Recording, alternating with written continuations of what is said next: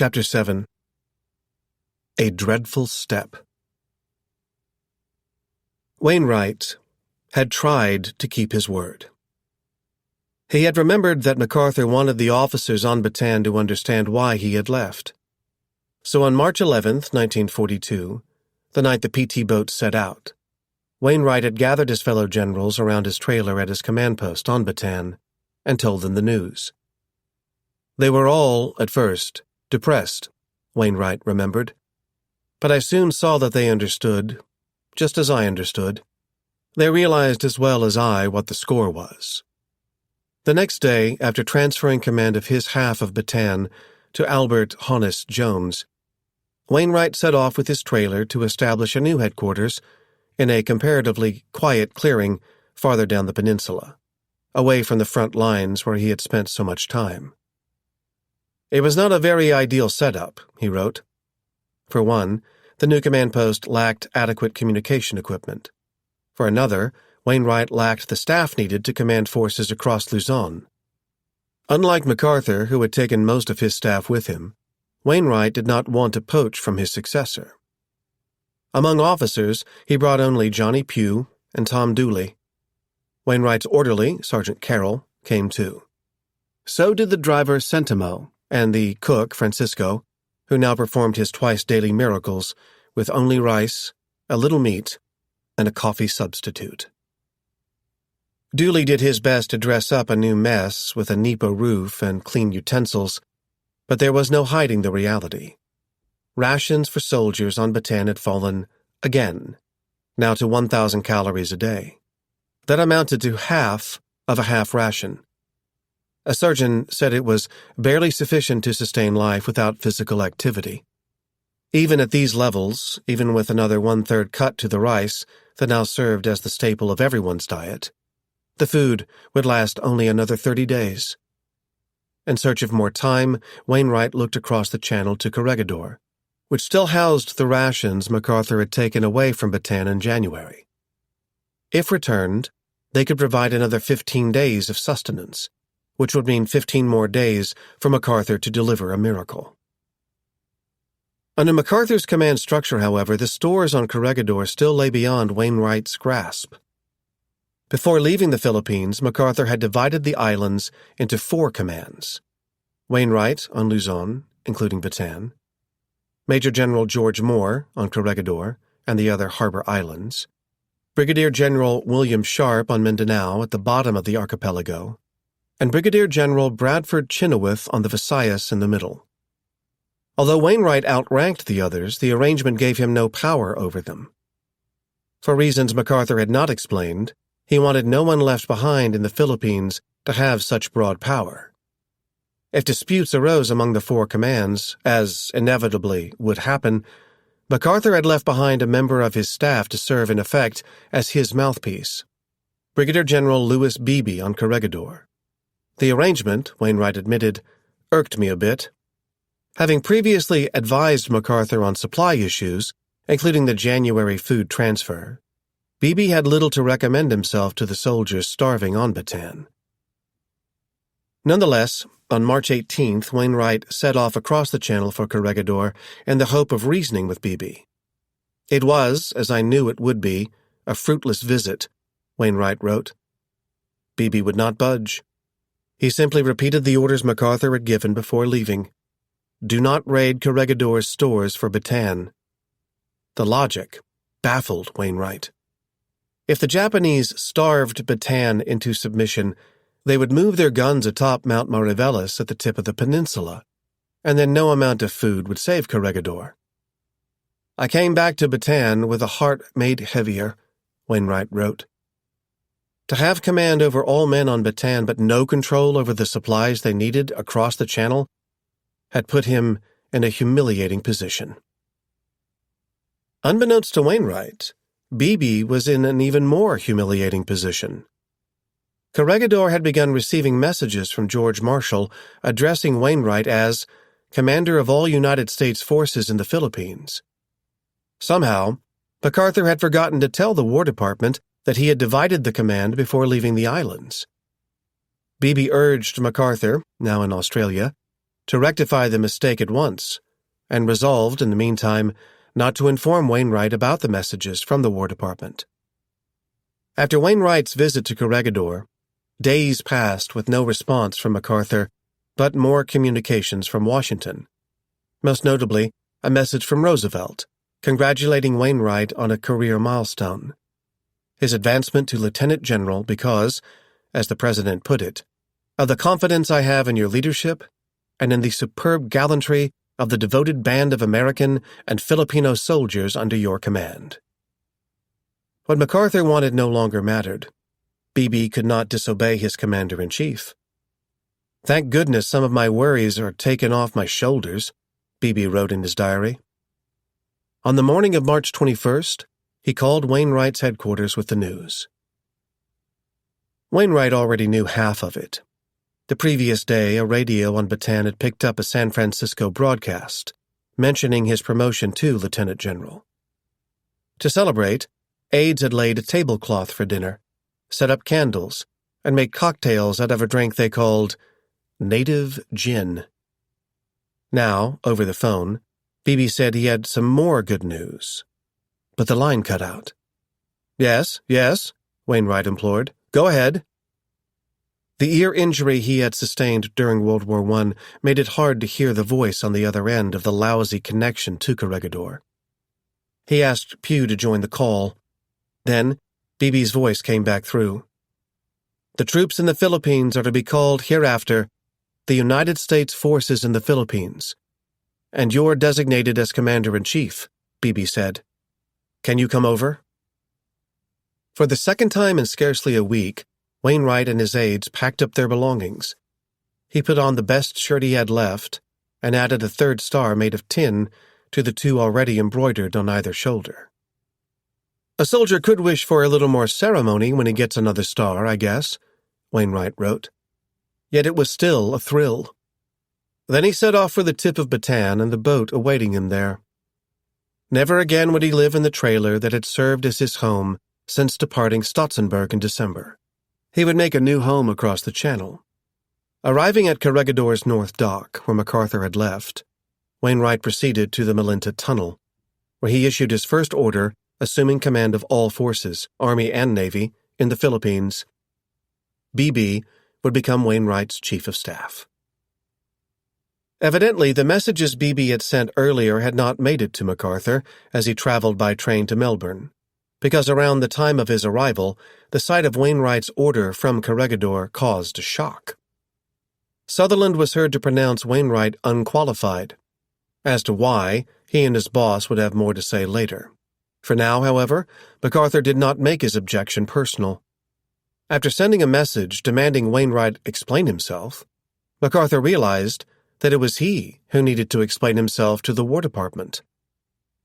Special problems, he wrote, with the intangibles of the situation in the Philippine Islands, required dividing the Philippine command. Only hearing this idea now, George Marshall swiftly rejected it.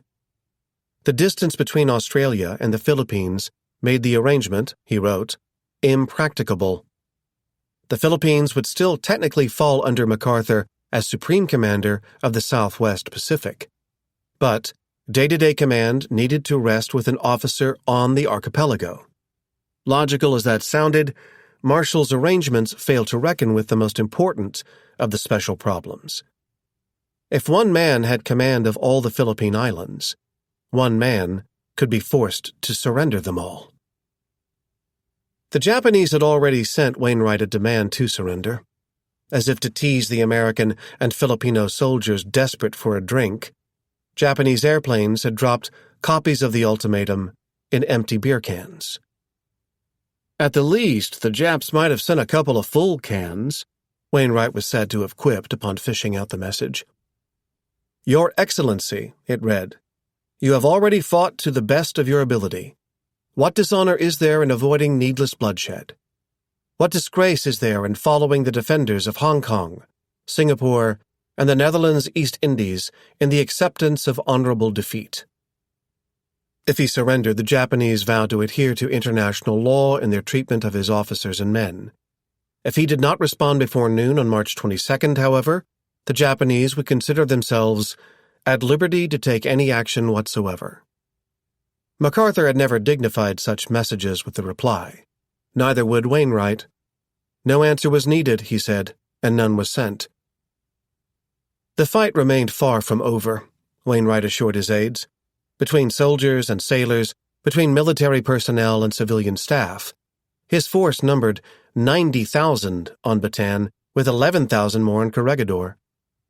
Lee marched on Gettysburg with less men than I have here, aides heard Wainwright say. We're not licked by a damned sight. The obvious went unsaid. Lee had lost at Gettysburg, and more men would not save Wainwright. Only more food could. In leaving the Philippines, MacArthur left an opening in the newspaper coverage. During the first months of the war, his name had so dominated the headlines that almost no other had found space. The war correspondents had gotten to know Wainwright, but few of their readers had. If Americans back home had heard of him at all, they knew him only as MacArthur's second-in-command. He was the unknown general, explained one correspondent, before adding that MacArthur's move had changed all that. Indeed, it had, and Pugh thought it about time. I am glad, for he has done much to enhance the prestige of General MacArthur, Pugh wrote. It is now time to heap a little glory upon his own head. By the end of March, Wainwright was on his way to becoming a household name. Newspapers fleshed out the portrait of an old-time, hard-boiled cavalryman with colorful details about his reputation as one of the worst golfers in the Army and one of the best single-handed cussers you ever heard. They hailed him as a master strategist, as the most front-going general, and as a modern warrior with enough horse-soldier tradition to hold that thin line if it could be held. He was, in one writer's opinion, the spiritual inheritor of Custer, but also, in the opinion of a Washington Post cartoonist, a worthy heir to MacArthur. Looks like a perfect fit, declared the caption over a sketch of Wainwright's legs sticking out of an enormous pair of shoes labeled MacArthur's. If one believed the newspapers, Wainwright's appointment had given the soldiers on Bataan confidence that they could hold out until MacArthur's return.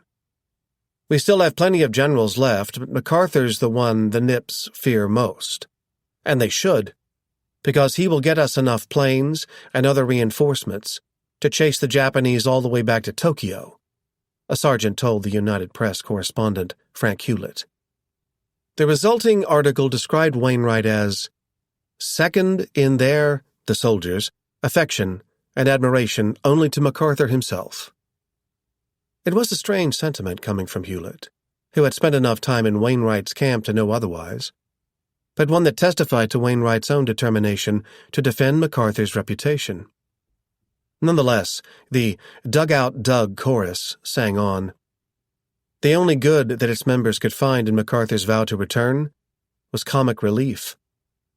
When nature called, they would tell their buddies, I am going to the latrine, but I shall return. For all Wainwright's efforts to explain the command change, most American soldiers on Bataan took it as proof of what they had suspected. Help was not on the way, and would not be any time soon. To Corregidor, Wainwright and his aides brought some of the resentments that soldiers suffering on Bataan had developed against the so-called tunnel rats living in the Malinta Tunnel. Wainwright's first days on Corregidor did nothing to disabuse him of these prejudices. There was champagne and ice cream for dinner that first night. No wonder the men on the rock seemed healthier and better fed. Even their skin looked different.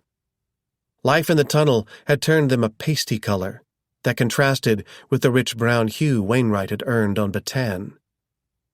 Here's where I get some sleep, he joked. For a few days, it seemed he might. He and his aides settled into a house near where MacArthur had lived, outside the tunnel's eastern entrance. In his diary, Wainwright noted that the deadline the Japanese had given in their ultimatum had passed, and nothing has happened. Then, on March 24th, something did happen. The Japanese gave Wainwright what Beebe called a royal welcome to Corregidor. Wainwright had gone to inspect one of the island's batteries when planes appeared overhead. "We field soldiers don't hit the dirt every time a Jap plane comes in sight," someone heard him say. Only after some back and forth did the Corregidor veterans persuade him to join them in a shelter, and not a moment too soon. One bomb fell 15 yards to one side of the shelter, another fell 25 yards to the other side. The bombs kept falling, the planes kept coming. The Japanese had moved their pilots to Clark Field, which put them close enough to hit Corregidor day and night, and put the island under an around-the-clock bombardment. After a night of it, Wainwright accepted the inevitable, picked up a walking stick that MacArthur had left behind in his cottage, and moved into the Malinta Tunnel. Had Wainwright waited any longer, he and his aides would surely have died in the explosion that collapsed their house. After taking these bombings in open foxholes for 3 months, Pugh wrote, "We have finally become tunnel rats. However, the area of Corregidor is so small that it's sure suicide to take no cover during these heavy raids." It was enough to almost make Wainwright long for Bataan. "At least there," he said, "you can move around a little." Bataan was never far from Wainwright's thoughts. When the planes did not fly as far as Corregidor, he would venture out of the tunnel and watch them drop their bombs over the peninsula. He would see the dust rise over the tree cover, over men he knew were incapable of rising from their foxholes. Despite having promised to continue MacArthur's policy of not depleting Corregidor's stockpiles for the sake of Bataan, Wainwright began to send back some of the food taken from the peninsula in January. And rather than stretch it out for 15 additional days, as he had previously planned, he decided to distribute it immediately. The soldiers could not wait. Not by much, but for the first time in a long time, some would see their calories increase. Wainwright also embarked on a more ambitious plan. Attempts to run the Japanese blockade had succeeded in bringing some supplies to the southern Philippines, but only a small amount had made it beyond a depot on the island of Cebu in the Visayas. To get these supplies the rest of the way to Manila Bay, Wainwright proposed that MacArthur dispatch some bombers, like the ones that had taken him to Australia. If they could carry out a surprise raid on Clark and the other Japanese airfields in Luzon, the diversion might provide the opening needed to run the blockade and deliver a month's worth of food to Bataan and Corregidor. Bombers were in short supply, MacArthur responded. He would see what he could do. Time was running out. On March 28th, Wainwright made his first trip back to Bataan. He would not repeat MacArthur's mistake of staying away, even though there was no good news to share with the generals who gathered to greet him. All of them could see the enemy had brought in reinforcements for an offensive that seemed imminent. None of them could see how their troops could resist. Dooley, who accompanied Wainwright across the channel, had his first panic attack of the war upon returning that evening to Corregidor. Wainwright did something more constructive. The Japanese had sent him an ultimatum. Now, he sent the War Department one, not as a threat, but rather to be, as he put it, utterly frank. His predecessor had never been so. Perhaps because MacArthur had been so eager to depict his forces as outmanned, he had lowballed how many mouths he had to feed on Bataan. Wainwright had to explain that the force there did not add up to the mere 40,000 Secretary of War Stimson had come to believe, but to a number twice as high. If more food did not arrive on Bataan before April 15th, wrote Wainwright, the troops there will be starved into submission. There was much else Wainwright could have written. There was the question he dared not ask aloud, but needed to answer in his own mind. If Bataan fell, if Corregidor followed, as he expected, must he go down with it? There was still a way out. His command encompassed all the islands in the Philippines. If he moved his headquarters to Mindanao, he could escape with his staff and leave someone else to surrender. If he considered the idea seriously, the first entry of a new diary he began on April 2nd reveals he did not consider it for long. On this date, I hereby pledge myself that, unless ordered by higher authority to do so, I will not move my headquarters to the south, in the event that the fall of Corregidor is imminent, but will, if necessary, surrender myself with my troops.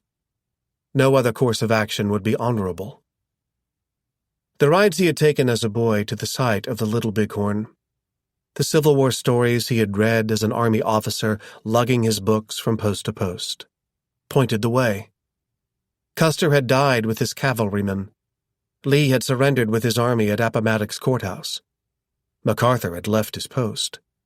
Wainwright would not leave his. Below the words, he signed his name.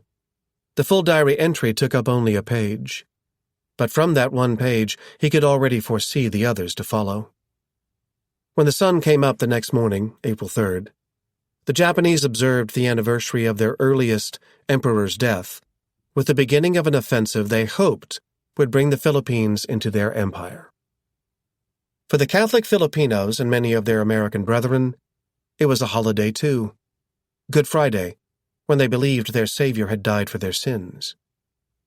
They remembered his sacrifice and prepared to make their own in the foul-smelling trenches and foxholes cutting across the width of the peninsula. Between the First Corps Wainwright had led on the west side of the peninsula and the Second Corps on the east side was the Pantingan River, and to its east, Mount Samat, a lonely peak between Natib to the north and Mariveles to the south. It was just north of Samat at 10 in the morning that the Japanese guns unleashed an artillery bombardment so fierce that it reminded the older American officers of the Western Front of the Great War. Worries as to how their men would survive the soon-to-come rainy season went up in flames as incendiaries rained down on the still parched trees and the Americans and Filipinos living beneath. They had cursed the jungle, but would miss its dense cover. Now, there would be nowhere to hide, nowhere to go but backward, no way to stop the Japanese advance. The division guarding the front of Samat had, according to reports reaching Corregidor, disintegrated. It was happening much as Wainwright had anticipated, but not, as he discovered on April 4th, as MacArthur did. From Australia came a rebuke. The War Department had sent MacArthur a copy of Wainwright's prediction that the troops on Bataan would be starved into submission if not resupplied before April 15th. MacArthur thought more food would arrive before then. But even if it never came at all, he would permit no thought of submission. Never mind that holdovers from his time on Corregidor reminisced about how he himself had countenanced such scenarios in January, when he had begun sending Bataan's food reserves to Corregidor, and again in February when he had passed along Quezon's neutrality proposal. None of that seemed to matter to MacArthur now. Under no conditions, he radioed, should this command be surrendered. If food fails, you will prepare and execute an attack upon the enemy. Specific instructions followed. A feint by the First Corps on the west side would allow the Second Corps to spring a surprise attack on the east side and push upward out of Bataan. If the operation succeeded, the troops might seize a Japanese supply base and then live off the fields of Luzon's central plain. Even if the operation failed, some soldiers would make it out alive and could fight on as guerrillas in the mountains. MacArthur had planned it all out on paper, but once again, he had not seen the faces of the troops. If he had, he would have seen the hollow-eyed, defeatist expressions Wainwright and Dooley saw when they crossed the Channel again on the morning of Easter Sunday, April 5th. At the Second Corps headquarters, they found Major General George Parker drawing up a plan to regain the lost ground, which he did not yet realize included the summit of Samat that morning. And while the Voice of Freedom broadcasting from Corregidor claimed that Filipinos would rise again like Christ, the soldiers running down the back slopes of Samat saw no way back up. So worried for Wainwright's safety was Dooley that he broke the axle of a jeep speeding back to their boat. Returning to Corregidor, Wainwright responded to MacArthur, "The troops have been on half rations for 3 months and are now on less than that amount, which results in much loss of physical vigor and sickness. Nevertheless, before allowing a capitulation, "The operation you suggest will be attempted," Wainwright wrote, as if he viewed MacArthur's plan not as an alternative to surrender, but as a precursor to it. "Very bad," was how Wainwright summed up the situation in his diary for the second day in a row. The only good news that evening came from the radio. A station in San Francisco, near where Adele had moved with her mother in Monterey, had invited her to broadcast Easter greetings to her husband. She had insisted on bringing their dog to the studio, so Wainwright could hear the familiar bark in addition to her voice. "I would travel many a mile and endure many a hardship if necessary to send my love to my husband and to each and every brave lad fighting by his side in the Philippine Islands," she said, before sharing some news she knew would cheer Wainwright. Per his instructions, his son Jack had gotten himself into the war. He would serve in the Merchant Marine. The family name would be upheld on both land and sea. Wainwright could not respond immediately, but the next day NBC arranged for him to broadcast a message to all his countrymen back home. "Fellow Americans, it is an unusual privilege to address you from this far-off outpost of democracy," he began. "Recently, I was entrusted with the command of the United States forces in the Philippines. The responsibility is tremendous, but I am proud of this opportunity to give the best that is in me to the defense of my country. With the unfailing patriotism of our American soldiers, the unswerving loyalty of our Filipino troops, and the unlimited assistance of the United States, we will win." As to what would happen if unlimited assistance did not come, Wainwright did not say, but could plainly see on the maps covering his desk. Parker's plan to retake the ground lost by the Second Corps had ended with it losing even more. Having cracked the main line of resistance in the middle, the Japanese had begun swinging the eastern half of it open like a door toward the southeast and Manila Bay, until only the trees themselves blocked the way to Mariveles. The circles under Wainwright's eyes grew blacker as they searched for some way to save Bataan. His gray hair had begun to grow back, the short spiky strands sticking up, as observers put it, like a brush. Carlos Romulo, whom MacArthur had left behind to carry on the Voice of Freedom broadcast, described Wainwright as aging years in days. On Bataan, Wainwright had found solace on the front lines. Now, he found himself tied to the telephone lines. It was a purgatory partly of Wainwright's own making. Upon assuming command of all forces in the Philippines, he could have dispensed with the Luzon command he had founded only days earlier and ordered the corps commanders on Bataan to report directly to him, just as he had previously done to MacArthur. But Wainwright chose not to. At this moment, the Army's most front-going general made the odd decision to lengthen the chain of command between himself and the front. He gave the Luzon command to a major general named Edward Ned King, and, with it, control of the two corps on Bataan. Born in Georgia in 1884 on the 4th of July, and raised to revere his Confederate ancestors, King had married the daughter of one of Robert E. Lee's division commanders and, unofficially, launched his own military career as a 19-year-old cannoneer at a funeral for a Confederate general who had surrendered with Lee at Appomattox. To the Philippines in 1940, King had come on the same boat as Wainwright. On April 7, 1942, Wainwright sent King a plan for saving Bataan. Much to the pride of Wainwright's aides, their old First Corps had held its ground on the west side of Bataan. What if its new commander, General Jones, swung it eastward and flanked the Japanese soldiers pouring through the hole in the Second Corps? General King did not like the idea, but agreed to pass it on to Jones, who liked it even less. It was asinine, Jones said. His men were too feeble. The banks of the river between the two corps were too steep, and the time required to mount the operation was too great. Only after those objections had gone back up the chain of command did the three generals arrange to have a telephone call, which ended with Wainwright only more frustrated. The other generals had rejected his plan without offering one of their own. King never did say what he had in mind, but Wainwright knew.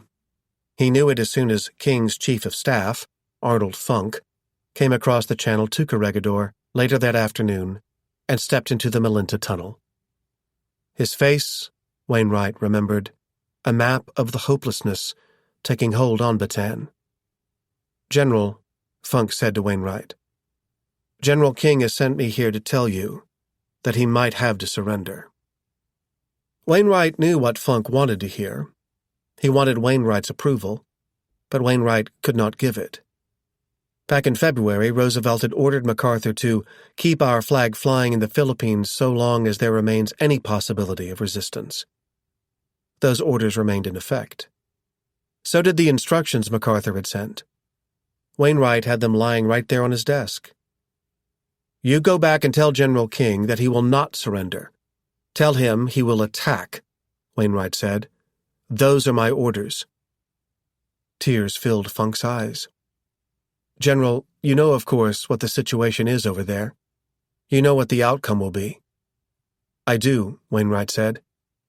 There was no more he could say, no more he could do. He had orders. So did the men on Bataan. Funk would carry the message back to King. Wainwright struggled to conceal his feelings afterward. Soldiers seeing him in the Malinta tunnel could tell he had wept. "I have had to closely guard General W.," Pugh wrote in his diary. Against what, Pugh did not say. But others assumed the worst, that only Pugh and Dooley stood between the general and alcohol. Wainwright still spoke of the Second Corps finding some line it could hold behind a river.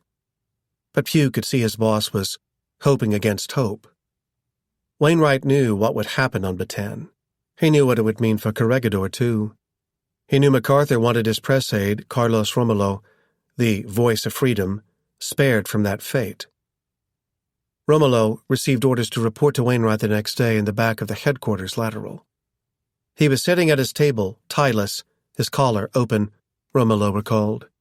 As I saluted, he stood up and pushed back the reports piled before him. "I'm ordering you out of Corregidor," Wainwright said. "What do you mean?" Romulo asked, surprised. A plane would take off from Bataan that evening, Wainwright said, and Romulo was to be on it. He would go to Mindanao and then to MacArthur in Australia. "Bataan is hopeless," Wainwright said. He knew by the reports of soldiers crowding the docks at the bottom of the peninsula in the hope of escaping, and the message he received from their officers saying, if any troops were to be withdrawn from Bataan, they should be withdrawn on the night of April 8th to 9th, as it would be too late thereafter. He knew by the hodgepodge of soldiers who washed ashore on Corregidor in lieu of the cohesive unit of Philippine scouts he had requested and believed necessary to fend off a future invasion of the Rock. He knew by the arrival of a barge carrying grime-covered women who had refused until the final hours to abandon the patients they had nursed in the Bataan hospitals, which the Japanese had bombed with disregard for the rules of war. He knew by the sounds of explosions in the dark as the troops on Bataan blew up their ammunition, and by the earthquake that shook the Malinta tunnel as if to show how little he could control. "The troops on Bataan are fast folding up," he wrote MacArthur. At 11:30 on the night of April 8th, Wainwright sent King new orders, more in line with MacArthur's instructions. Instead of striking to the east, the First Corps should fight its way northward and attempt to break out of Bataan. Wainwright knew the maneuver had no chance of success. He knew before he even received the final call from King at 3 the next morning. The connection between Corregidor and Bataan, always bad, had grown worse. Wainwright struggled to hear and put Beebe on the phone. Oddly, it seemed King had no questions about the new orders. He wanted to know only this. Would all the soldiers on Bataan remain under his command? As he put it, regardless of what action I may take? Yes, Wainwright assured. At 6 in the morning, an officer brought a message for Wainwright. That he should have known what it said made it no less of a shock. King was surrendering his soldiers on Bataan. "Go back and tell him not to do it," Wainwright exclaimed. But there was no going back. The white flag had already crossed the front. Realizing that Wainwright had orders from MacArthur forbidding surrender, King had made the decision on his own. It was April 9th, 77 years to the day since the surrender at Appomattox Courthouse. Fewer than 30,000 soldiers had surrendered there. Nearly 80,000 would on Bataan. The history weighed on Wainwright. "He has taken this new blow very hard, for he is thinking of it in the light of history," Pugh wrote.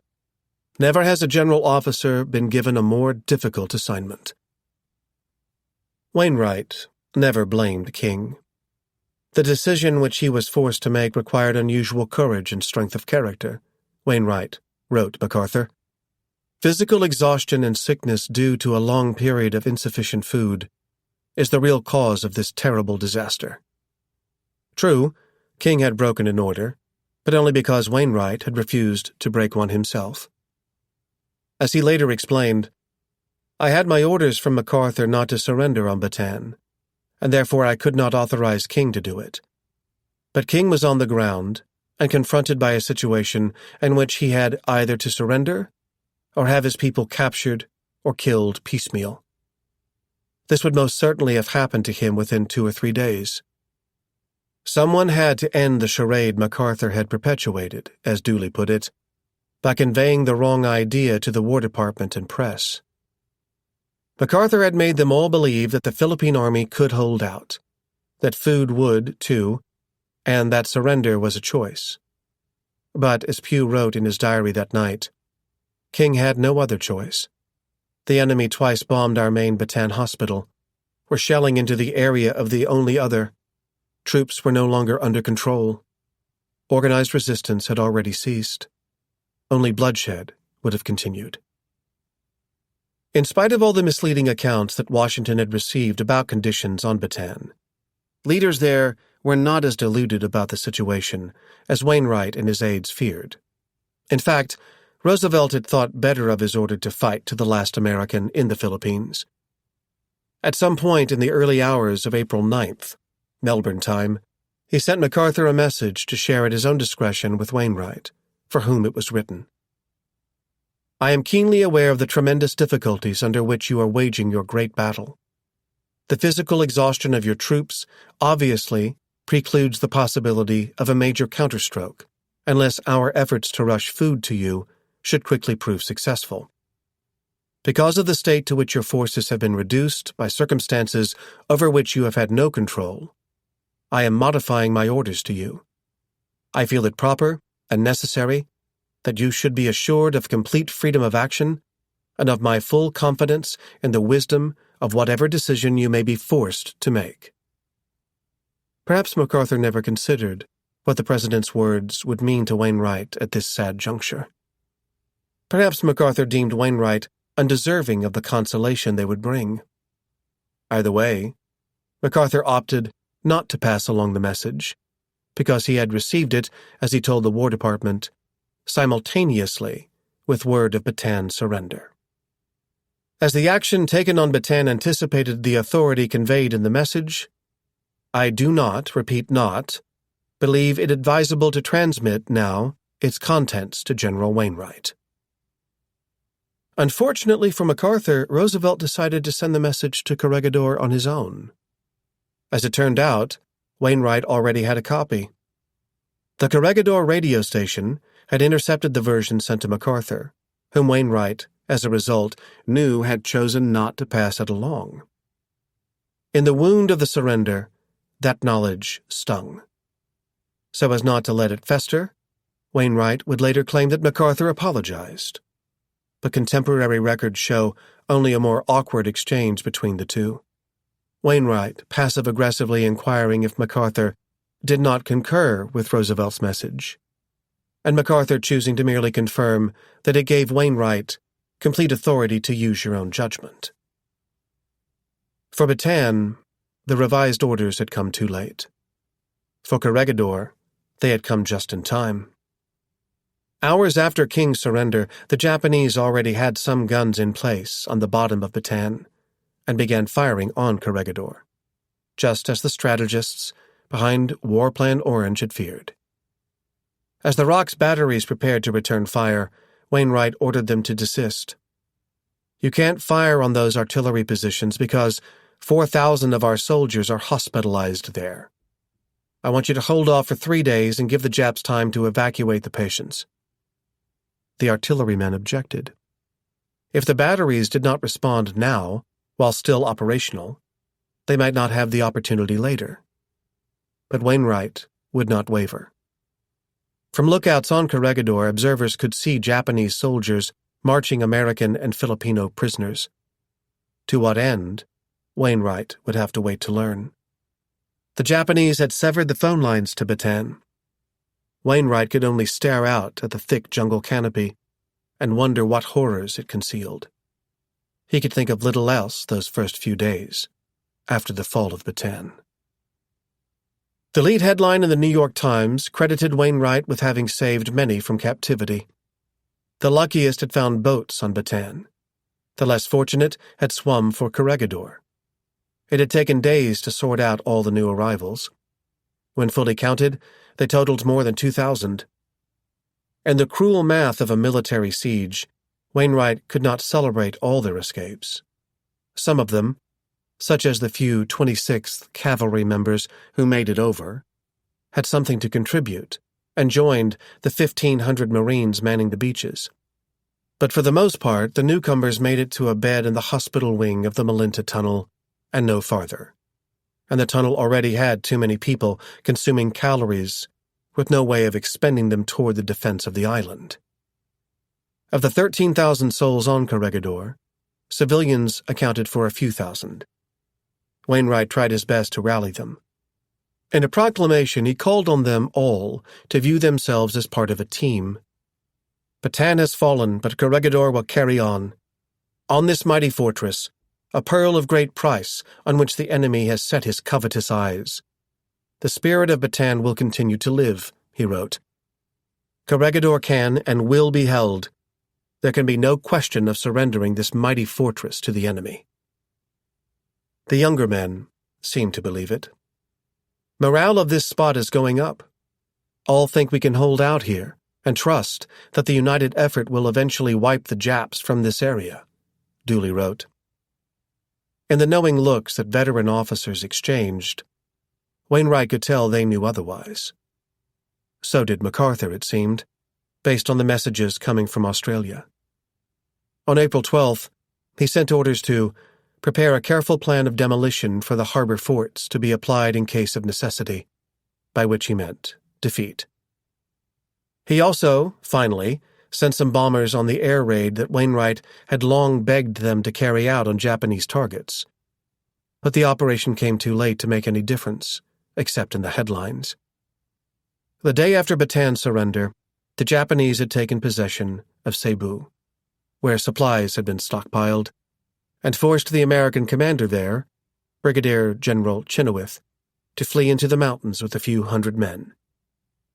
With the provisions on Cebu now lost, MacArthur seemed less interested in how the bombers could help the Philippines, and more interested in who else they could carry back to Australia. 2 of the officers he requested, Wainwright protested, could not be spared. One was Corregidor's only experienced code officer remaining, and the other was the only man who could fix the island's frequently damaged telephone lines. By this time, the Japanese had most of the 18 batteries and 116 artillery guns they would place on Bataan in action. Wainwright began to relax his rules against returning fire, but not fast enough to please the artillerymen, who would never forgive him for having put them at a disadvantage. In truth, the guns on Corregidor never stood a chance. The Bataan Peninsula is covered with a dense tropical growth whose trees often stand more than 100 feet high. Enemy batteries under those trees employed smokeless powder and were therefore almost impossible for our rangefinders to locate, Wainwright wrote. On the other hand, Jap observation posts atop the 4,700-foot Mariveles Mountains near the tip of Bataan, as well as Jap observation balloons and prowling aircraft, made it easy for their gunners to correct their fire on our batteries and other critical targets. Within days, the Japanese had put half of Corregidor's guns out of action. "The Japs are gradually taking this place apart," Wainwright's chief of staff, Lou Beebe, wrote in his diary on April 16th. "It is rather amazing that with all the bombing we had, more damage has been done by artillery in the past few days than was done in previous months. If it keeps up, we will have all our guns knocked out." So accurate was the fire that leaving a searchlight on for more than a few seconds would mean it being put out for good. Inside the Malinta tunnel, the lights would flicker. Occasionally they would go out and plunge everyone into what Wainwright called the most Stygian blackness imaginable. In the hours after an attack, people would sometimes have to go without water as crews raced to fix leaks in the pipes and restore power to the pumps. Although the boxes lining the tunnel contained a couple months' worth of food, only once in April could the garrison operate the pumps needed to replenish the rock's reservoirs, which had begun the month with only 3 million gallons, enough to fill about 4.5 Olympic swimming pools, but not very much at all when one imagines 13,000 thirsty, dust-covered bathers sharing the water. Left to dream of showers, men learned to reuse the same cup of water several times, first to sponge their skin, and then to wash their clothes. With the air blowers turned off during attacks so as to avoid sucking in the dust from the explosions outside, the smell intensified. The sweat and heat did too. At night, the tunnel would cool off, but sleep did not come easily. Many in search of a bed found nothing more than a crate or the concrete floor. "I don't see how some of the men get any sleep, with people talking and walking all around them, and cars passing within a foot of their heads," Beebe wrote in his diary. "It would be something like sleeping on the curb at 42nd and Broadway in New York." In the hospital wing, nurses stacked the wounded, as they had on Bataan, in beds 3 high. Wainwright was one of the lucky few with any privacy. At the back of lateral 10, where a ventilation shaft created a welcome draft, he set up living quarters in a pair of 7 by 9 foot rooms, both splashed with leftover white paint from the hospital. One room served as his bedroom. He called the other his living room, but only in jest. In reality, the cot he unfolded for Pew filled the space. Beebe had a room nearby, and he and Wainwright grew close despite the awkwardness that had marred their first days together on Corregidor. "I liked the way he did business. He doesn't hem and haw when he is called upon to make a decision," Beebe wrote of Wainwright. "When an officer asks General Wainwright for anything, he had better be prepared for quick action because it gets it. Likewise, when General Wainwright asks for anything, one had better be prepared to deliver the goods with equal speed.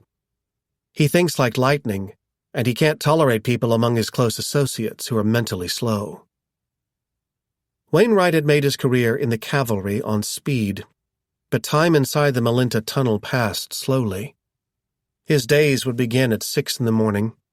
Once dressed, he would go for a morning stroll.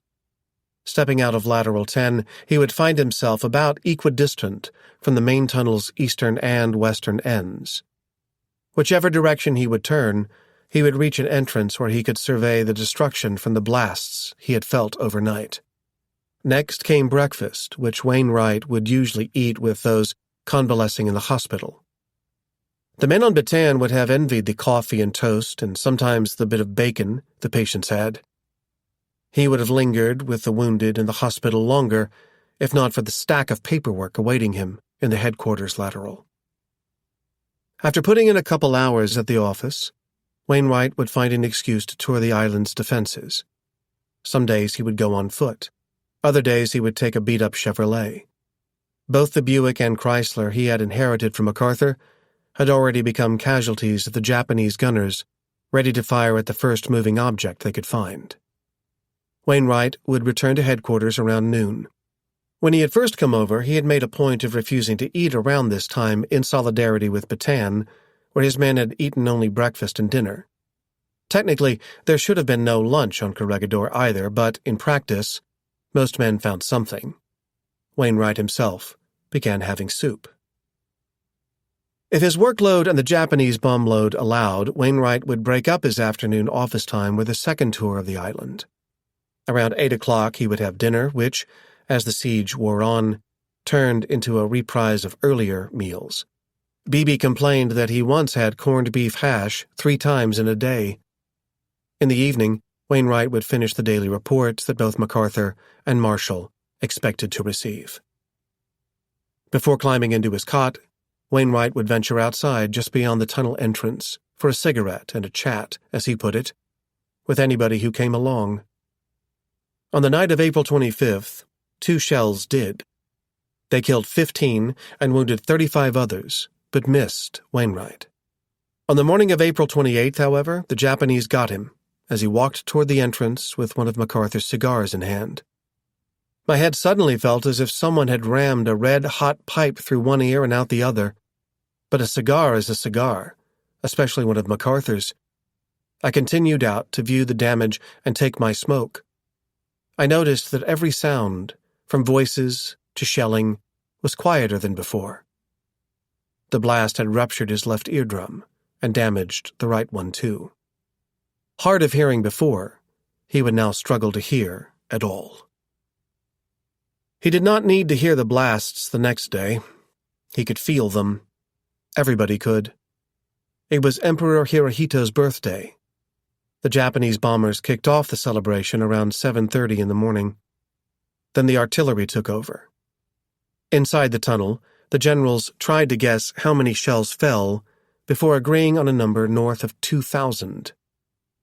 The Japs are really beginning to get rough, Beebe recorded, and it appears that they have settled down in earnest to pounding this island until it is a total wreck. Reports of the Japanese assembling boats and rehearsing landings left little doubt that the fire would not stay at long range for much longer. As Wainwright looked around the tunnel, he still saw faces he hoped to save. The nurses he deemed as brave as any of America's female pioneers. The older officers he deemed too weak to weather the captivity he expected for himself, and, of course, the officers MacArthur deemed essential to his operations in Australia. That night, 2 seaplanes landing off the coast of the Rock provided an opportunity to save 50 souls. One nurse whom Wainwright helped out to the plane embraced and kissed him. He never expected to see her again. "Wish you were coming with us," said a man. "I couldn't," Wainwright responded. "I have been with my men from the start, and if captured, I will share their lot. We have been through so much together that my conscience would not let me leave before the final curtain." Wainwright's favorite wire service reporter, Frank Hewlett, had made it out weeks earlier, but the words he had coined stayed with Wainwright. "I have been one of the battling bastards of Bataan," Wainwright would tell some of the lucky ones leaving Corregidor, "and I'll play the same role on the Rock as long as it is humanly possible." It was what Wainwright's closest advisers feared. For the same special reason MacArthur had not wanted to give Wainwright command over all the Philippines. Johnny Pugh and Lou Beebe argued that their boss now needed to avoid capture. If Wainwright tried to surrender himself, the Japanese would blackmail him into surrendering not just the island, where he had his headquarters, but all the islands in the archipelago. Pugh begged his boss to relocate to Mindanao. Wainwright refused. He had foreseen these arguments weeks earlier when he had scribbled his vow in his diary and would not let them sway him now. "This was General MacArthur's headquarters," he said in Lateral 3, "and this is where I will stay." To Australia, Beebe sent a radio message imploring MacArthur to overrule the decision, not only for Wainwright's sake, but also for his staff members. "I am making this statement in the hope that you will not misunderstand my motives," Beebe wrote. "If I could accomplish anything by remaining here, with the ultimate probability of becoming a Japanese prisoner of war, I can say in all sincerity that I would be only too glad to remain." Even staying in Mindanao at this point would serve little purpose, Beebe argued. The Japanese had begun staging new landings on the island that would soon give them control of the Del Monte airfield, which MacArthur had used to escape. If Wainwright did not fly from there to Australia soon, there would be no going. Wainwright did not approve the message, and he need not have worried about MacArthur's doing so either. Beebe had said that Wainwright's experience and knowledge of Jap tactics made him too valuable to the government to be lost. But Wainwright had reason to question whether MacArthur shared that view. As the siege of Corregidor entered its final days, MacArthur sent an icy letter demanding Wainwright busy himself answering specific questions about his conduct during Batan's last days. It was in this context that Beebe received a response from MacArthur's chief of staff. Only the War Department, Sutherland wrote, could order Wainwright out of Corregidor because it alone had made the decision to post him there. As for Beebe himself, Sutherland added that it was the hope of General MacArthur and myself that Wainwright would send his staff members to Australia when he no longer needed them. Wainwright did try to send out one of his most trusted staff members on May 3rd, when the submarine Spearfish surfaced alongside Corregidor. It was to be the last boat out. Worried what MacArthur and others would say when Corregidor eventually fell, Wainwright wanted someone he could trust to escort the records of the campaign back to the United States and explain them in person to George Marshall at the War Department.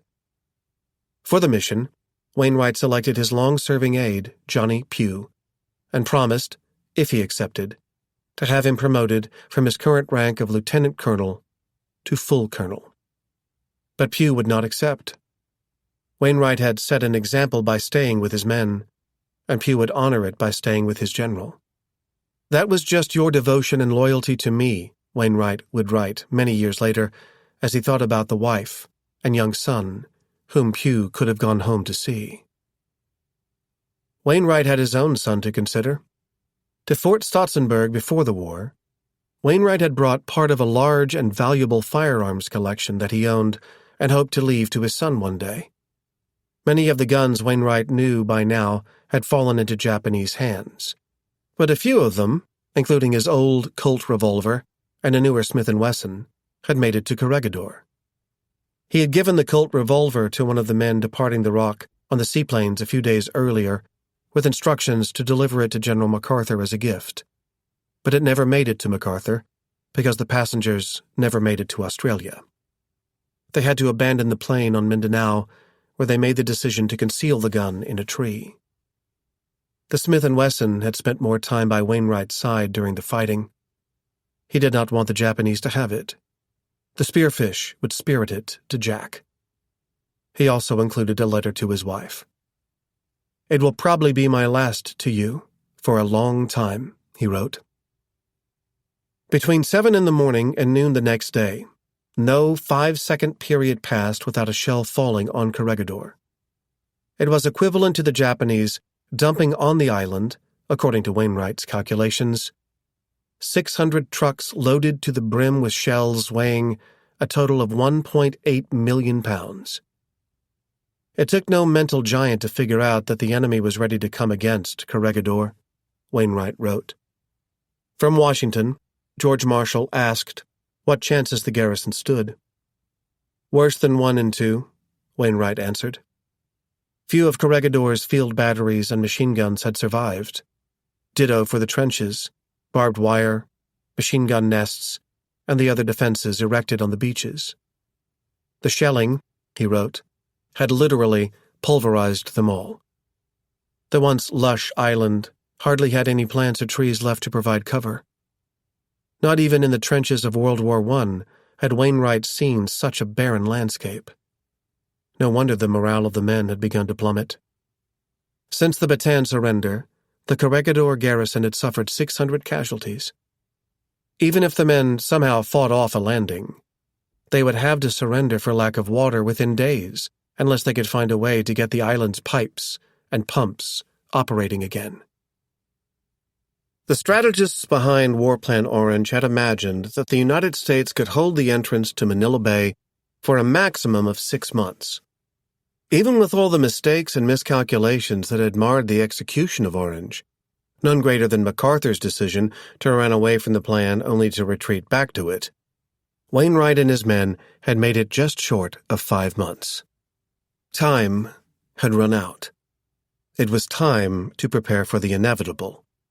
Wainwright worked with his staff on a surrender message so the men and women under his charge would know what to do lest he not live to see the hour.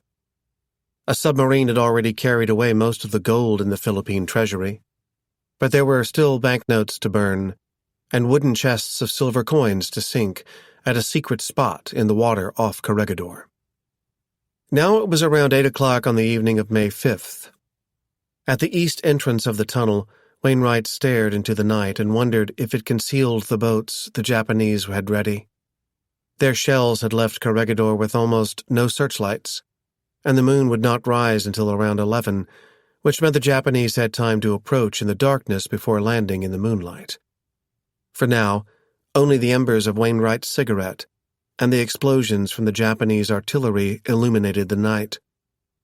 Eventually, the shells forced him back inside. In his bedroom in Lateral 10, he sat back in a chair with Bibi, but could not relax as the firing outside intensified. "I do not like the sound of that, Lou," Wainwright said, jolting upright, as if alarmed his ears could hear anything. He strained to hear more, and liked what he heard even less. "I'm afraid we're in for it. This sounds to me just like artillery preparation before an attack." 15 minutes past 11 o'clock came the call Wainwright had anticipated. "The Nips are landing out near North Point, on the island's tail to the east." Inside the tunnel, men began flipping over their desks, dumping out the drawers, ripping down the maps adorning the tunnel walls, and shredding every piece of paper they could find. Outside the tunnel, the Marines fought to hold their ground. For a time, Wainwright dared to hope they might drive the Japanese back into the sea. But before long, the Japanese established a beachhead on the northern shore and then drove south as if to form a line severing the tail of the island in two. By 2 in the morning, they had succeeded in doing so and moved west toward the eastern entrance of the tunnel. As Wainwright took in the news, someone slipped him a message. In the blizzard of shredded paper accumulating in the tunnel, the operator decoding the words had simply copied them down on a piece of lined paper. It was from President Roosevelt. "During recent weeks, we have been following with growing admiration the day-by-day accounts of your heroic stand against the mounting intensity of bombardment by enemy planes and heavy siege guns. In spite of all the handicaps of complete isolation, lack of food and ammunition, you have given the world a shining example of patriotic fortitude and self-sacrifice. The American people ask no finer example of tenacity, resourcefulness, and steadfast courage. The calm determination of your personal leadership in a desperate situation sets a standard of duty for our soldiers throughout the world. In every camp and on every naval vessel, soldiers, sailors, and Marines are inspired by the gallant struggle of their comrades in the Philippines. The workmen in our shipyards and munitions plants redouble their efforts because of your example. You and your devoted followers have become the living symbols of our war aims and the guarantee of victory." The thousands of troops and hundreds of planes MacArthur had promised had never arrived. Only words had. Marshall had commended Wainwright for the continued demonstration that you and all members of your command are giving to the world of hardihood, courage, and devotion to duty. The British commander on the besieged and heavily bombed island of Malta in the Mediterranean had sent a message telling Wainwright that his magnificent stand had been a great inspiration to us all. But no words meant more to Wainwright than these from Roosevelt at this moment, when the Japanese line had pushed west to a ridge not even a mile away from the eastern entrance to the tunnel. At 3:30 that morning, Wainwright radioed back. "All done our best to carry out your former instructions and keep our flag flying here as long as humanly possible," he told Roosevelt. "I will counterattack at dawn." As the sun rose, it seemed to some as if the prehistoric volcano that had shaped the contours of Corregidor had erupted again. Into the thick plumes of yellow dust rising where the shells fell by the entrance of the tunnel, Wainwright sent the last of his reinforcements. 500 sailors, unfamiliar with the infantry tactics they would need to fend off the enemy now only 500 yards from the tunnel entrance. Backward at first went the Japanese, then forward came their tanks. The old bow-legged cavalryman had held them off as long as he could. He had fallen back from one defensive line to the next on the journey from the shores of Lingayen to the jungles of Bataan and into the rock of the Malinta Tunnel. But there was nowhere to go now, but from one side of the tunnel to the other, from the shells exploding at the western entrance to the shells exploding at the eastern entrance, and over again, past the entrance to the hospital, where more than 100 women, including the 54 remaining American Army nurses and the 26 Filipino ones, still tended to the thousands sick and wounded patients stacked in beds. As Wainwright paced through the aisle that the tunnel rats had learned to leave for ambulances, he imagined what it would look like when Japanese tanks rolled in. What would happen to the women? He knew what he had to do. "This thing has got to be stopped during daylight hours," he said. "We are going to have to surrender sooner or later, and we might as well face the facts now." Beebe and Moore, the harbor commander, agreed. There were messages to send. The men on Corregidor needed to know they should begin destroying their large-caliber weapons, as well as other military equipment. General Sharp, the Mindanao commander who had also now assumed charge of the units still fighting in the mountains of the Visayas, needed to know that Wainwright would renounce his command over all forces outside Manila Bay in the hope that they would not have to surrender with him.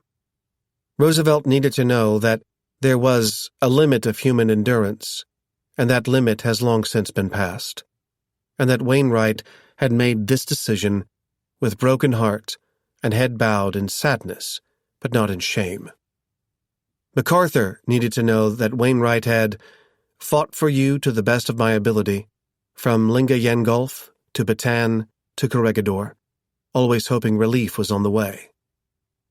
General Homa, the Japanese commander, needed to know that Wainwright had decided to surrender Corregidor and the outposts he still had on the 3 smaller fortified islands in Manila Bay, so as to put a stop to further sacrifice of human life.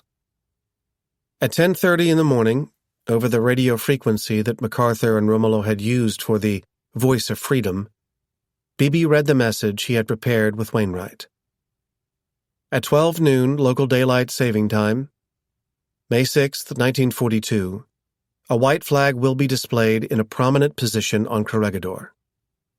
Twice over the last month, Japanese fire had brought down the American flag atop the 100-foot pole on topside. Both times, courageous men had risked their lives to put it back up. They had done it for the same reason. Arthur MacArthur had picked up the flag on the way up Missionary Ridge. None of them could bear to see their emblem fall. But now they had orders from Wainwright to let it do so. At noon, Colonel Paul Bunker, who had graduated from West Point in 1903, 32 spots behind Douglas MacArthur, brought down Old Glory and burned it. Up went the white flag Wainwright had promised the Japanese. Into the flames disappeared all the stars and all the stripes, save for a small scrap of red Bunker would retain. The choice of when to surrender had belonged to Wainwright. The choice of when to accept it belonged to the Japanese. Wainwright could only wait on the afternoon of May 6th at the bungalow they had selected, less than a mile up the coastal highway from the dock at a village called Cab Caben on Bataan. Only chips remained of the coat of white paint that had once covered the house. It resembled the stately brick house where Lee had surrendered to Grant at Appomattox Courthouse, only in that both had long, elevated porches, this one wrapping around the side facing Manila Bay, and having a long wooden table where everyone could have sat, had not Wainwright insisted on standing in the corner. So Beebe, Pugh, Dooley, and Carroll, as well as another member of Wainwright's staff named Major William Lawrence, found their own spots. They could see the porch led into a kitchen. They gestured for water and finally received some, but no food. They had not eaten since the previous day. After an hour of standing, Wainwright found himself marched down the porch and into a yard where the Japanese had their cameramen and photographers waiting to document the moment. For the next half hour, they subjected Wainwright to the indignity of being lined up with his aides and posed for pictures.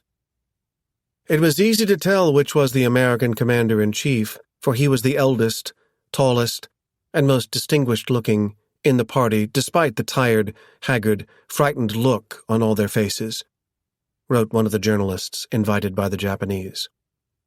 Overall, the Japanese found none of the Americans particularly impressive-looking. It was easy to see why when a convoy of Cadillacs pulled up to the house around 6:30 in the evening. Out of the cars stepped 3 aides wearing golden sashes and flanking an imposing-looking Japanese man, whom Wainwright identified as General Homa. "I think all of us were a little astonished by his size," Wainwright admitted. A Japanese newsman observed that Wainwright looked as thin as a crane and made a pathetic figure against the massive form of General Homa. Indeed, the contrast between the two commanders seemed to overturn the diminutive stereotypes Americans held about the Japanese. Where the months of half-Russians had made Wainwright's old West Point nickname no laughing matter, Homa stood only a few inches shorter and cut a more strapping figure at almost 200 pounds.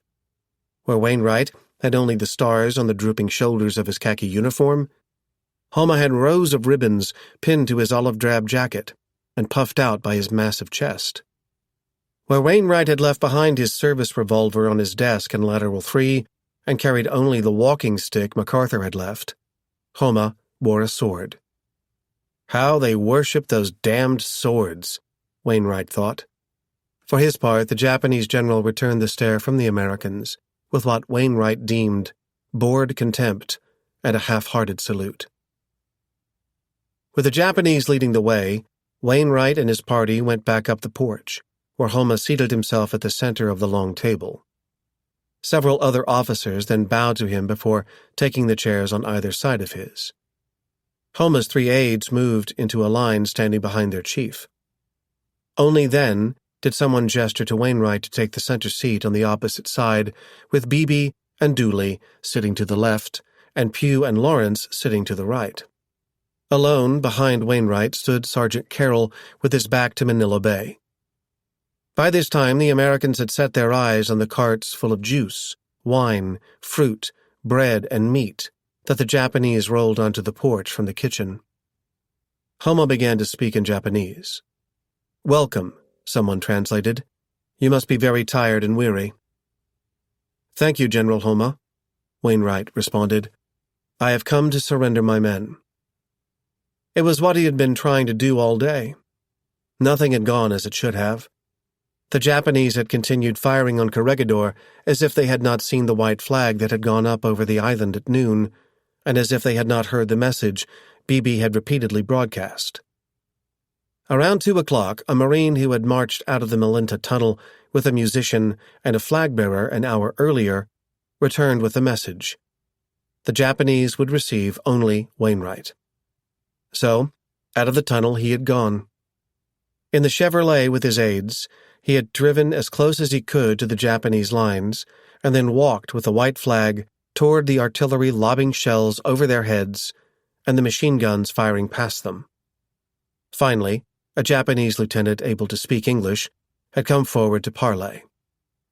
"We will not accept your surrender unless it includes all American and Filipino troops in the whole archipelago," the lieutenant had said.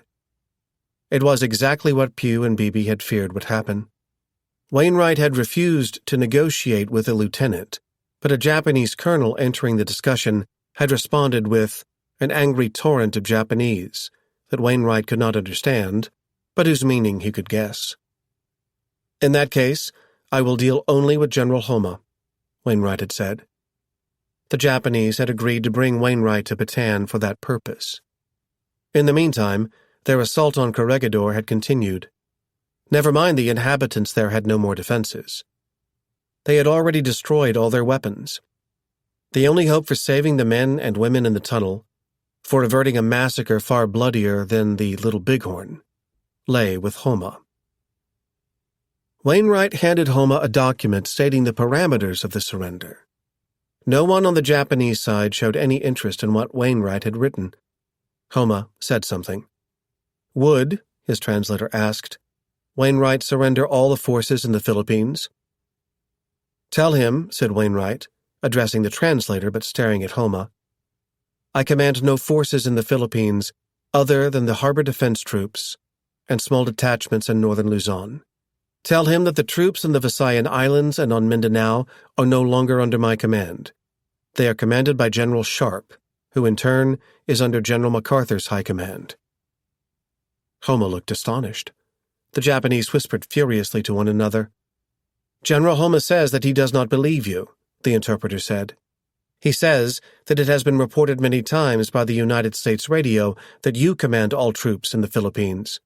He will not accept any surrender unless it includes all forces. Wainwright insisted that he had lost his authority over the Visayas and Mindanao. Since when? Homa demanded to know. From 2 to 3 days ago, Wainwright lied, afraid to admit that he had radioed the message to Mindanao only hours earlier, before he had ordered all the radio equipment on Corregidor obliterated, which meant that even if he could take back control over the other troops, he had no way to revise his instructions to General Sharp. What would happen, Wainwright wanted to know, if they could find no way around the impasse? Homa grinned, as if it were obvious. Hostilities against the troops in the fortified islands of Manila Bay will be continued, he said. Then he proposed a solution. He would provide a Japanese plane, so Wainwright could send a staff officer as a messenger to General Sharp on Mindanao. At this point, the two commanders began repeating themselves, Wainwright insisting he had given up control over the Visayas and Mindanao, Homa asking again and again why a general could not take back what he had given up and growing angrier each time. By this time, Homa had balled one of his hands into a fist. Finally, he smashed it on the table. At the time of General King's surrender in Bataan, I did not see him. Neither have I any reason to see you, if you are only the commander of a unit of the American forces. I wish only to negotiate with my equal, the Commander-in-Chief of American forces in the Philippines. Since you are not in supreme command, I see no further necessity for my presence here. At this moment, one of the newsmen remembered Pugh yelling, "Wait!" and then whispering, as he had done through much of the meeting, into Wainwright's ear, with Beebe doing the same. Perhaps something of this nature did happen, because Wainwright attempted to make a last-minute accommodation. He would accept the Japanese offer to fly one of his staff officers down to Mindanao, not, as Homa hoped, to order Sharp to surrender, but to make contact with Australia and strongly recommend that MacArthur accede to such a surrender. Now it was Homa who huddled with his officers in hushed tones. They need not have whispered because none of the Americans knew a word of Japanese. Had they might have heard Homa's chief of staff say, "It is useless to continue the meeting." Homa rose from the table. He had held the conference, he said, only to accept the capitulation of the full archipelago. Since the American offer did not encompass all the islands, there was no reason to continue.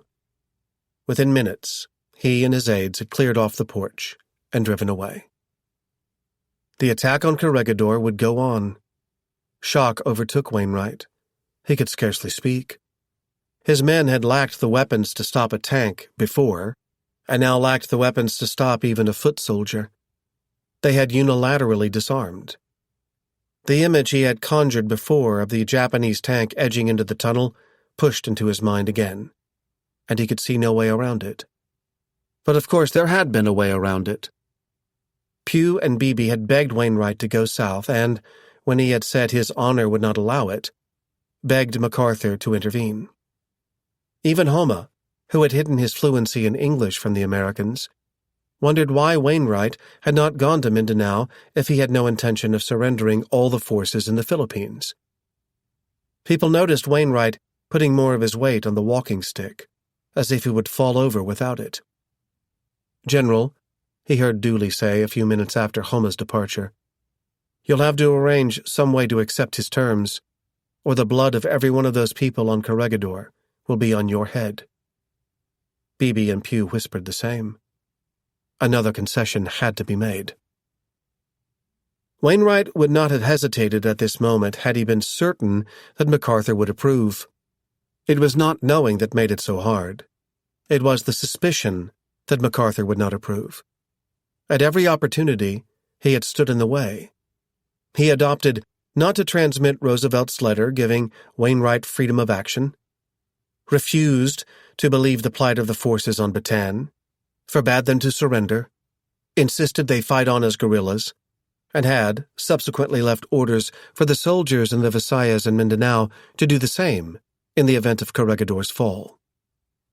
But Wainwright did not believe the forces in the southern Philippines could hold out long enough or achieve enough, as he put it, to compensate for the massacre of 12 or 13,000 people.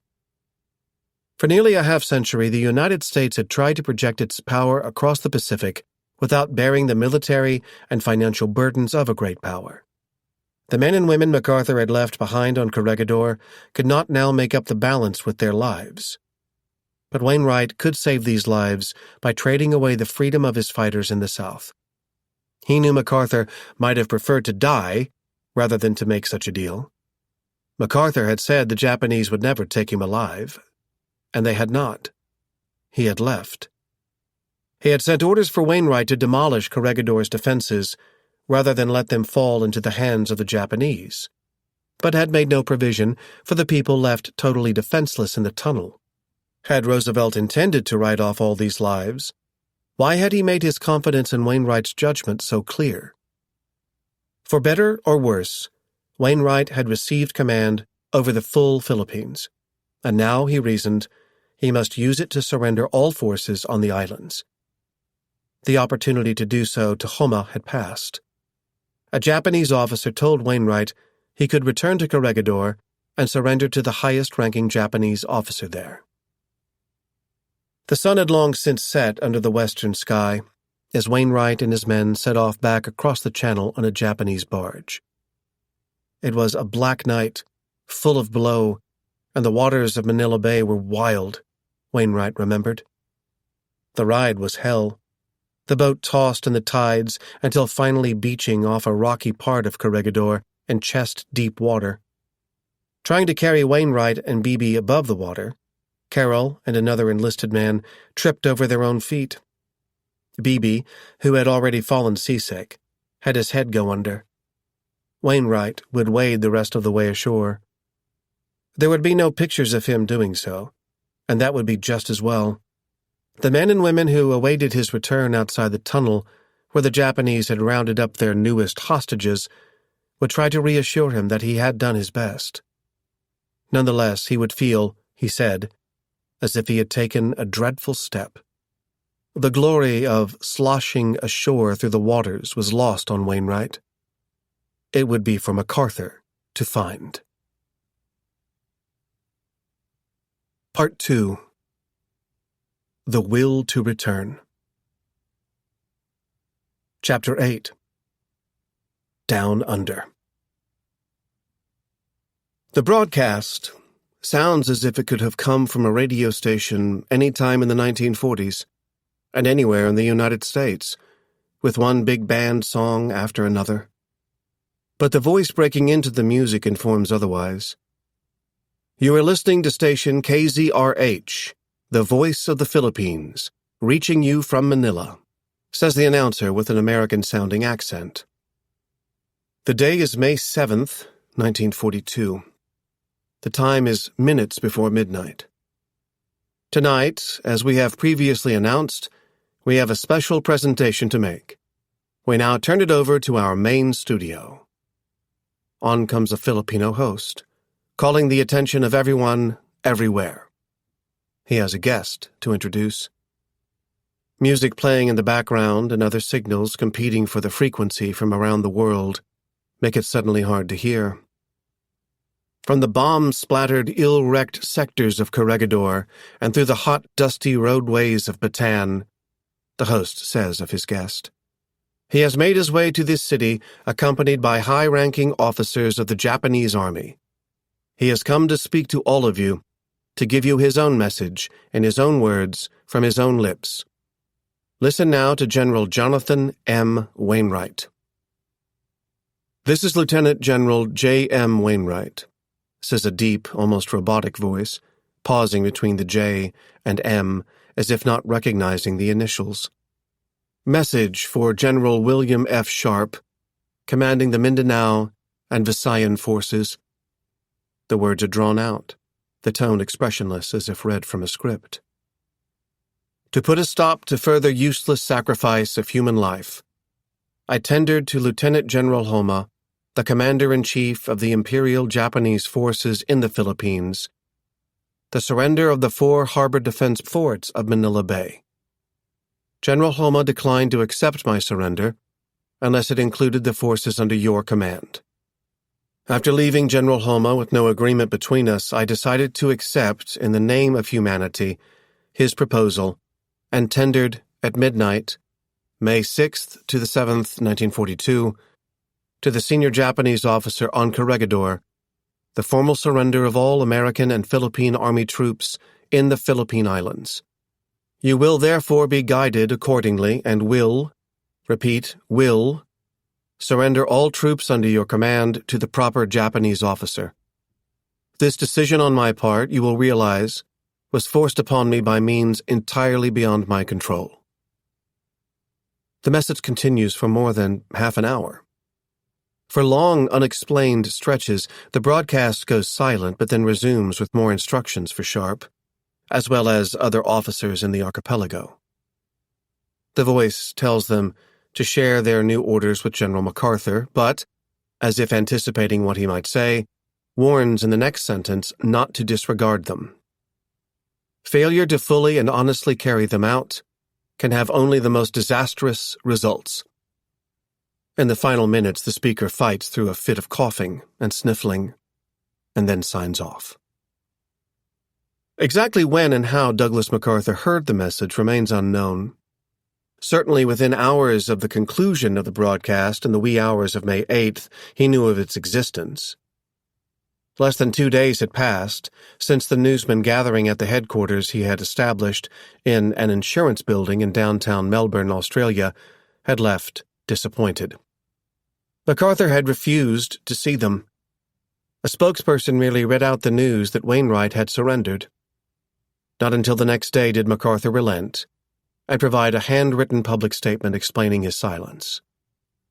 "Corregidor needs no comment from me," he wrote. "It has sounded its own story at the mouth of its guns. It has scrolled its own epitaph on enemy tablets. But through the bloody haze of its last reverberating shot, I shall always seem to see a vision of grim, gaunt, ghastly men, still unafraid."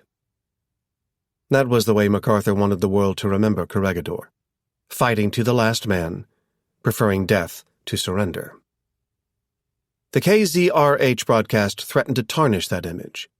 Around the world, listeners would hear a man identifying himself as Wainwright pleading with fellow Americans to surrender. General Sharp had received the message in Mindanao, so had employees of NBC San Francisco who made a recording for analysis in the United States. So then had Wainwright's wife, who said the voice did not sound like the man she knew. Before hearing her opinion, MacArthur had concluded the same. "I place absolutely no credence in the alleged broadcast by General Wainwright," MacArthur wrote.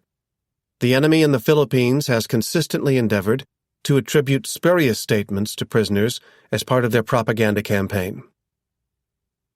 In the days that followed, evidence began to mount toward a different conclusion. First came the release of a photograph showing a man who was, undeniably, Wainwright, speaking at the KZRH studio. Then came reports of one of Wainwright's staff officers arriving on Mindanao with orders confirming the authenticity of the broadcast. Why would Wainwright have cut Sharp loose before Corregidor's surrender, only to rope him back in after? MacArthur would entertain only one explanation, the least charitable one possible. "I believe General Wainwright has, temporarily, become unbalanced, and his condition renders him susceptible of enemy use. How would General Sharp respond? If MacArthur had his way, the commander on Mindanao would disregard Wainwright's message. Orders emanating from General Wainwright have no validity. Separate your forces into small elements and initiate guerrilla operations, read the message MacArthur sent to Sharp on May 9th, with the perfunctory-sounding preface of, "if possible." In truth, MacArthur knew how little was possible. He did not say it now, but had admitted it days before Corregidor's surrender, when he had informed the War Department that the guerrillas would not amount to more than a few scattered bands of desperate men, whose effectiveness will be practically negligible.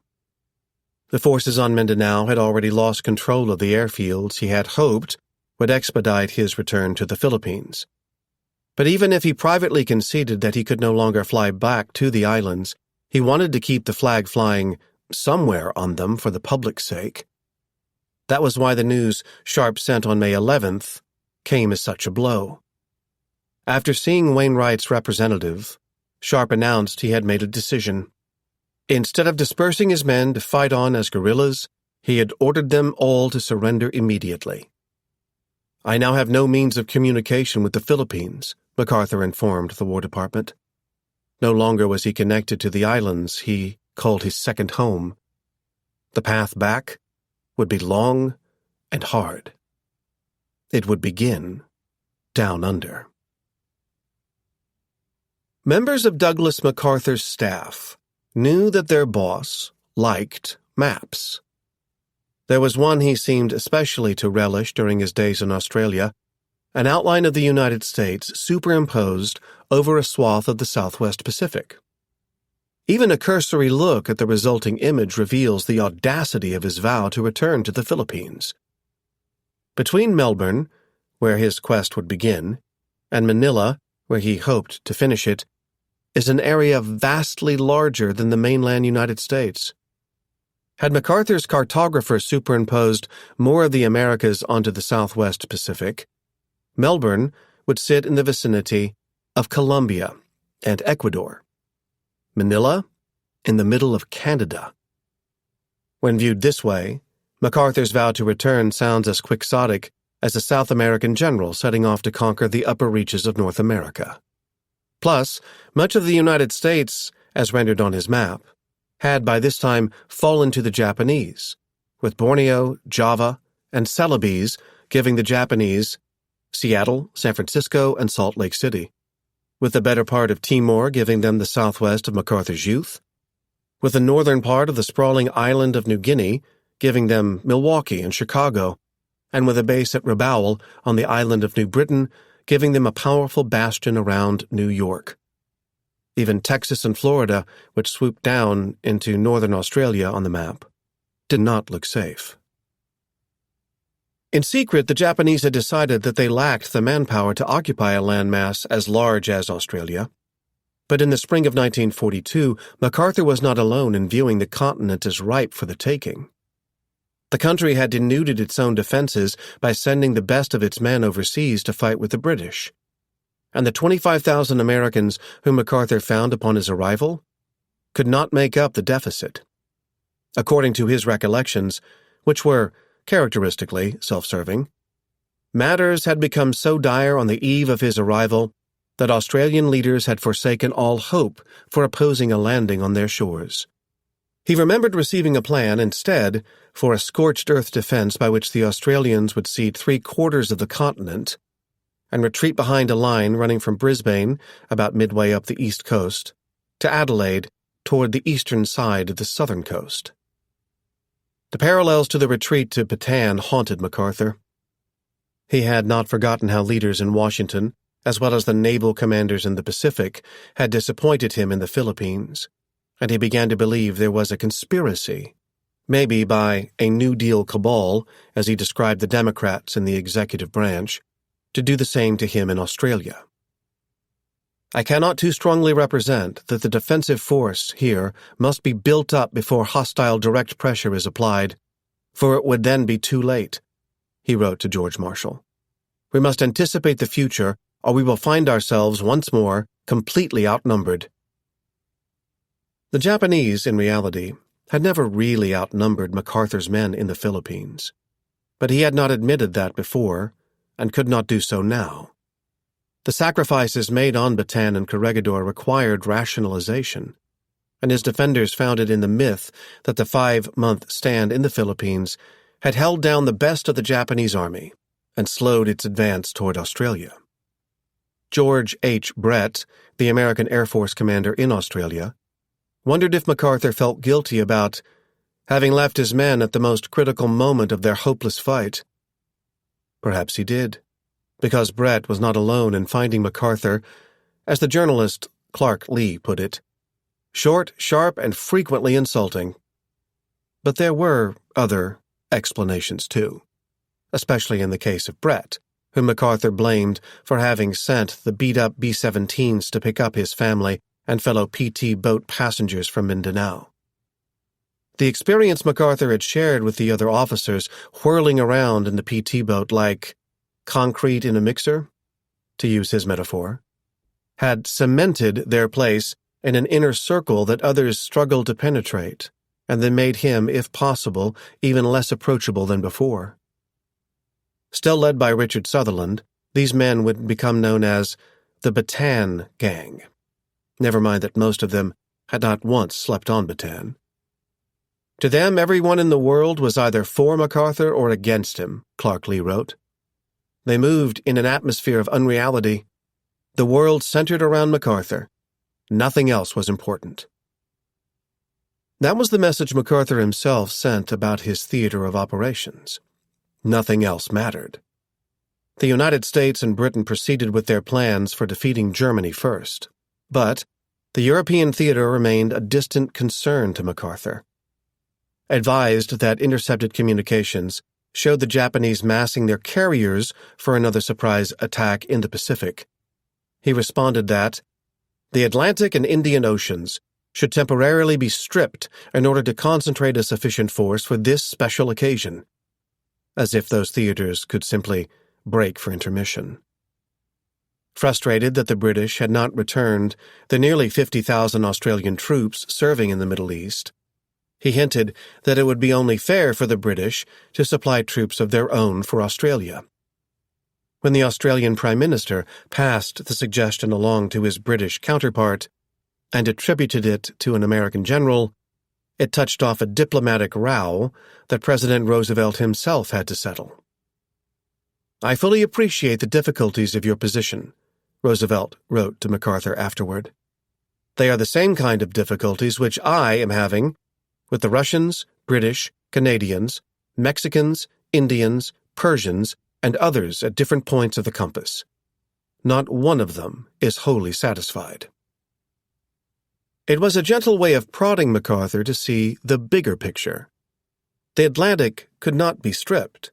As it was, German submarines had sent to the sea floor millions of tons of shipping that the Allies would need to win the war in Europe. The Middle East could not do without those Australian troops. As it was, a German general named Rommel had begun an offensive that would lead to the surrender of 30,000 British troops in North Africa, and put the pyramids of Egypt and the Suez Canal in his sights. No front, Roosevelt informed MacArthur, mattered as much at the moment as the one the Soviets held against their one-time ally, Germany. A year after launching a surprise attack on the Soviet Union, Hitler had planned a new offensive that would involve more than 50 divisions and climax in a city called Stalingrad. In the matter of grand strategy, Roosevelt wrote, I find it difficult this spring and summer to get away from the simple fact that the Russian armies are killing more Axis personnel and destroying more Axis material than all the other 25 United Nations put together. MacArthur agreed, and he told the president he knew just the way to help the Soviets. A rapid build-up against their old nemesis, Japan.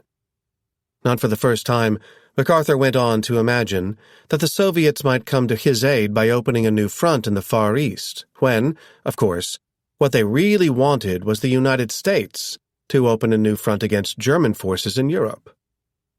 Whatever the argument for sending reinforcements elsewhere, MacArthur always seemed able to turn it into an argument for sending them to him instead. He had gotten more men than he admitted. By midsummer, America would have 100,000 in Australia, but it was not enough to please him. If more was not done soon, he warned, much more than the fate of Australia will be jeopardized. The United States itself will face a series of such disasters and a crisis of such proportions as she has never faced in the long years of her existence. Then came news from Midway, an American-held atoll about 1,100 miles from Hawaii, but considered part of that archipelago. The Japanese had attempted a surprise attack, but it did not come as a surprise to the Americans. The intelligence the War Department had shared with MacArthur had proved accurate. On June 4, 1942, the Japanese sent 4 aircraft carriers into the fight. None would make it out. MacArthur realized the battle might serve as a turning point in the Pacific. The Japanese defeat, he radioed Marshall, has brought about a new situation, which should be exploited at the earliest possible date through offensive action. Predictably, MacArthur knew just the place for this offensive action: his theater. He proposed an attack on the base the Japanese had built on the island of New Britain at Rabaul, around New York City on his superimposed map. If allowed to hold this base, the Japanese would use it to strengthen the forces they had established in the Solomon Islands and New Guinea and cut off Australia. But if forced out of Rabaul, MacArthur argued, the Japanese would have to abandon these other positions and retreat 700 miles northward, up to a latitude on par with Mindanao. In one swoop, he could bring himself back to the doorstep of the Philippines. Speed is vital, he said. He had everything he needed to commence the offensive, he added, so long as the Navy could supply him with Marines ready for amphibious operations — his soldiers had no such training — and 2 aircraft carriers. Rabaul sat beyond the range of American fighter planes based in Australia. An ardent football fan, MacArthur should have known he sounded like a coach, declaring his team ready for an away game with only backups and no bus to transport them. Extreme delicacy, he conceded, would be necessary to persuade the Navy to go along with the plan. The admirals had refused to put the Pacific Fleet at the disposal of any Army officer, let alone MacArthur, whom they remembered as all too eager to risk carriers in the Philippines. The Army, for its part, scoffed at serving under the Navy. So even though the United States and Britain had agreed that each theater of the war should have a single commander, a principle known as unity of command, the animosity between the 2 major branches of America's military forced the Joint Chiefs in Washington to split the Pacific Ocean into 4 sections. 3 of them, the North, Central, and South, fell under Admiral Chester W. Nimitz. The 4th section belonged to MacArthur. Known as the Southwest Pacific, it stretched as far south as the bottom of Australia, as far west as Java, and as far east as the Solomon Islands. For what George Marshall called psychological reasons, the Army had insisted the area also jut northward to take in all the Philippines. MacArthur had to have the entire archipelago. The way back, he argued, went through Rabaul, which also conveniently lay in his theater. If an operation required aircraft carriers and amphibious landings, however, Admiral Ernest J. King, who served as the Navy's counterpart to Marshall in Washington, argued that arbitrarily drawn boundary lines on a map should not determine who had the overall command.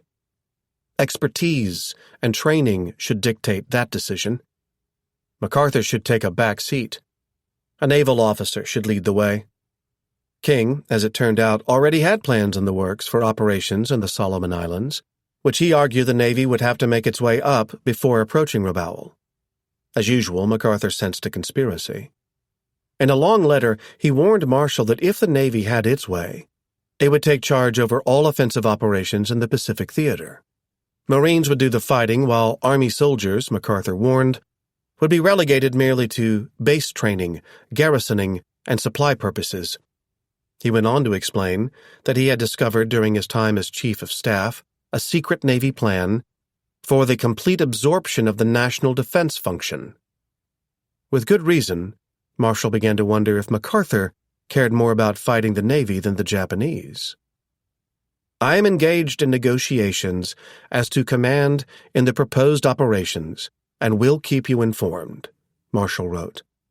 "Regardless of the outcome of these negotiations, which I hope will be as you desire, every available support, both Army and Navy, must be given to operations against the enemy."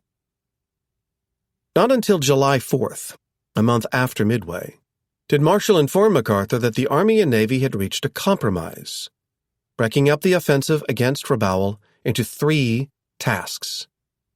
The Navy would take the first one, a series of landings in the Lower Solomons, which included an island named Guadalcanal.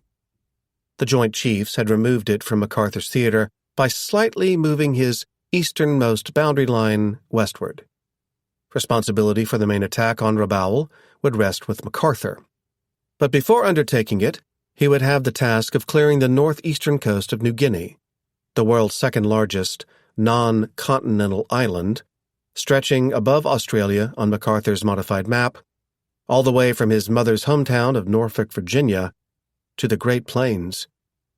The Japanese controlled the western part of New Guinea and much of the northern coast to the east, but had failed, as a result of a draw of sorts at the Battle of the Coral Sea in May, to dislodge the Australians holding the important position of Port Moresby on the southeastern coast.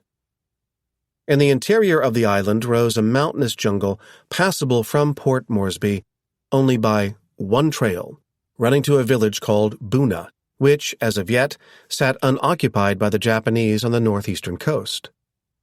MacArthur recognized Buna as the key to his campaign. If he could move the Australians up the trail and establish an airfield at Buna, he could use it as a base for controlling the skies over New Guinea and eventually Rabaul. It was a sign of optimism that MacArthur decided to move his headquarters on July 20th, hundreds of miles northward from Melbourne to Brisbane. If he really ever believed, as he later insisted, that the Australians seriously planned to retreat behind the so-called Brisbane Line in the event of a Japanese invasion, he no longer did, for the move would have otherwise risked putting his family, which would go with him, back on the front lines. In truth, both he and the Australians had reached the same conclusion. The struggle for Australia would take place not down around Brisbane, but above the continent, in New Guinea. That did not mean that MacArthur did not worry for the safety of his family. He posted armed soldiers on the train taking them from Melbourne to Sydney and then from Sydney to Brisbane. Rumors of a plan to kidnap 4-year-old Arthur had spooked the family. Jean could no longer take the boy to the park, or the zoo, or the dance class he liked, unless she had a security detail consisting of an armed driver and Sid Huff. MacArthur told his aide to go wherever Jean and Arthur did and to bring his pistol. Australians eager to see the family of their American savior gathered wherever Jean went. Seeing her begin to show signs of nervous strain, MacArthur instructed her to stop accepting the social invitations that would otherwise have filled her calendar. Likewise, he ordered his son not to pose for any more photographers, though he made an exception for a Life magazine cover story, capturing the boy wearing a beret over his chubby face while riding the new tricycle that had replaced the one left behind on Corregidor. Arthur has evolved a curiously mixed-up accent, the magazine noted, between his father's perfect enunciation, his mother's southern drawl, and his Amma's pidgin English. The MacArthurs reduced the risk of their son adding much Australian to this mix by pulling him out of a local kindergarten class after he caught a series of colds from the other children. The family would begin the search for a private tutor in Brisbane. The MacArthurs would have for their home a floor of a wing of Lenin's Hotel, a newly renovated building with air conditioning. The General and Jean would each have their own suite, complete with a sitting room. They would use her kitchen for meal preparation, which she attempted to do herself with limited success, and his kitchen as a place to store the newspaper articles she would clip about him. Arthur would share a smaller suite with Ah Chu. In the mornings, the boy would report to his father's suite, where the two would resume their tradition of marching. Boom, boom, boomity boom, they would chant as they made their way around the room. Arthur would then cover his eyes, and with one final boom, his father would drop a new toy. Every morning, it would be something, and too often two of the same things, so Arthur could share, or rather, not have to share, with a playmate.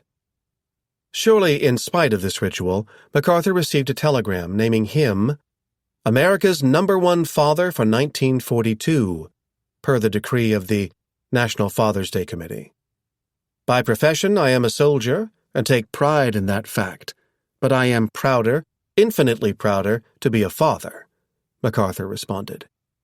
It is my hope that my son, when I am gone, will remember me not from the battle, but in the home, repeating with him our simple daily prayer, Our Father, who art in heaven.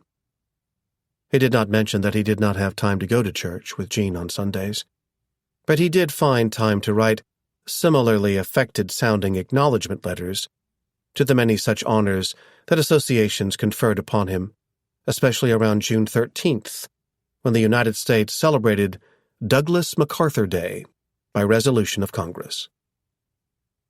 MacArthur settled into a routine that allowed little time for social functions. Hostesses used every lure in vain, an Australian reporter noted. MacArthur went nowhere except between his hotel and his headquarters. Weekdays and weekends alike, MacArthur would put on his famous cap, which he continued to wear, despite efforts to find him a new one, and set off with Tommy gun-toting guards for his office. He would arrive at 10 in the morning, when his staff members had their morning reports ready. He would read them at his desk and then pace as he worked through problems and summon Sutherland when new ones arose. Dick, he would call out, come in and let's work this out. At 2 in the afternoon, MacArthur would go back to the hotel for lunch and a nap. He would return to the office at 4 and stay often as late as 9. As in Melbourne, an insurance building would serve as MacArthur's headquarters in Brisbane. Receptionists received instructions to say, Hello, this is Bataan, when answering the phone. In the 8th floor office he usurped from the company's president, MacArthur himself had no phone. Aides knew the ringing sound infuriated him, and he struggled to work the contraption anyway. In addition to the usual trinkets on his desk, he had a wooden chest for his Cuban cigars on a table against a wall where he had hung a poem about youth. A secretary wondered if MacArthur wanted the poem so as to console himself on what he had lost. Behind his back, fellow generals would refer to him as the old man. His hair remained black, but some thought it dyed. No longer did it comb over his bald spots as easily. His hands had trembled for some time, but attracted more notice now. An officer who saw MacArthur for the first time in years wondered if the fall of the Philippines had left him shell-shocked. Another shock awaited MacArthur as he opened his new headquarters on July 20th. Reports of a Japanese convoy heading toward northeastern New Guinea had reached MacArthur's staff days before. An American officer assigned to lead an Australian force up the trail from Port Moresby to Boona urged MacArthur to expedite the timetable for the move. Busy with his own move to Brisbane, however, MacArthur's intelligence chief, Charles Willoughby, played down the danger. Seizing Boona, he thought, could wait until August. But it would not wait. On July 22nd, the Japanese landed thousands of men at Boona. Willoughby said the Japanese would stop there, but they did not stop. Instead of the Australians pushing north up the mountain jungle trail to Boona, the Japanese would take it south toward Port Moresby. Instead of assuming the offensive, MacArthur found himself back on the defensive. Instead of taking Boona the next month without bloodshed, the operation would require months of bitter fighting. The only uplifting news came at the end of July with the arrival of a new air commander. To replace Brett, Marshall suggested the 5'6" George Kenny. Having flown over France during World War I, the 52-year-old Kenny had once heard his idol, the late legendary airman Billy Mitchell, say that MacArthur was more friendly to air power than commonly known. MacArthur did not seem friendly when he first welcomed Kenny to Brisbane, with a half-hour harangue about airmen having no loyalty. Kenny responded that he would give his loyalty so long as MacArthur provided the support needed to do the job. "George," MacArthur said, as he wrapped his arm around Kenny, "I think we are going to get along together all right." The test came a few days later as Kenny plotted an air raid, only to find that Sutherland had modified the orders. According to one account, Kenny rushed to the Chief of Staff's office for an immediate showdown with him. He angrily took a piece of blank paper from the Chief of Staff's desk, put a tiny pencil dot in the corner, and informed Sutherland that the blank area represented his knowledge of air matters, and the dot symbolized Sutherland's. Sutherland backed down after Kenny threatened to do what Louis Brereton had lacked the guts to do in the hours after Pearl Harbor: storm into MacArthur's office and demand the Supreme Commander himself settle the dispute. As Midway had turned the tide for the Navy, the ascendancy of Kenny would begin to clear the skies for the Air Force over the Southwest Pacific. A fog, however, remained around MacArthur. "To make something out of nothing seems to be my military fate in the twilight of my service. I have led one lost cause, and am trying desperately not to have it two," he wrote. "The way is long and hard here, and I don't quite see the end of the road." Not for weeks more would he resolve to go to New Guinea and see the way for himself. No one at the War Department intended the wording as an insult to MacArthur, but the draft that reached him on July 31st, just days after the depressing news from Buna, allowed for such an interpretation. It was a citation for an American commander who had distinguished himself conspicuously by gallantry and intrepidity, at the risk of his life above and beyond the call of duty, in action against Japanese forces on the Bataan Peninsula and on Corregidor. The citation credited the man for having frequently visited the extreme forward elements of the troops under enemy fire, and on several occasions joined the firing line with a rifle and engaged in fire action, and for providing an example that was responsible for a high state of morale in the American forces under extremely trying and adverse conditions. Witness statements accompanying the citation testified to how the individual utterly disregarded his own safety on all occasions and defied aides trying to dissuade him from taking the personal risk involved. For all these reasons, the Medal of Honor would go to Lieutenant General Jonathan Mayhew Wainwright. That is, if his former commander agreed. Almost in a pro forma way, as if expecting no objections from a man who had recently received the same medal himself on questionable grounds, George Marshall forwarded the draft citation to MacArthur for remarks. MacArthur, as it turned out, had some remarks. He began his response the next day by reminding that he had already given Wainwright the Distinguished Service Cross for his leadership during the retreat from Lingayen. Those actions, however, fell far short of the Medal of Honor, MacArthur wrote. Award of the Medal of Honor to General Wainwright would be a grave injustice to a number of other general officers who not only distinguished themselves by fully as great personal gallantry, but who exhibited powers of leadership and inspiration to a degree greatly superior to that of General Wainwright, thereby contributing much more than he to the stability of the command. At stake was more than the feelings of these other officers, MacArthur wrote. Awarding the medal to Wainwright would damage Wainwright's record by necessitating the disclosure of adverse observations about him. MacArthur said he preferred to keep these facts to himself, so as to avoid embarrassing repercussions.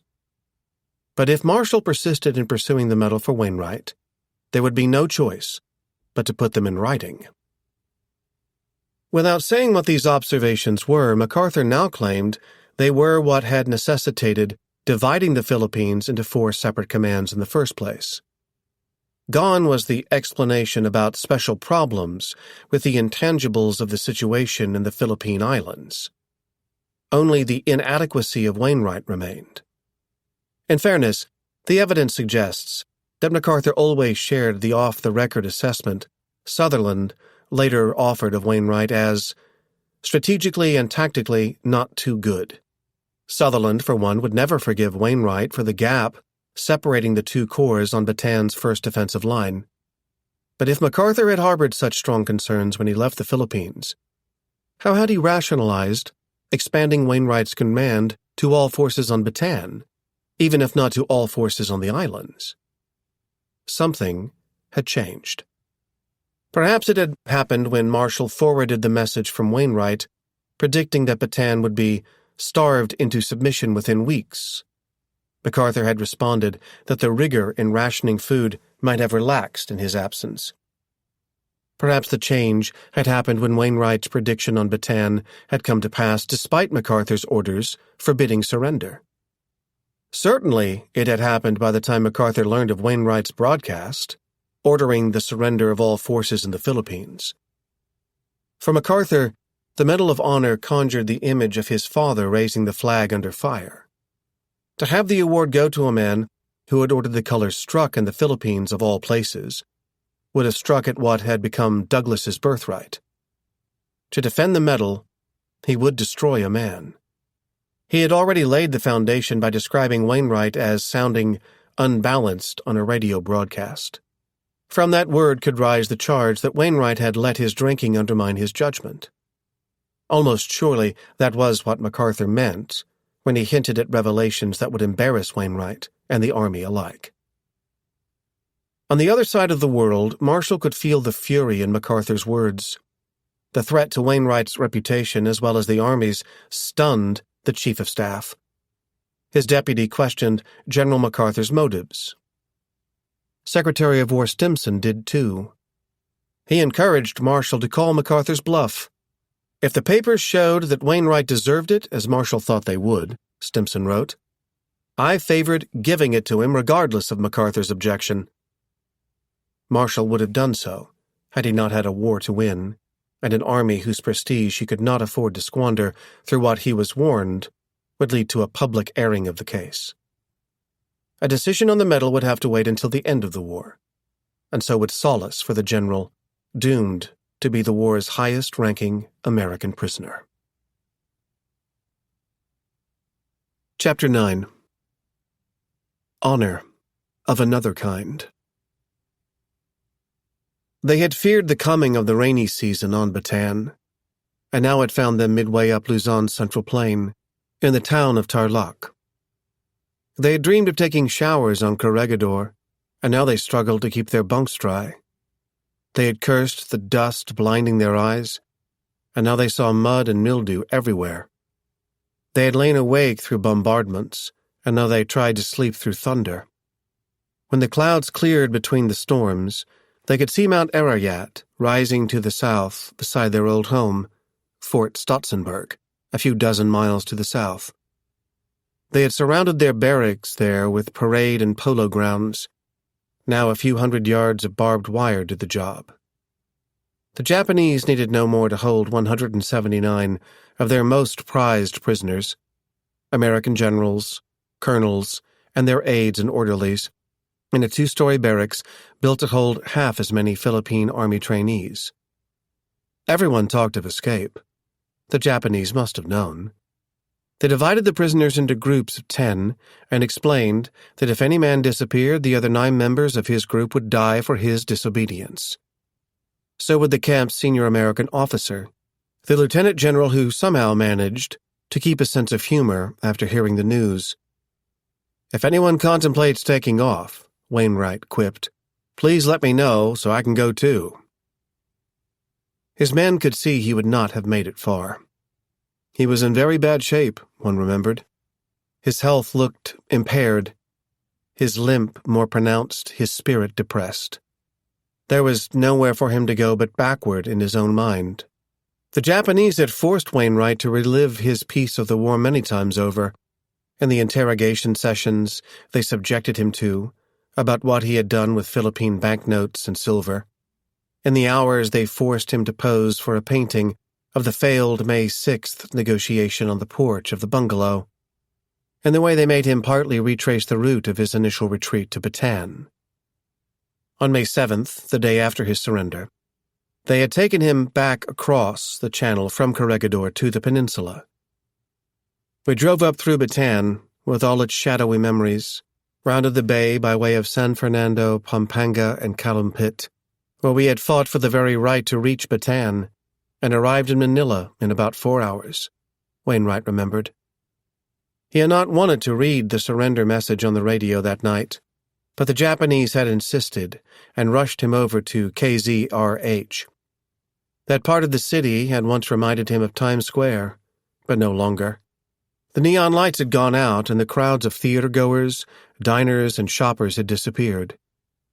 Now there was nothing. No one was astir. Only an occasional Jap army vehicle or a furtive pony cart used the once bustling streets, he wrote. Manila was dead. For weeks after the broadcast, the Japanese had confined the general and his staff to rooms at the University Club, where he had often socialized before the war. His captors made certain he would regard himself not as a guest, not even as a prisoner of war, but as a hostage until the messengers he had sent to distant parts of the Philippines completed their missions and secured the surrender of all forces on the islands. For all he had known, even one captain insisting on holding out could have done in thousands of lives. Wainwright's staff member, Major Lawrence, had already lost his to pneumonia after the Japanese had all but denied him basic medical care at the club. Not long after, Wainwright had looked out his second-floor window and seen the Japanese parading thousands of prisoners up a boulevard, still bearing the name of Dewey, the great American admiral, and then around the Luneta, which his countrymen had remade in the image of their own national mall. At first, Wainwright could not recognize the beaten-down men passing beneath him. Then he did. They were the men of Corregidor, he realized, being marched through the streets in their wretched condition to prove to the silent thousands of natives lining the street that the Jap conquerors were superior in every way. By this time, Wainwright had heard about a larger march the Japanese had staged. His artillerymen on Corregidor had spied the beginnings of it in the hours after General King's surrender on Bataan. General Homa had needed to shepherd the American and Filipino forces off the peninsula as quickly as possible, so he could make room for his own forces, the ones he would need to undertake operations against Corregidor. But instead of the 40 or even 50,000 American and Filipino soldiers he had expected to find on Bataan, he had found himself with about 80,000 starving prisoners in no condition to go anywhere on foot. How to transport them to prison at Camp O'Donnell, the former Philippine Army training camp not far from Tarlac on Luzon Central Plain, had posed a problem that Homa had left to his subordinates. They had solved it through what would become known as the Bataan Death March. Up the east side of Bataan, the prisoners had come in jumbled columns, a few men abreast. The fighting had turned what was not a bad road before into a terrible one. Dust was everywhere, shelter from the sun seemingly nowhere. If the prisoners needed water, and they all desperately did, they would have to drink from roadside ditches filled with animal waste and the bloated bodies of men beaten for having made the mistake of asking to fill their canteens from the nearby wells, or walking too close to the vehicles driving the opposite way full of Japanese soldiers, swinging poles and rifles.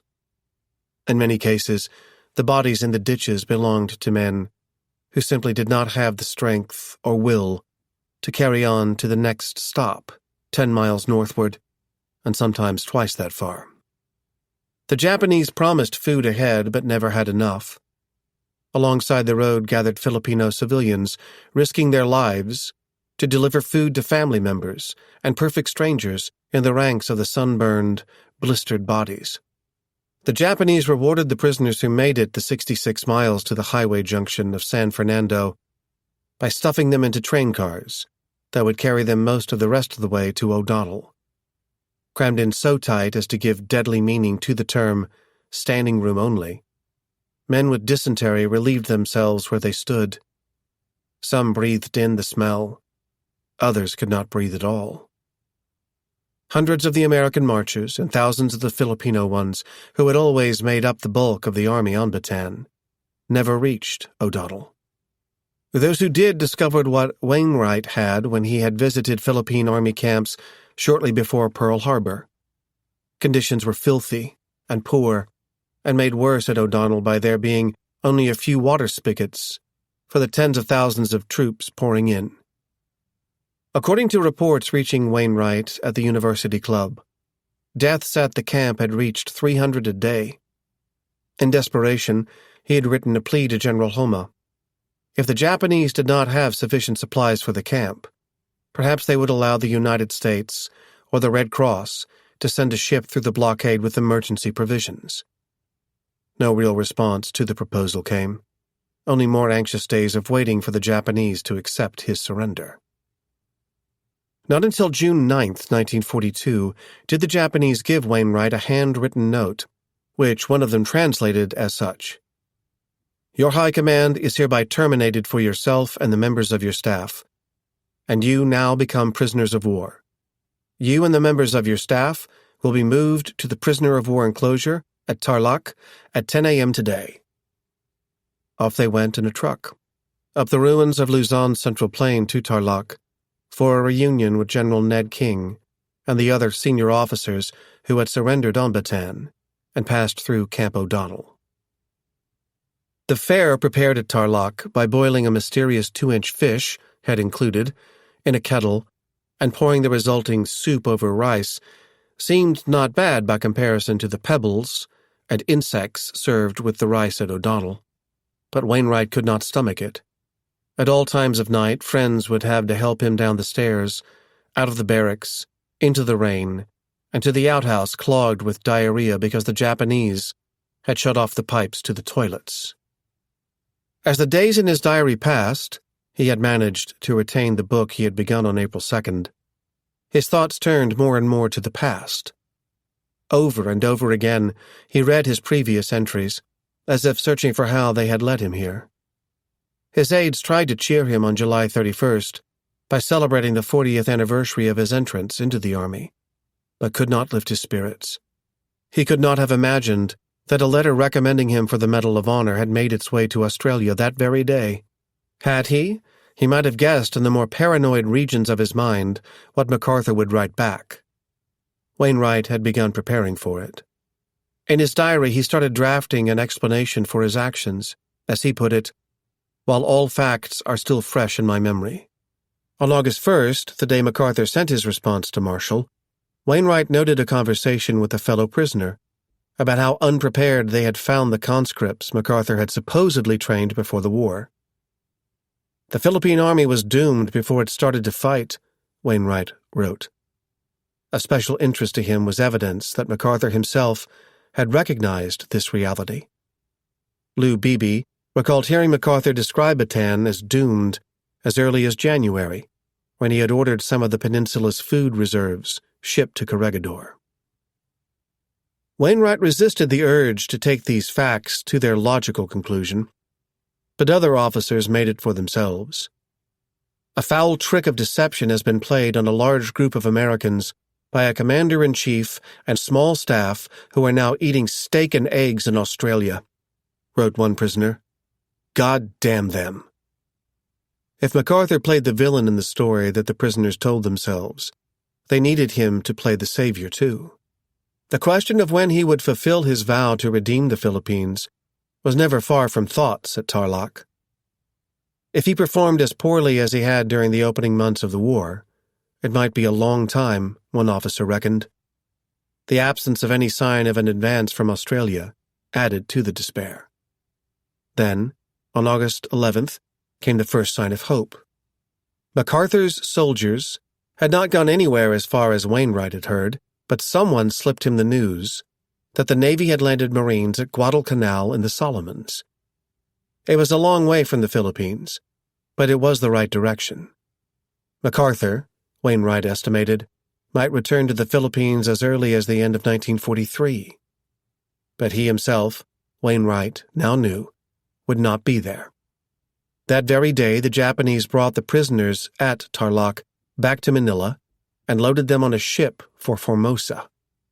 A Japanese officer assured Wainwright he would find Taiwan as the island was also known, a very beautiful place. The officer then paused, looked at Wainwright with a smile that would haunt his memory months later, and added, "Yes, you'll like it." There had been clues during the Battle of Bataan as to what lay ahead. Given the choice between surrender and mass death, the Japanese trapped in the cave at Quinaon Point had astonished Wainwright by choosing the latter.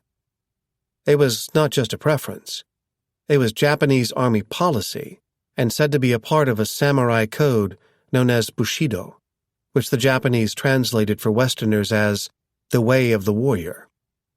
Schools and popular authors instilled the creed in every Japanese male when young. He grew up knowing his parents would prefer to receive his ashes from the battlefield than a letter from him in a prison camp. In surrendering, he would disgrace not only himself, but also his family. If he returned home alive from the experience, he could expect at best a life of ostracism. If an officer, however, he could expect no life at all.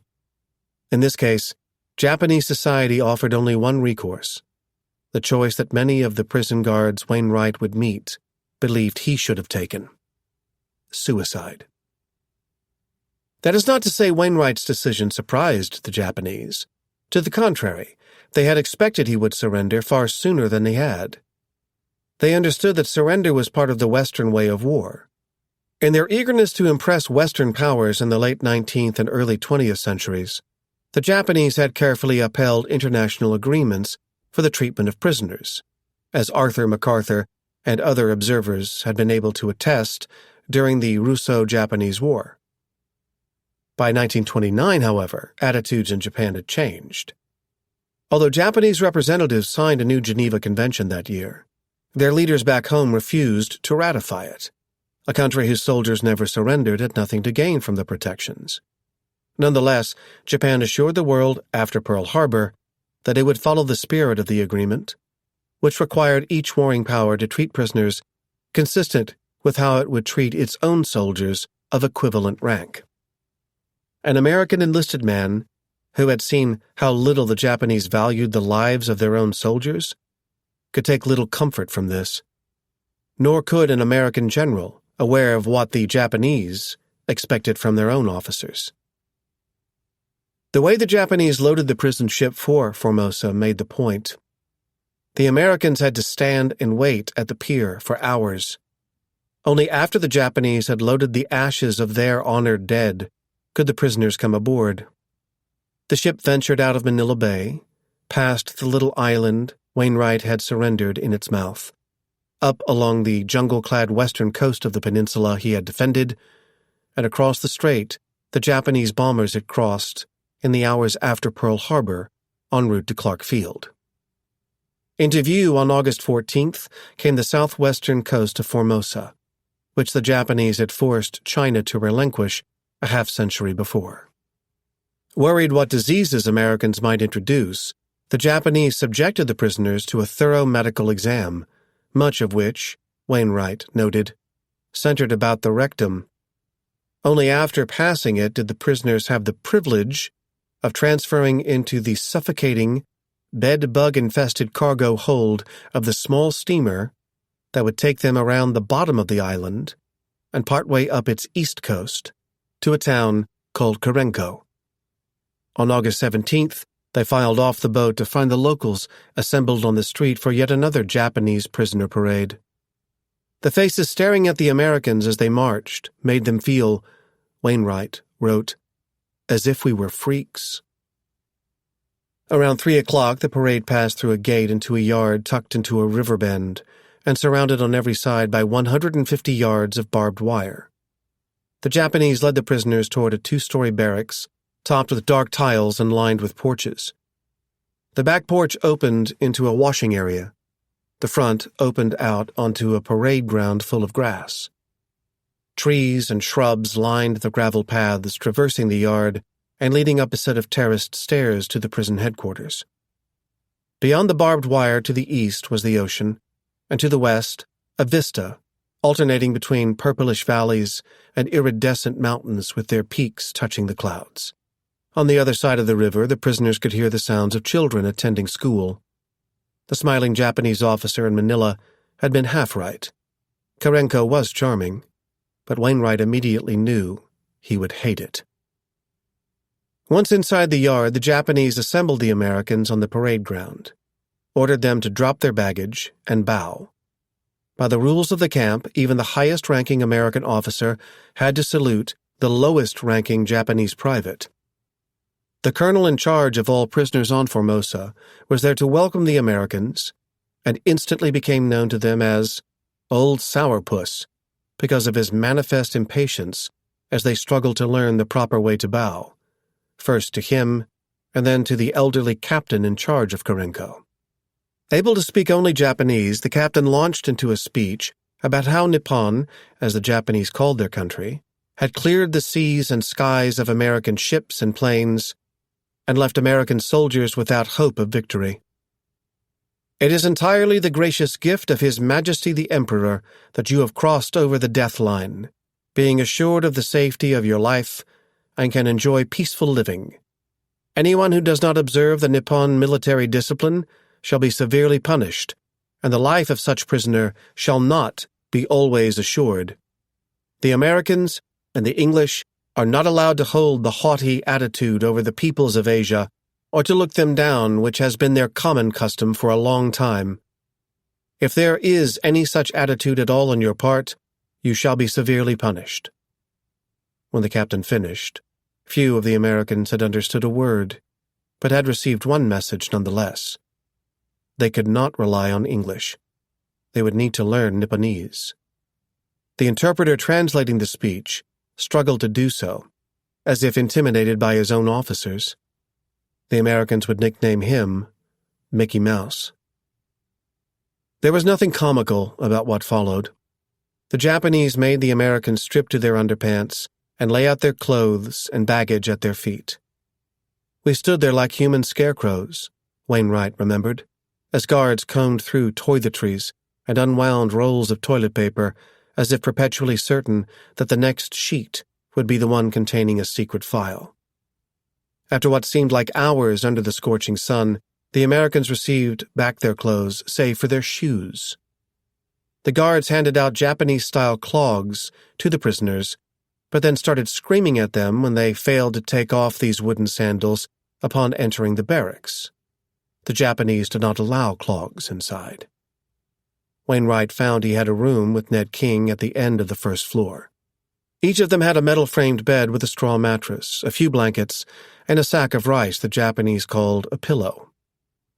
At 6'2", Wainwright had to bend his own frame to fit the beds, but could not complain much. In other rooms, lower-ranking general officers and colonels found their bunks pushed so close together that the only way in and out of them was over the foot of the frame. The days began at 6 a.m. The prisoners would put on their old uniforms, now bearing a badge displaying their name in Japanese characters, as well as a prison number, and then assemble outside in the parade ground for roll call. The Japanese split the prisoners into squads of 20, and named Wainwright chief of one, made up mostly of his fellow generals. He had learned, as first captain at West Point, how to bring men to attention by yelling, "Tenshun!" Now the Japanese insisted he learn their way. Kyotsuke for attention, Tenko for roll call, and Bango for count-off. His men would have to respond with Ichi for 1, Ni for 2, and so on. Wainwright made a glossary, which he tried to memorize, but his hearing problems made it hard to identify foreign words.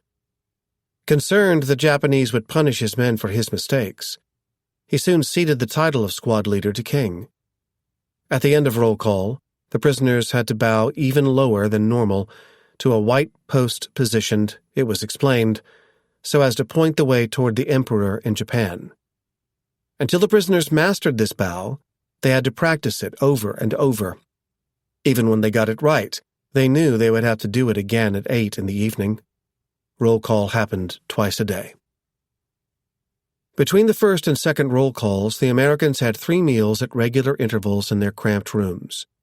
If that sounded better than the 2 meals Wainwright had on Bataan, He learned otherwise when the bearers sent to the kitchen returned with a bucket of rice and a bucket of vegetable soup, which the prisoners universally described as watery.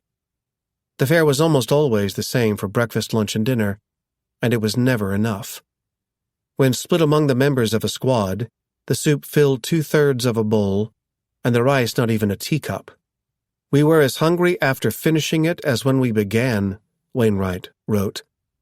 "We took to counting the 2 or 3 beans which sometimes appeared in the bottom of our soup pail, and if a man received a bean in his soup, and another did not, it made for hard feeling."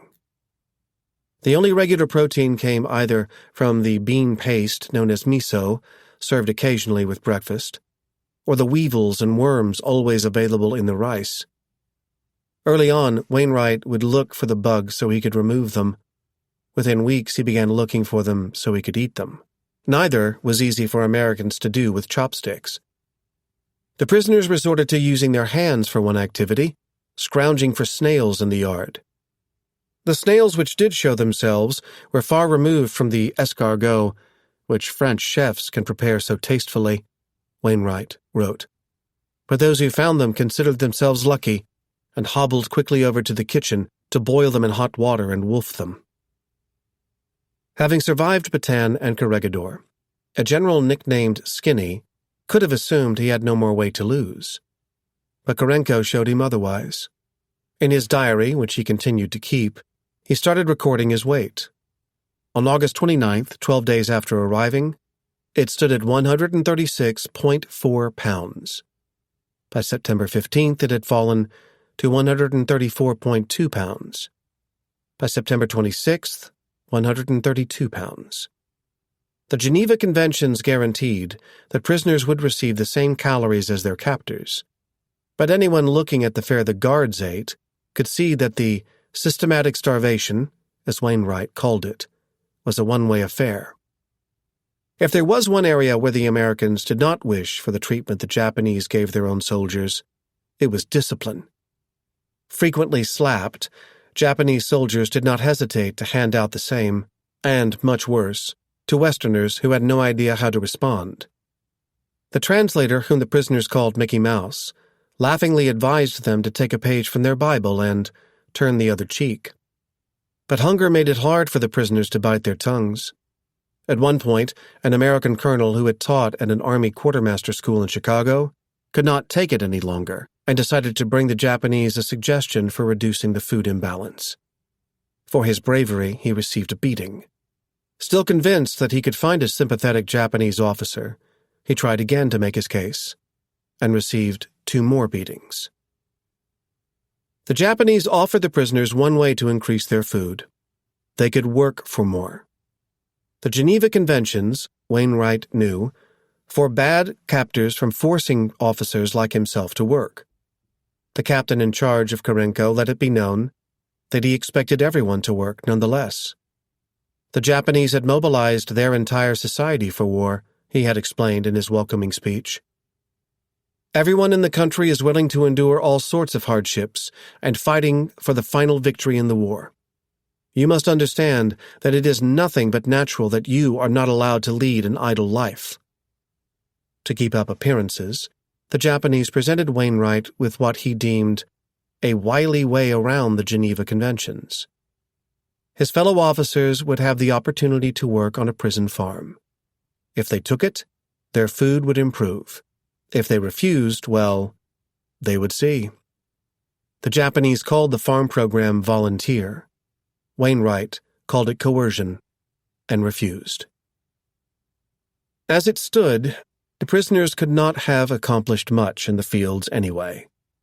They managed 10 minutes of calisthenics in the morning, but had energy for little else. Their swollen ankles presaged the return of beriberi, the vitamin deficiency they had come to know on Bataan. Wainwright developed the dry kind, which resulted in less swelling, but a slapping sound every time he took a step. He had lost the muscle control needed to stop his toes from swinging down like a mousetrap the moment his heel touched the ground. The wooden clogs, which were many sizes too small, added to the discomfort. Nevertheless, camp rules required the Americans to stay on their feet, Except for a short siesta after lunch, the prisoners could not be in bed during the day. They would pass the time walking the gravel paths, reading what books they had, playing cards, and talking. Conversation often turned to what the men would eat once back in the United States. "As soon as I get to San Francisco, I am going to order a sirloin steak an inch thick with all the trimmings and wind up with apple pie a la mode," they would say to one another, before turning back to the question, never far from their thoughts. When would they go home?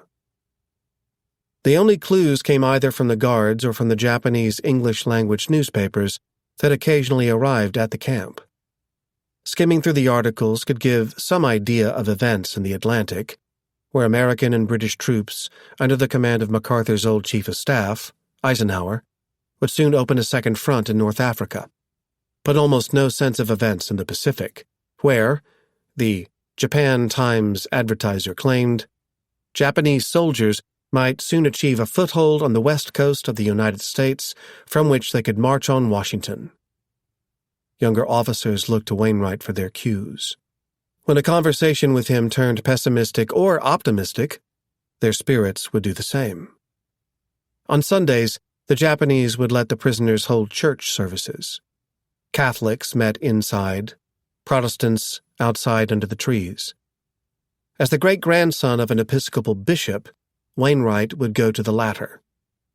The men had some Episcopal prayer books, but no chaplain to lead them, only volunteers. In the midst of prayers for family members and loved ones, they would sometimes weep. Despite having sung in an Episcopal choir as a boy, Wainwright did not join the one that some of the men formed, but he did encourage those closest to him to do so.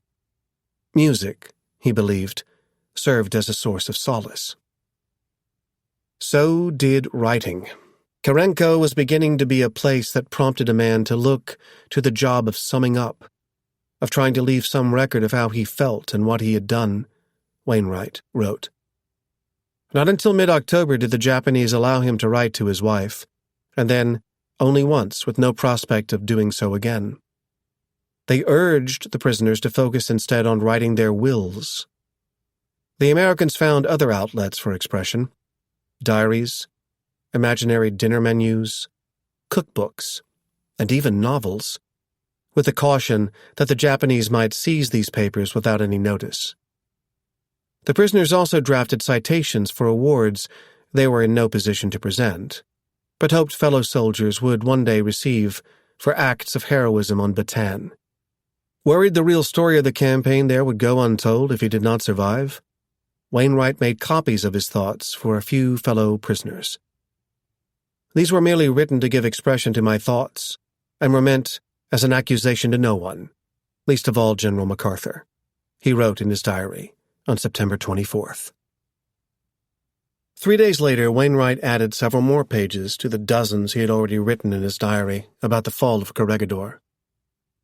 "I will probably be asked why I surrendered Corregidor without a last-ditch stand," he began.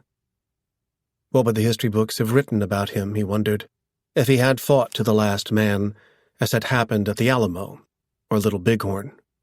The eulogies, he reasoned, would have declared his troops brave men, but him a fool or perhaps a criminal for sacrificing all my troops, without any possible chance of good coming from so doing. In the memoir he would write after the war, he would claim he resolved to write this entry after a conversation with a visiting Japanese news reporter who asked whether Wainwright expected to be court-martialed if he made it back home. "Court-martialed?" Wainwright asked. "Why?" "For surrendering," the reporter supposedly responded. That possibility, Wainwright would claim, would haunt him in the months ahead, and no doubt it did. But there is reason to doubt the impetus for the diary entry being a conversation with a Japanese newsman, because something far more poignant happened that night.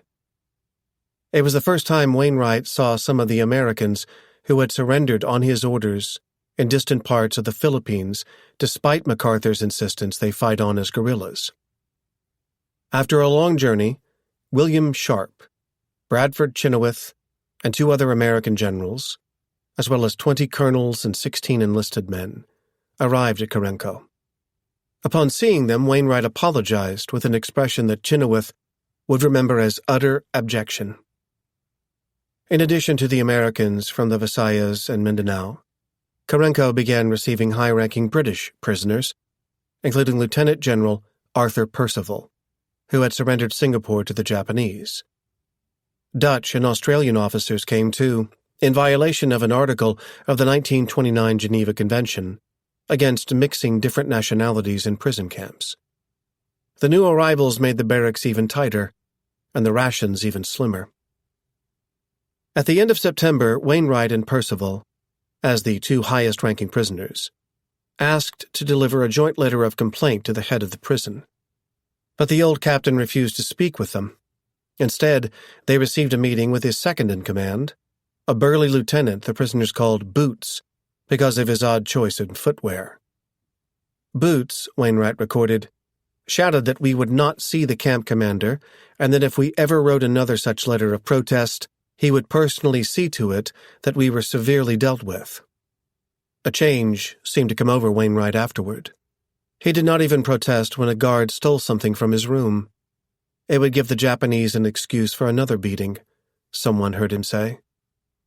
"What a leader to protect our interests," wrote Paul Bunker, the old colonel who had sewn the scrap of red from the Corregidor flag into his shirt. In his diary, Bunker wrote that Wainwright had folded up and quit, and even wondered if he had grown scared of being slapped. That, as the days ahead would show, was not true. But it was true that Wainwright was no longer the man he had been. The transformation that had begun on Bataan had reached its conclusion. At the war's start, he had presumed that the Jap fighter was a human being much like the rest of us. But never again would he think so. There was no humanity he could see in the Japanese. There was no mercy he could expect from them. And if he did not accept their proposal to work on a farm, there would be no hope for more food. Most of his fellow prisoners had come around on the idea long before, and so finally did he. We decided that it was either work or death by starvation, Wainwright wrote. But the Jap mind is a baffling nest, and going to work was not as easy as expressing the willingness. We had to appeal to them to permit us to work, to make it appear that we were breaking down their lofty resolve to uphold the Geneva Convention. On October 26, 1942, the Japanese allowed him and the other prisoners to go to work on a little land on the other side of the prison gate. Slowly and painfully, he wrote, we did clear our first patch of ground and prepared it for the planting of various seeds. It was exhausting work, and the extra calories the prisoners received in exchange did not seem to compensate for the ones expended. The older officers struggled just to walk across the field in their clogs, let alone wield the long and heavy dull blade provided for breaking the soil. I came to depend more and more on the light walking stick which MacArthur had left for me on Corregidor when he departed, Wainwright remembered. A few days after work began on the farm, the Japanese gave Wainwright a break. Not because they thought he needed one, but because they had somewhere else for him to be. A tea in town with the mayor of Karenko. The cameramen also in attendance took pictures they could share with the world for propaganda. What lying evidence, Bunker wrote in his diary, all evidently to show how well American prisoners are treated and the great privileges accorded them. As if on cue, the Japan Times Advertiser topped its front page with a picture of a handwritten letter thanking a Japanese general for cigarettes and pork. The signature read, J.M. Wainwright. Only by seeing Wainwright and his fellow prisoners at bath time, only by smelling them, for they went with almost no soap and with never enough toilet paper, could their countrymen in the United States have known the reality. In his memoirs, written years later, Wainwright would provide one of the most vivid descriptions. Our weekly baths in the common bathing tank were shocking spectacles, for only the mass nakedness of our men brought home to each one of us our terrible state. Our labors had used up the inner muscles of our buttocks. The skin of our buttocks just hung down the backs of our skeletonized legs like deep pockets but we were beyond all mortification over our appearance. There was nothing in our minds except food. The boniness made Wainwright's legs appear even more bowed. They looked, a fellow prisoner said, like a pair of badly warped pieces of bamboo. Colonel Bunker would die of malnutrition within months, and Wainwright did not look far behind. By December 12th, his weight had fallen to 125 pounds. His waist size to 27 inches. A fever kept him in bed that day and for days after. With no fat on his body and no heat in his room, he needed every blanket and every article of clothing he could muster as the temperature fell below 50 degrees. In 1941, Wainwright had spent Christmas on the run. In 1942, he spent it unable to go anywhere. In the spirit of the holiday, the Japanese let the prisoners decorate their barracks with some foliage and added some pork and duck to their soup. I had about 4 pieces of pork the size of my thumbnail, Beebe noted, and, for this, Wainwright's chief of staff was grateful. Wainwright received no less and no more. He and the other officers had appointed a fellow general they trusted to dole out the meat equally. For the sake of one another, they resolved to try to make the best of the holiday. Wainwright forced himself from his bed for some of the day, but he was back in it when the Japanese allowed the prisoners' choir to go caroling from cell to cell. When the members reached his, he could hear them singing one of his favorites, "Hark, the herald angels sing." But he would not let them see him crying behind the door, with his head in his hands. The year ended with some of the most depressing news yet. It came courtesy of several prisoners who arrived at Karenko from the Philippines in late December. A new camp in the town of Cabanatuan had replaced Camp O'Donnell as the chief prison on Luzon. According to the numbers shared with Wainwright, about 25% of Americans who had spent time at either place had not lived to see the end of 1942. There was little reason to suppose 1943 would prove any better. Even seemingly good news had a way of turning bad. An order exempting older officers from farming in January should have saved Wainwright from the indignity of slave labor. But the arrival of some goats at the camp soon after created an opening for a new job, and the Japanese assigned the old cavalrymen to herding.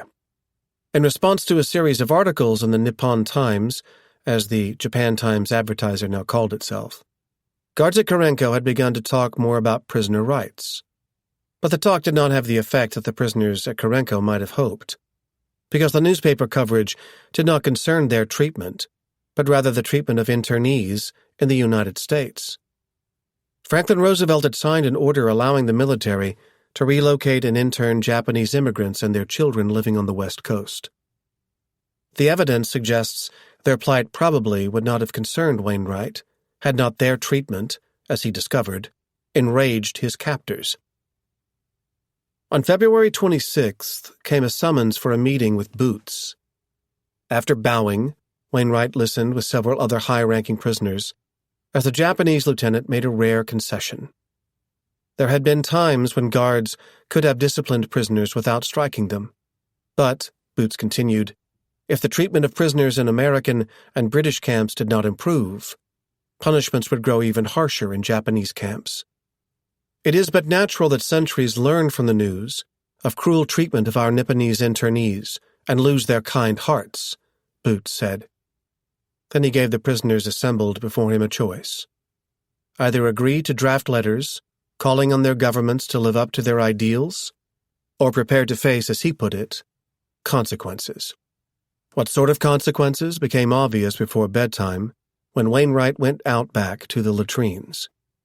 Knowing it was the place no prisoner could avoid going, the Japanese made it the place where they posted their most sadistic guards. It was sometimes hard to see them standing there in the dark. One night Wainwright had failed to bow to them as a result, and they had punished him by demanding he do what no bow-legged person could: click his feet and knees together at the same time. When his feet went in, his knees went out, and vice versa. The guards had made a game of it by putting their hands on his limbs and playing with them, a witness recorded, as a child would play with a jack-in-the-box. On the night of February 26th, Wainwright did see the Japanese private on duty and bowed, as the rules required. This time, it did no good. The private yelled something Wainwright could not understand, and then slapped him on the cheek and yelled something he could understand. "Japanese in America." Wainwright's face stung. In my throat, he remembered, I felt a rising gorge of hate and despair. He wanted to hit back, as he believed any real American would, but knew doing so here at this moment would mean death. So he stood and did nothing. 4 times the private slapped Wainwright. 4 times the private repeated the phrase about Japanese in America. The blows made my legs weaker, but I was determined not to fall at the feet of a rat like that, Wainwright wrote. He saw that I was not going down, so he took a lunge at me and hit me on the left jaw with his fist. And then I fell. I was only half conscious from the blows, but the part of my consciousness that was alive told me that this was the very pit of my life. He had risen from a plebe at West Point to a lieutenant general in command of all forces in the Philippines, and now he lay at the feet of a Japanese private. A private should never strike a lieutenant general. That was all he could think. Wainwright shook in bed through the night and could not stop the next morning, even as he turned to dusting the shelf where his bowls sat. Suddenly, a guard carrying a rifle with a bayonet barged into the room. In my nervousness, Wainwright remembered, I accidentally knocked one of the bowls off the shelf. He watched it shatter, as if in slow motion, and then felt a bayonet go into his left wrist and a fist pound his face over and over for what felt like an eternity. Only after the guard had tired himself out did he let Wainwright fall to his knees and gather the shards. Before allowing him to go to the hospital, the guard demanded Wainwright go to the guardhouse and report his offense. The blood dripping from his wrist left a trail through the barracks for other prisoners to see, as proof that their general had shared in the beatings that they had so often experienced, and never more so than over the past 24 hours, which all would remember as the worst period of their captivity. The heat, as they called it, was on. It would not go off unless Wainwright sent the letter the Japanese had demanded. After receiving a bandage, he decided to do so. People back home, he hoped, would recognize he had no choice.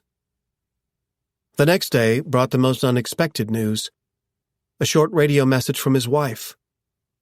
It was the first word Wainwright had received from Adele since his surrender. She said she had written letters, but he had received none from her. He had not seen her handwriting since the letter she had sent on November 17th, 1941, weeks before Pearl Harbor. Before surrendering on Corregidor, he had received word via radio of her plan to move with her mother from Monterey, California, to the town of Skaneateles in upstate New York, where she had lived for a time as a child. He would often allow himself to dream of being there with her. His imagination would turn the early mornings into the evenings, and the evenings into the early mornings, so as to adjust for the time difference. And there he would find her walking their dog. He longed to know how she was. He longed to see her for real. There are many forms of torture, he would write afterward, but isolation of this kind is not the least of these varied cruelties. As the wife of America's highest-ranking prisoner of war, Adele Wainwright found herself a prisoner of another kind. There were places she had to be. There was a ceremony in Hartford, Connecticut, where she had to accept the thanks of the State Assembly on behalf of her husband in a voice that newspapers described as choked with emotion. Manuel Quezon, the ailing president of the Philippines, had come too, so he could remind the people of America that they owed his people and Adele's husband their day of liberation. There was an event in Baltimore where she christened the cargo ship on which her son, Jack, would serve as master and sail into the war across the Atlantic. There was an award to accept in New York on behalf of her husband, who had won his second Distinguished Service Medal. At the request of the War Department, MacArthur relayed some words of his own for the occasion. Please tell Mrs. Wainwright of my sincere hope that before too long elapses, I may have her husband back on active service again under my command. As far as is known, MacArthur never wrote to Adele directly. So George Marshall, while managing a war spanning 2 oceans and generals with personalities that seemed as large, made it his duty to do so.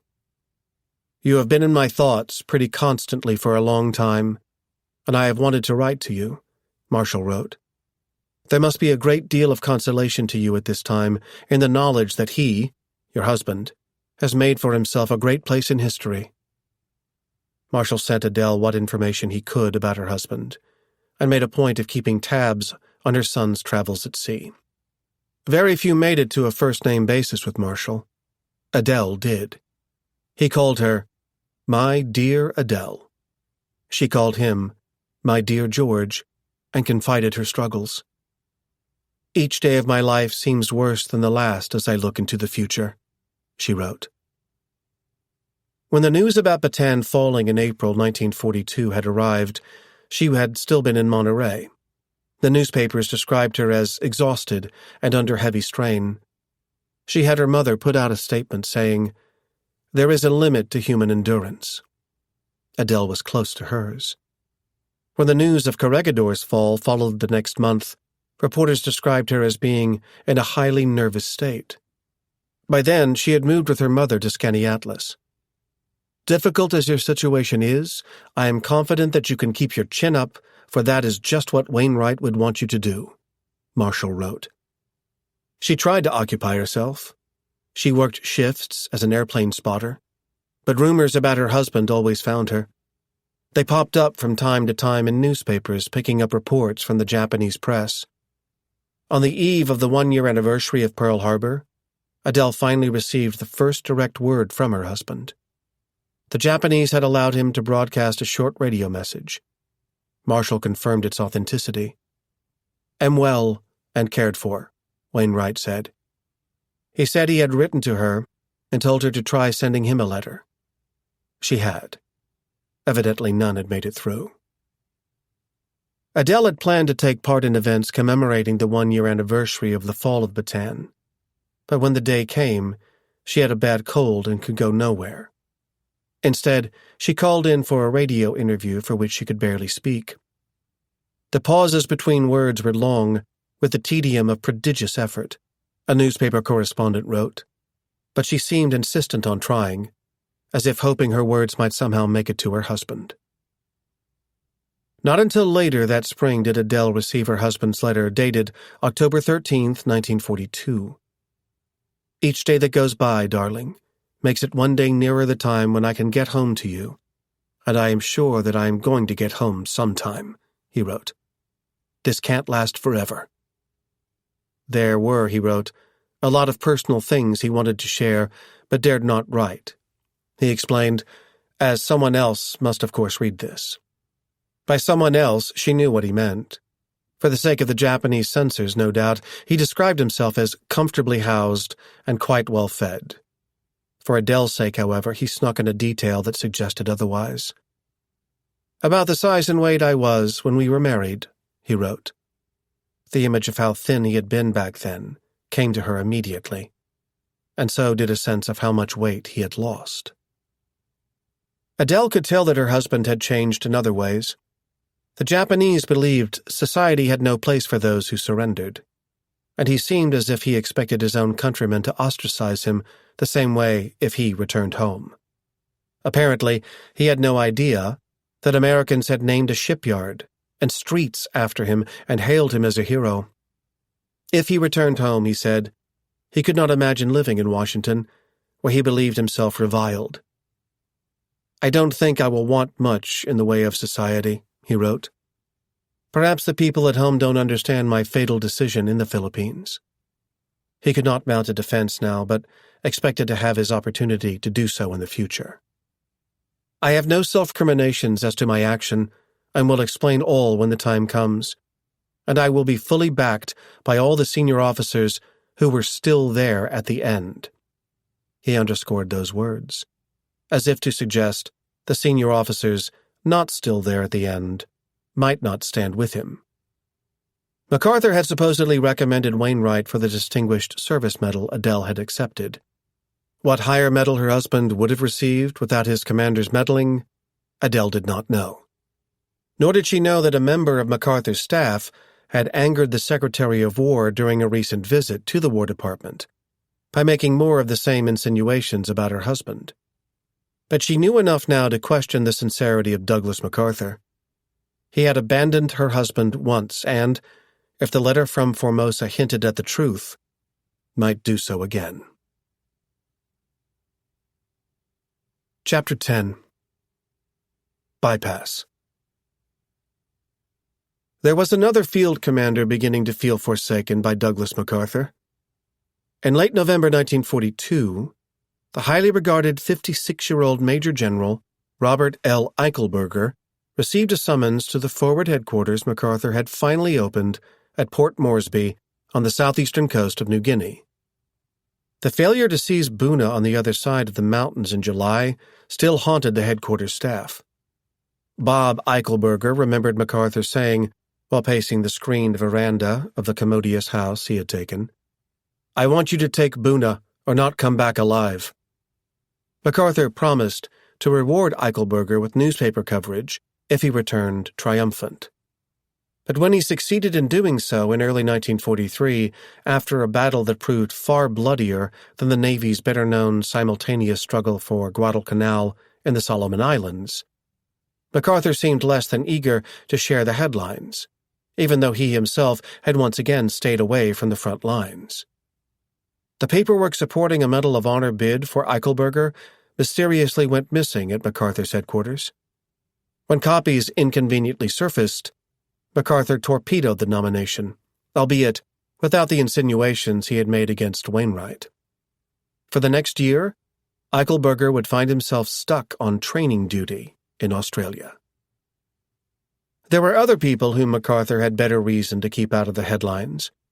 The Army and Navy cryptologists chosen to leave Corregidor for their ability to decipher Japanese code. It was thanks to them that MacArthur learned how the Japanese planned to ferry reinforcements to New Guinea from their stronghold at Rabaul. When the ships were spotted on March 1, 1943, MacArthur's Air Force commander, George Kenney, had his airplanes ready. Over the next few days, they annihilated the convoy. MacArthur put Japanese losses at 15,000 men and 22 ships. Never mind that the best intelligence indicated that the convoy had included only 16 ships to start. Some in Washington would quibble with the numbers, especially when MacArthur refused to revise them. But no one could doubt the importance of what had transpired and what would become known as the Battle of the Bismarck Sea. Billy Mitchell was all MacArthur could say to his wife after the battle. If a skeptic of air power before, MacArthur never would be again. Control of such sea lanes no longer depends solely, or even perhaps primarily, upon naval power, but upon air power, operating from land bases held by ground troops, read the communiqué MacArthur issued. It sounded, as he surely knew it would, like an insult to his real rival, the United States Navy. At the same time, MacArthur knew that the next stage of operations against Rabaul would require cooperation between the Army and Navy. He had suffered the indignity of the Joint Chiefs adjusting his boundary lines before the Battle of Guadalcanal and would not allow a recurrence. With Guadalcanal won, the next step up the Solomons chain would bring the Navy's South Pacific commander, Admiral William F. Halsey, under MacArthur's strategic direction. In April 1943, Halsey requested a meeting in Brisbane with MacArthur. If Halsey worried about serving under a general whose pronouncements had made enemies of so many admirals, seeing MacArthur in person immediately allayed his concerns. "I have seldom seen a man who makes a quicker, stronger, more favorable impression," Halsey wrote of MacArthur. His hair was jet black, his eyes were clear, his carriage was erect. If he had been wearing civilian clothes, I still would have known at once that he was a soldier. Halsey made a similar impression on MacArthur, who described the 60-year-old, square-jawed admiral as a naval officer in the mold of Admiral George Dewey, who had steamed into Manila Bay all those years ago without fear of losing a ship.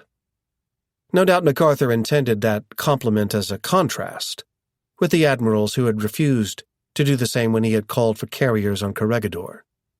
Halsey offered a more unifying recollection. He remembered that his father, also a naval officer, had met MacArthur's father in the Philippines, and that the two had formed a friendship. The sons would resolve to put aside their service rivalries and do the same. The plan that would come out of this meeting would consume the rest of 1943 and early 1944 and take the name Operation Cartwheel, a series of landings by which Halsey would advance northwest through the Solomons and MacArthur northwest up the coast of New Guinea. Their lines of advance would eventually come together to put Rabaul in the crosshairs. But even as Cartwheel began in the summer of 1943, some already questioned the endgame. Instead of fighting a climactic battle against the 100,000 troops the Japanese had in Rabaul, planners in Washington wondered if the base could be neutralized by destroying its air power, chasing away its ships, cutting off its supply lines, and isolating it much as the Japanese had MacArthur's own forces in the Philippines. The strategy would become known as bypassing. Though initially resistant to it, MacArthur would make it his signature move in the year ahead.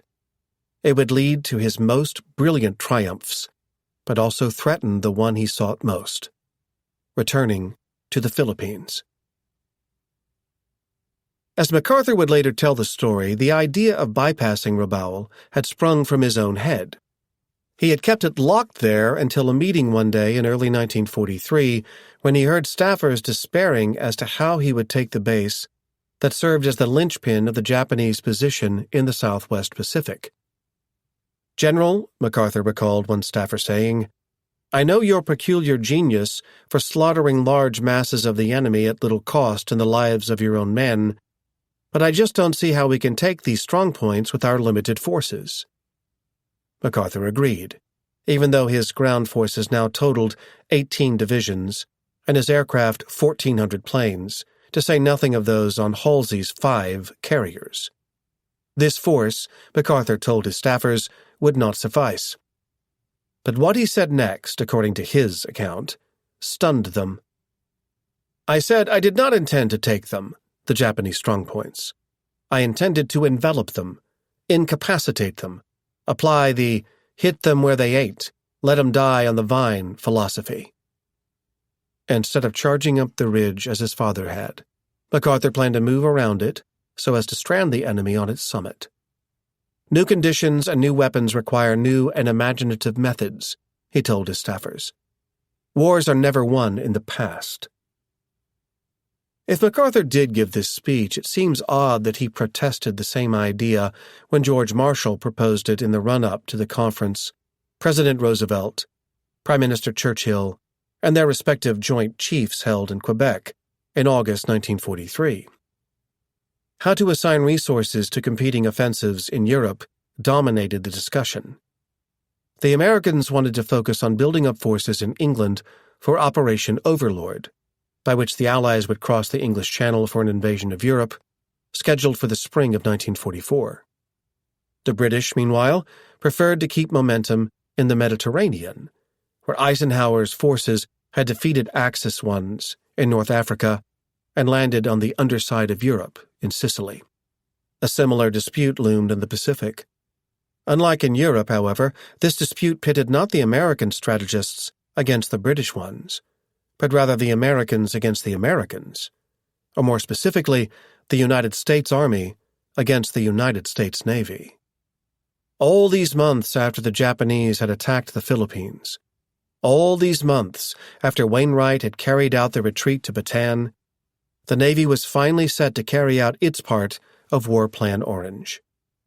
In the fall, the fleet under the command of Admiral Nimitz would begin an advance across the Central Pacific, and, unlike Halsey, Nimitz would in no way be under MacArthur's command. The Americans at Quebec described their plans for Nimitz and MacArthur as mutually supporting, but the British, hearing them, wondered if the two advances, Orange and Cartwheel, might not prove, as one historian puts it, mutually competing. In a sense, they already had. Instead of receiving the reinforcements he would need to take Rabaul, MacArthur received orders informing him of the decision to bypass it. Of greater concern to MacArthur was the fate of the Philippines. Shortly before the Quebec Conference, MacArthur heard from 3 American officers who had escaped from prisons in the islands. They told him for the first time about the Bataan Death March and the survivors starving in prison. "The Japanese will pay for that humiliation and suffering," he said. Thousands of Americans, he learned, had already died at Camp O'Donnell and Camp Cabanatuan, and that number would only grow if liberation did not come soon. When MacArthur made it out of the Philippines and vowed to return, he had made his promise personal. He might have guessed that the American soldiers who called him Dugout Doug on Bataan would have mocked his egotism. But he believed his words had resonated with the Filipino people. "I spoke casually enough," he later explained, but the phrase, "I shall return," seemed a promise of magic to the Filipinos. It lit a flame that became a symbol which focused the nation's indomitable will. It was scraped in the sands of the beaches. It was daubed on the walls of the barrios. It was stamped on the mail. It was whispered in the cloisters of the church. MacArthur himself approved a plan for proliferating the phrase.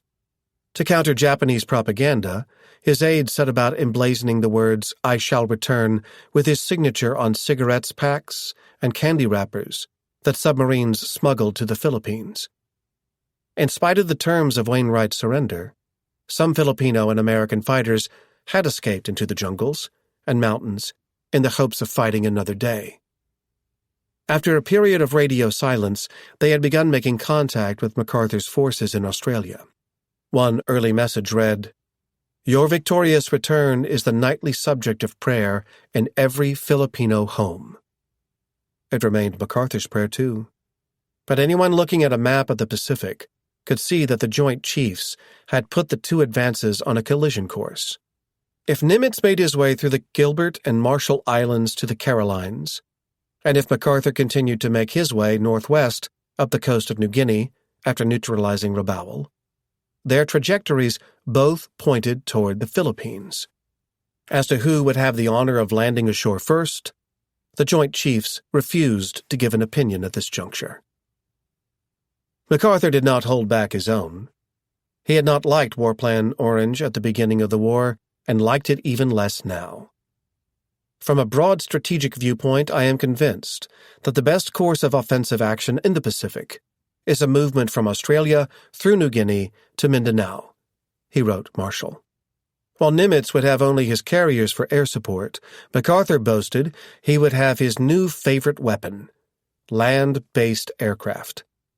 As he explained, he would advance by striking places that lent themselves to the quick development of airfields, which, once constructed, could serve to provide the cover needed to carry out new landings farther up the coast in areas that would yield yet more airfields. If the Joint Chiefs gathering in Quebec required a demonstration, Kenny gave them one on August 17th.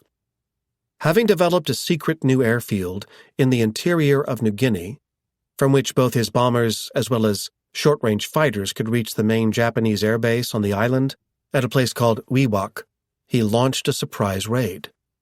As his pilots approached, they found 200 Japanese planes, many of them lined up in neat rows. Almost 90% of them would never fly again after the attack. MacArthur issued a communiqué celebrating the outcome. Numerically, the opposing forces were about equal in strength, but one was in the air and the other was not, he wrote. Nothing was so helpless as an airplane on the ground. In war, surprise is decisive. Those who had witnessed the fiasco at Clark Field would have agreed. Like the Japanese invading the Philippines, the Americans climbing their way up the coast of New Guinea would now enjoy overwhelming air superiority. With Cartwheel off and running, MacArthur would not have to worry about Japanese planes interrupting the attack he had planned on a strategic village called Lai, which sat up the coast from Buna at the base of a peninsula stretching toward New Britain, home of Rabaul. The plan called for putting Lai in a pincer, by landing one force amphibiously farther up the peninsula to the east, and by parachuting another force into a site inland to the west. Before the paratroopers boarded their planes at Port Moresby on September 5, 1943, Kenny announced he would observe the jump from the relative safety of a bomber flying overhead. Even that struck MacArthur as too dangerous. He ordered Kenny not to go. "They were my kids," Kenny remembered telling MacArthur, "and I was going to see them do their stuff." Something about the argument impressed MacArthur. Perhaps it reminded him of the arguments he had made during World War I, when asked why he risked his life for what seemed like showmanship. Perhaps it reminded him of the unflattering nickname the boys on Bataan had given him. "You're right, George," MacArthur said. "We'll both go. They're my kids, too." Now it was Kenny who protested, but MacArthur insisted. He could see, he said, anxiety on the faces of the paratroopers. None of them had conducted such an operation before. No one in the Pacific Theater had. "I did not want them to go through their first baptism of fire without such comfort as my presence might bring to them," MacArthur wrote. Kenny remembered the 63-year-old MacArthur watching the show, as he called it, from his B-17 while jumping up and down like a kid. MacArthur would admit the medal he received afterward for heroics in the sky did him too much credit, but made a mention of it nonetheless in his memoirs. Within days, his forces had captured Lai and, within a short time afterward, executed another landing at the tip of the peninsula. At this rate, MacArthur estimated he would reach the Philippines around February 1945. There was, however, growing doubt that he would return at all. "Garrison post for MacArthur" was the way an Australian newspaper headlined a story, predicting that his part of the fighting would take him no farther than the beaches of New Guinea and last no longer than 6 more months, at which time he would move to an administrative role.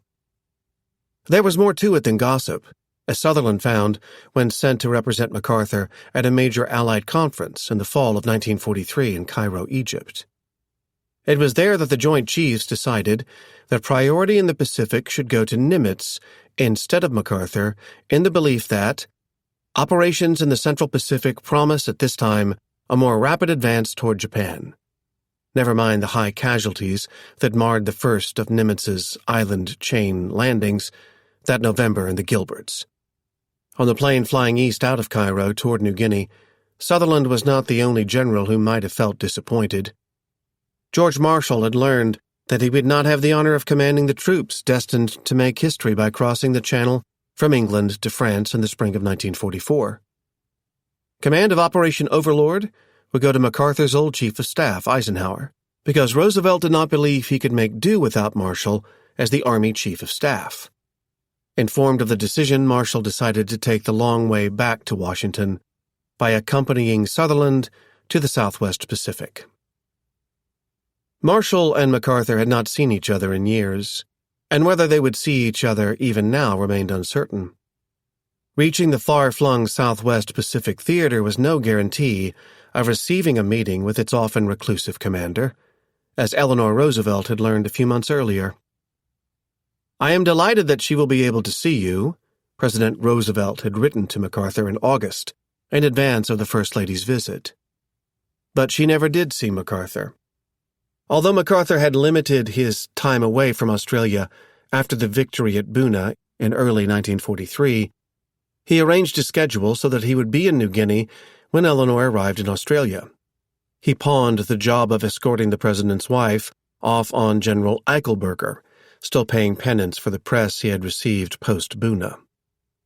Jean MacArthur also saw Eleanor a few times, once at a luncheon when an Australian governor asked the two women whether their husbands might run against each other in the 1944 United States presidential election, and another time at a dinner when Eleanor asked Jean to explain why her husband would refuse the First Lady permission to come see him in New Guinea.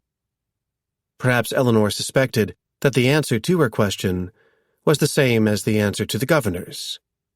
In the months ahead, MacArthur's behavior would give many the impression that he had his eye on the presidency. When Marshall touched down in Brisbane on December 13th, MacArthur did not show up to greet him either, but for seemingly a better reason. To an island called Goodenough, off the northeastern coast of New Guinea, he had gone to oversee the next cartwheel landings. Having seized one side of the narrow strait between New Guinea and New Britain, he would now dispatch Marines to seize the other, which would put them on the same island as Rabaul, albeit at the opposite end. There are some people in Washington who would rather see MacArthur lose a battle than America win a war, officers heard MacArthur rage after discovering he did not have as many ships and planes as he wished for the operation. It has been said that MacArthur considered not seeing Marshall at all during his visit, for fear of embarrassing the Chief of Staff responsible, in some way, for these alleged shortages. That claim is hard to reconcile with what happened when the two finally did meet on Goodenough Island on December 15th. By his own account, MacArthur showed no hesitancy about delivering his usual complaints about the paucity of men and material I was receiving as compared with all other theaters of war. Although the United States had committed about the same number of men, more than 1.8 million, to battling Japan as to Germany, the lack of unity of command in the Pacific had required dividing the forces sent there among different theater commanders. Accounts of the meeting suggest that Marshall, with his blue eyes and graying hair, shared MacArthur's skepticism toward the Central Pacific route. In fact, according to MacArthur's own version, Marshall went so far as to confirm the existence of a conspiracy against the Southwest Pacific in Washington and to place Admiral King, the Commander-in-Chief of the United States Fleet, at its head.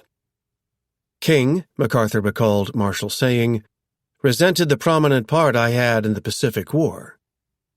Incredibly, without intending any irony or showing any self-awareness, MacArthur remembered himself responding, I felt it fantastic, to say the least, that inter-service rivalry or personal ambitions should be allowed to interfere with the winning of the war.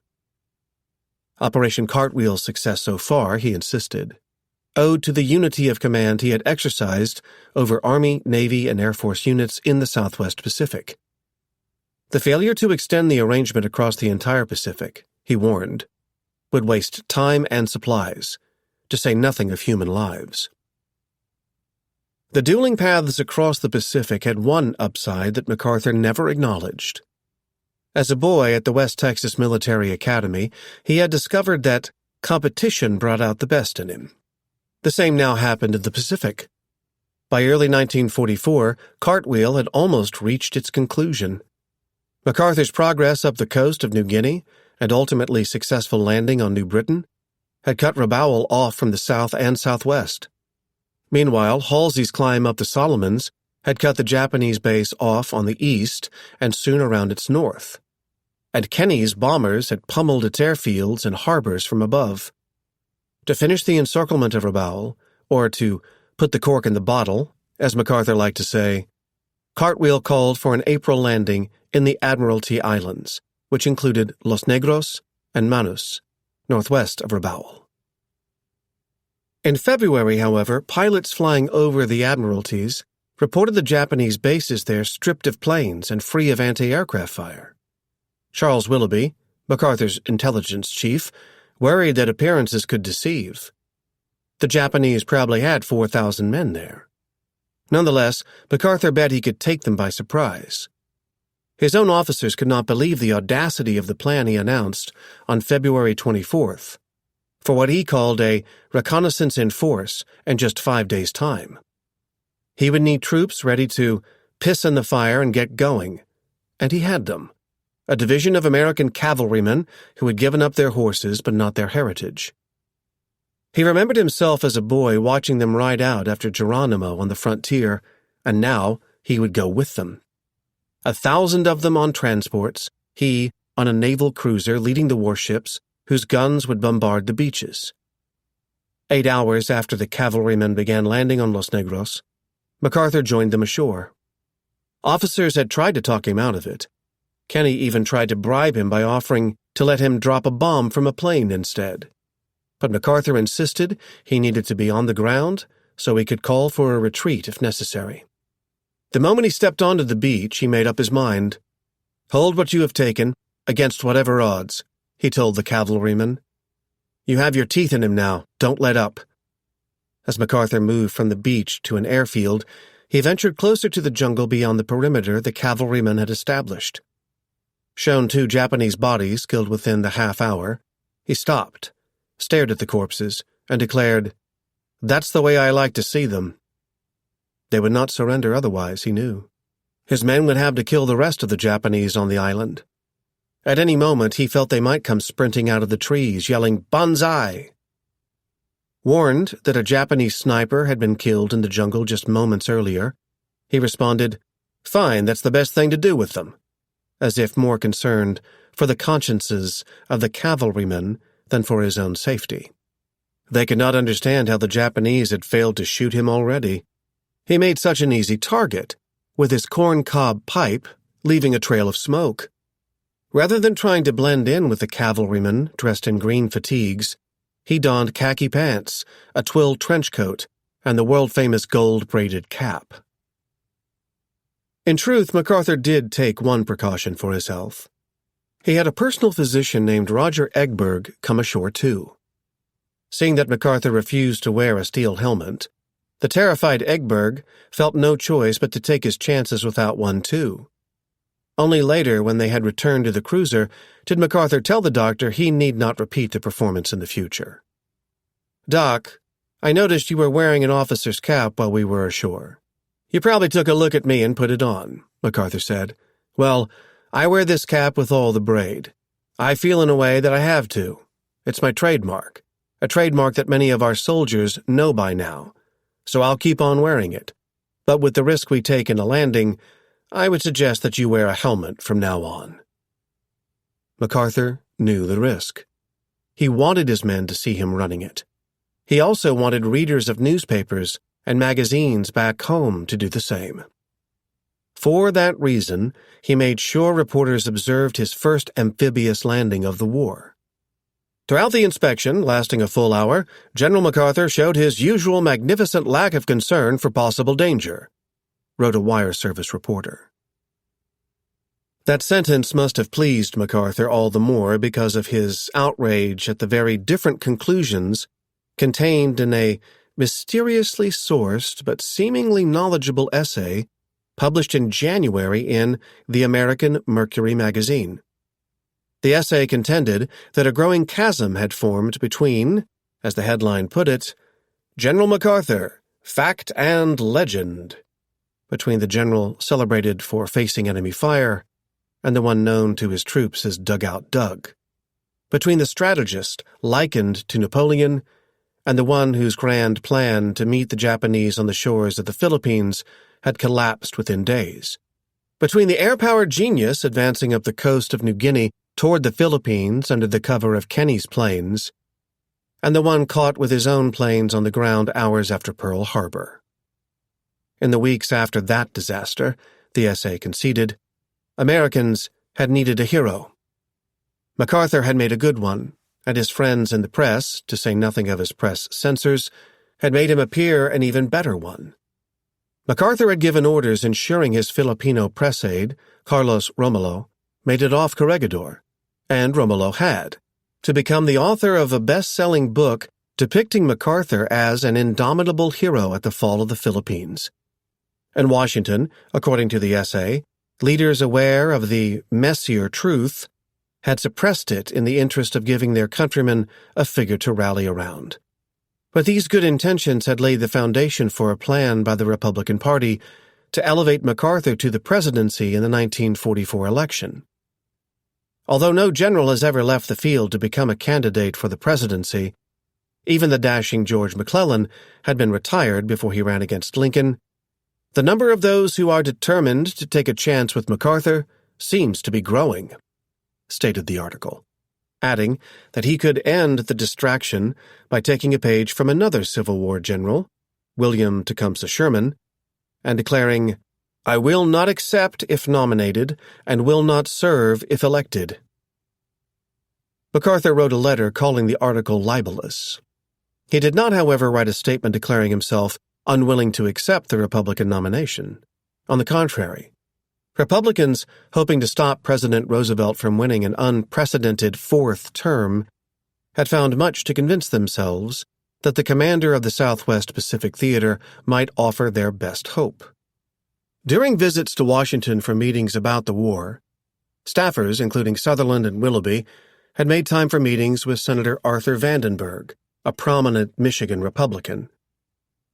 "I want you to know the absolute confidence I would feel in your experienced and wise mentorship," read a message MacArthur had relayed to the senator. Vandenberg took it as permission to form a movement to draft the general, a word purposely used not only because of its connotations of military necessity, but also because of the consensus that a general could not openly seek the nomination. According to a poll in March 1944, voters believed MacArthur would do a better job running the war than his two main Republican rivals, Governor Thomas Dewey of New York and the party's 1940 nominee, Wendell Willkie.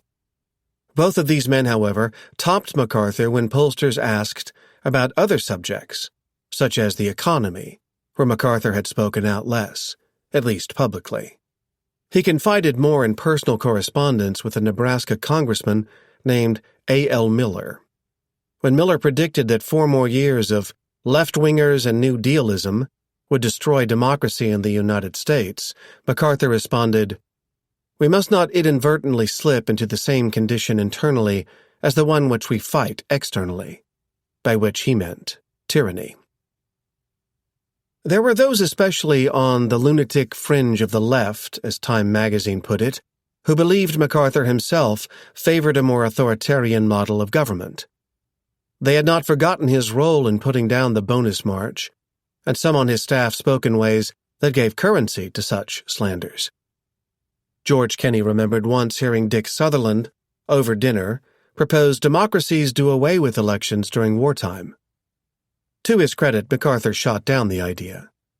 "No, Dick," MacArthur said, "you are wrong," and then explained that dissent and elections gave democracies an advantage that dictatorships did not enjoy: the freedom to change course in the midst of a conflict. "As long as a democracy can withstand the initial onslaught," MacArthur said, "it will find ways of striking back, and eventually it will win." He trusted the voters to choose their own course. And in early April 1944, those participating in the Wisconsin primary did just that. As close to a political base as MacArthur had, given his family's history, the state handed him a defeat that crushed Vandenberg's hopes, but not Congressman Miller's. On April 14th, the congressman took it upon himself to reinvigorate the movement by publishing his correspondence with MacArthur. By this time, MacArthur was days away from boarding a cruiser for his boldest move yet, a 500-mile westward leap that would land his troops on either side of a port that the Dutch had christened Hollandia. Cartwheel had left the 100,000 troops the Japanese had at Rabaul, as MacArthur put it, to die on the vine, like unpicked grapes. In one swoop, this jump would do the same to the tens of thousands of Japanese troops spread around the Wewak area, where Kenney had continued his destruction of their air capabilities and where they expected MacArthur would carry out his next landing. On April 22nd, the landing at Hollandia delivered the shock MacArthur hoped. As at Los Negros, Dr. Egberg accompanied MacArthur ashore, but struggled to keep pace as the general bounded through the sand. "He seemed in better shape than many of the soldiers," wrote Egberg. "He didn't sweat, while they, and I, were pretty well soaking wet." MacArthur declared victory.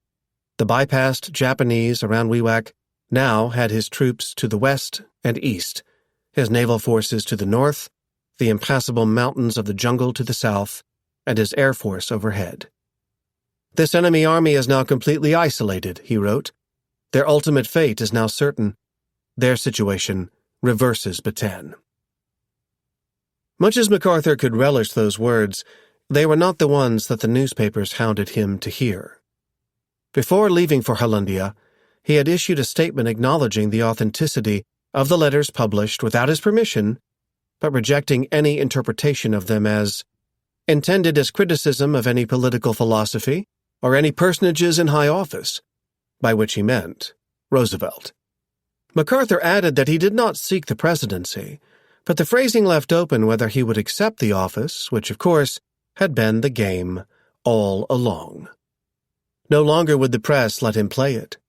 On his return from Hollandia, there was no choice but to issue another statement.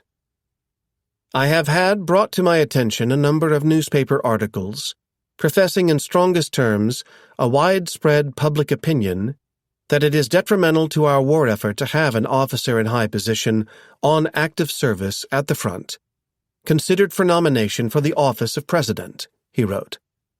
In view of these circumstances, in order to make my position entirely unequivocal, I request that no action be taken that would link my name in any way with the nomination. I do not covet it, nor would I accept it. MacArthur would relish a dubious account he received of Roosevelt's glee upon hearing the news. I'm sure, MacArthur quoted the witness as saying, that every night when he turned in, the president had been looking under the bed to make sure you weren't there. In reality, a showdown with MacArthur did not scare the president at all. Roosevelt had plans for one soon. On July 6th came orders from George Marshall. Be in Pearl Harbor in 20 days' time for a meeting. The message did not specify with whom, but MacArthur could figure it out from the tone before commencing the first of the 3 legs of the flight that would bring him to the place where the war had begun for Americans. The aircrew had set up a cot for him, but he went 28 hours without any sleep. For much of the time in the air, he paced. Democrats convening in Chicago days earlier had nominated Roosevelt for a 4th term and ratified his tepid selection of a Missouri senator named Harry Truman for vice president. Already en route to Pearl Harbor, Roosevelt himself had not bothered to accept in person. MacArthur wondered if the president had made a calculation that voters would prefer to see their commander-in-chief managing the war than managing party politics. If true, Roosevelt might have proposed the meeting at Pearl Harbor for nothing more than a photograph.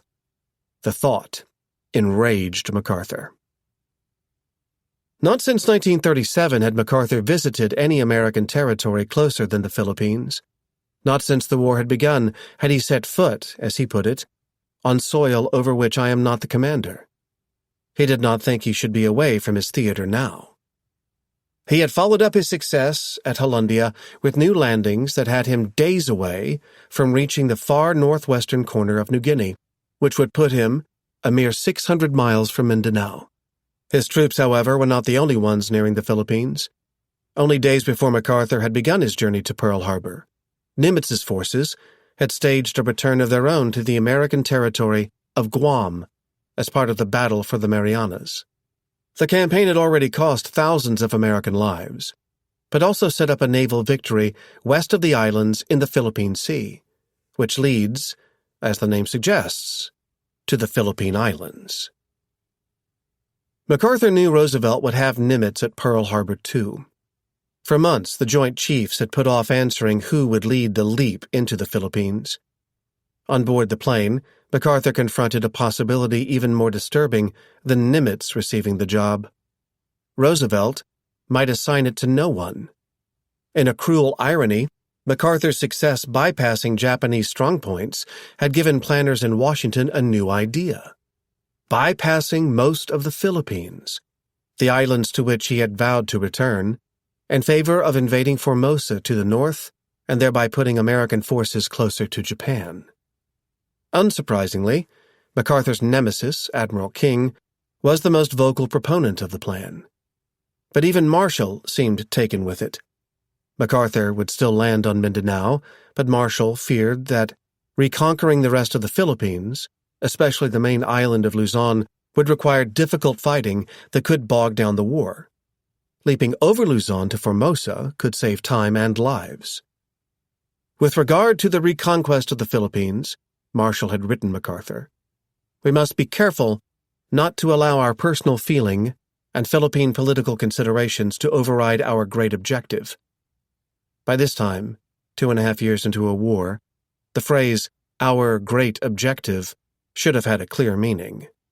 Yet Marshall deemed it necessary to add a clause defining those words as the early conclusion of the war with Japan, because he knew his correspondent had always had a different definition.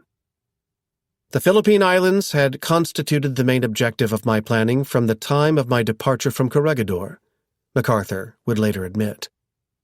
Only 600 miles, and a meeting with the president now stood in the way. On the afternoon of July 26th, a crowd formed around the 2-acre space authorities had roped off in preparation for the arrival of the naval cruiser carrying Roosevelt to Pearl Harbor. When the ship arrived, the white-haired Nimitz went up the gangplank with a group of other officers eager to welcome the president. Roosevelt asked where MacArthur was. An awkward silence ensued. MacArthur had landed an hour before. By any measure of decorum, he should have been there waiting on Roosevelt, not kept him waiting. Suddenly, as if to answer the president's question, the party heard a loud siren and then saw what one of the president's speechwriters later described as a motorcycle escort and the longest open car I have ever seen. The car drove right up to the gangplank. Out the back hopped its sole passenger, wearing a leather flying jacket that looked out of place on a summer day in Hawaii. Sunglasses covered his eyes, a gold-braided cap his face. But the crowd recognized Douglas MacArthur not in spite of his accoutrements, but because of them. Partway up the gangplank, he stopped to wave. A staff member accompanying MacArthur heard a tremendous ovation. So did the president. "Hello, Doug," Roosevelt said when MacArthur stepped aboard. "What are you doing with that leather jacket on? It's darn hot today." "Well, I've just landed from Australia," MacArthur said. "It's pretty cold up there." MacArthur would make his own comments about the way Roosevelt looked, but not to his face. When he was animated, MacArthur later said of the president, he looked familiar, but otherwise his jaw sagged down, and he looked to be in very poor physical condition. Roosevelt, who had contracted polio 23 summers earlier, was carried every place he went or pushed in his wheelchair. No longer did he have the strength, MacArthur observed, to stand up as he used to do with the use of leg braces. Roosevelt might live to see victory in Europe, where the success of the Eisenhower-led landings the previous month on the beaches of Normandy and France had fueled hopes for the quick collapse of Germany. But MacArthur doubted Roosevelt would live to see victory in the Pacific. The president would be dead in half a year, MacArthur predicted. Despite his manifest health problems at Pearl Harbor, Roosevelt insisted on covering as much ground as he could the next day. Together, in the back seat of an open car, Roosevelt and the general he had once ranked among the most dangerous men in America shuttled between Army and Navy facilities. As he had the day before, MacArthur put on a good face for the cameramen. At one point, out of earshot, he asked the president about his odds of beating Dewey, who had captured the Republican nomination for president. Roosevelt, according to MacArthur's memory, answered that he had not had time to think of politics. MacArthur laughed. Roosevelt paused, and then did too. Not until after a dinner at the house where the president and his party had made their quarters did the discussion turn serious. Roosevelt beckoned Nimitz and MacArthur to the living room. Could the Army and Navy officers leading the main charges across the Pacific reach an agreement on the next step? As MacArthur looked around, he felt ambushed. Nimitz's aides had hung huge maps of the Pacific and various charts around the room. Evidently, Nimitz had known the purpose of the meeting and come ready. MacArthur had brought no maps and no materials. He felt outnumbered. Of the 4 men present, 3 counted themselves Navy men. There was Nimitz. There was the President's Chief of Staff, William Leahy, a Navy admiral himself. And there was the President, who had served, as his older cousin Theodore had, as Assistant Secretary of the Navy earlier in his career. I began to realize I was to go it alone, MacArthur remembered. He had barely closed his eyes since leaving Australia. He should have spent his first night in Hawaii sleeping, given he had not at all on the plane, but instead had stayed up musing aloud about the disappointments he had experienced. The conference ahead, he worried, might put him, to say nothing of his country, on the path for another one. Roosevelt began by pointing to Mindanao on one of the Navy's maps and asking, "Douglas, where do we go from here?" "Leyte, Mr. President," answered MacArthur, referring to a large island east of Cebu in the Visayas. "And then Luzon." So often during his career, MacArthur had silenced listeners with his ability to marshal arguments into seemingly impromptu yet somehow polished monologues. The one he launched into now, however, was by no means spontaneous. Though he had not known he would be delivering the speech there in the living room, he had developed it in correspondence, communiques, and conversations throughout the war. The southern route over which he had led his army had begun cutting the Japanese off from the natural resources that had drawn them south at the start of the war. "If I could secure the Philippines," he said, "it would enable us to clamp an air and naval blockade on the flow of all supplies from the south to Japan, and thus, by paralyzing her industries, force her to early capitulation." "How many Japs are there in the Philippine Islands?" Roosevelt interrupted. "About 100,000, MacArthur said. To MacArthur's chagrin, Roosevelt said the estimates he had seen put the number far higher. He worried, he said, to capture Luzon would be very bloody. "Mr. President," MacArthur protested, "my losses would not be heavy, any more than they have been in the past. The days of the frontal attack should be over. Modern infantry weapons are too deadly, and frontal assault is only for mediocre commanders. Good commanders do not turn in heavy losses." MacArthur did not need to say who he meant by mediocre commanders. He had often used the term frontal attacks to denigrate the Navy's head-first charge across the Pacific, and the resulting casualty numbers strengthened the analogy. Over just a few weeks in June and July, Nimitz had suffered 3,400 combat deaths in the fight for an island called Saipan above Guam in the Marianas, twice as many as MacArthur would record in all his operations between April and September 1944, a period including the Holundia landings. His men had advanced under the shield of land-based air support. Bypassing Luzon in favor of Formosa would mean going without it. The result, MacArthur warned, would be far bloodier. The discussion went on until midnight, and then began again the next morning around 10. Despite MacArthur's barbs about the casualties in Nimitz's theater, Roosevelt and Leahy found the debate between the two theater commanders more cordial than reading the correspondence from the Southwest Pacific Theater would have led one to suppose. Nimitz delivered the Navy's case for bypassing the Philippines, but seemed less than convinced by it himself. MacArthur sensed Nimitz had never shared King's enthusiasm for the idea. At one point, Nimitz even conceded that conditions might require the occupation of Manila under any circumstances. By the time the meeting ended, it seemed to MacArthur that he had won over the president, or at least worn him down. Roosevelt joked he needed aspirin. In truth, he had found his time with MacArthur stimulating, and asked him to stay a little longer than planned so they could have a private chat. When MacArthur finally boarded his plane, he seemed, as his pilot, Weldon Dusty Rhodes, put it, in rare good humor. When asked if he had gotten what he hoped from the meeting, MacArthur answered, "Yes, everything. We are going on." On his own way home from the trip, Roosevelt would send MacArthur a letter. "As soon as I get back, I will push on that plan, for I am convinced that it is logical and can be done," Roosevelt wrote. "Someday there will be a flag raising in Manila, and without question I want you to do it." The correspondence leaves no doubt that Roosevelt promised to back Luzon over Formosa. Did MacArthur promise anything in return?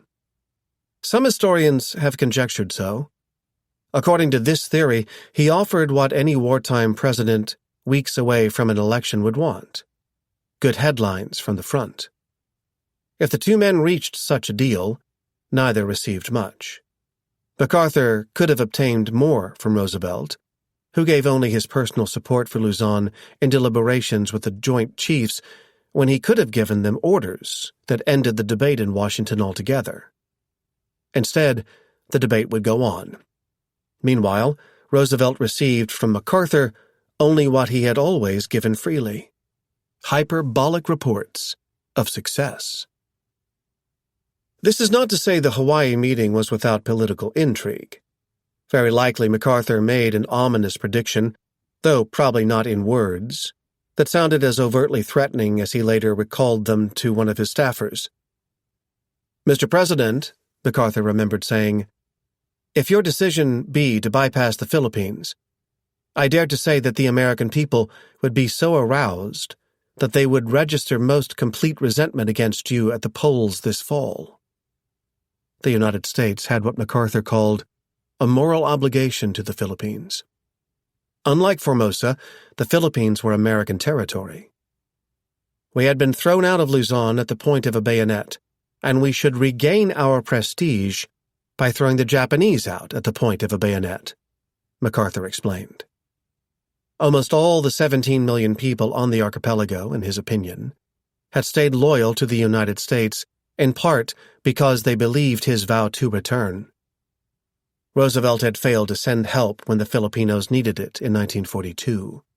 If he abandoned them a second time, if he delayed the day of their liberation, if he forced MacArthur to break his word, no one in Asia would ever again trust Americas. The Filipino people would never forgive Roosevelt, nor would the American people. After all, it was not just Filipinos waiting for MacArthur. It was Americans, too. The War Department had barred MacArthur from discussing the Bataan Death March and succeeded in keeping it secret until January 1944, when the story became front-page news. Roosevelt could not leave, MacArthur remembered saying, thousands of American internees and prisoners of war to continue to languish in their agony and despair. In May 1944, Time had evoked their memories in an article commemorating the 2-year anniversary of Corregidor's fall. On the cover appeared a painting of Wainwright behind barbed wire. Sorely remembered now are more than 13,000 U.S. soldiers, including 35 U.S. generals, now in Japanese prison camps, read the article. Jonathan Wainwright, the man left behind to preside at his country's worst military fiasco, waits for death or liberation. Of his agony and despair, MacArthur said not a word.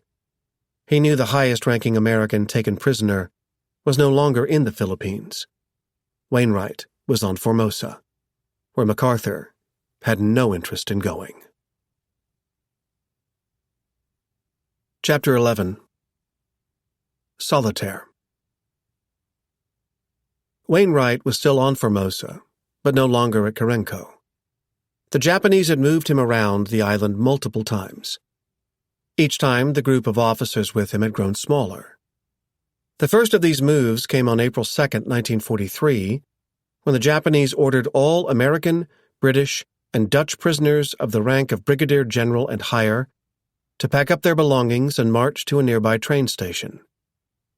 The Japanese let Wainwright take his orderly, Sergeant Carroll, with him, but not his 2 aides, Pugh and Dooley. Wainwright saw them waving farewell from the barracks as he stepped out of the gates. It will be for the better, Dooley consoled himself, as he considered how Wainwright had suffered at Corenco. The train crawled southward at a pace that never seemed to exceed 10 miles per hour.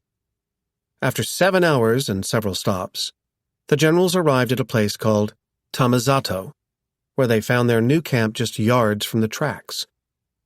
The military establishment was set in a rather beautiful piece of land at the foot of a steep and verdant mountain, Wainwright wrote. There was a stream running along the camp. More picturesque scenery was not what any of the generals cared about seeing. They wanted to see their share of the 17,000 pounds of Red Cross packages that had arrived at Corenco just days before their departure. On April 12th, about 20% of the total made it to Tamazato. There was corned beef and cheese, biscuits and bacon, and pudding and plum jam. There was also the sugar, soap, and shoes the soldiers had missed so much, as well as the chocolate that they discovered they had missed most of all.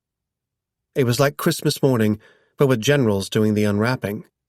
No package was ever opened by any child with a greater interest than was displayed by all the prisoners here, Wainwright's chief of staff, Lou Beebe, recorded in his diary. On March 24th, Wainwright had weighed 126.5 pounds. By April 23rd, he weighed 132 pounds, with almost all of the 5.5 new pounds put on in 1 week. After days of gorging themselves with disregard for the diarrhea they knew would follow, the officers imposed a system of rationing. All recognized the supplies would have to last. For propaganda purposes, the Japanese carried on with the pretense of operating their camps in accordance with the Geneva Conventions. Allowing delivery of the relief packages was one part of the charade. Another part was allowing the prisoners to speak with a representative of the International Red Cross. But when the doctor from Switzerland visited on June 1st, the Japanese provided Wainwright and 14 other prisoners with a script, as he put it, of what we could say, and, mostly, of what we could not say. Something similar happened 2 days later on June 3rd, when a correspondent for a Japanese news agency interviewed Wainwright for a broadcast that would make it to America. Wainwright took the opportunity to send greetings to his wife, but worried that the interview had made it seem that he agreed that lasting peace required a balance of power between the United States and Japan, with the former maintaining stability in the Western Hemisphere and the latter maintaining it in East Asia. According to the report that United States intelligence officials analyzing the broadcast provided to President Roosevelt, the Japanese succeeded in forcing Wainwright to say far worse, that the American advance in the Southwest Pacific would meet fierce resistance, and that the war could last for 100 years if the politicians who had started it did not agree to negotiate.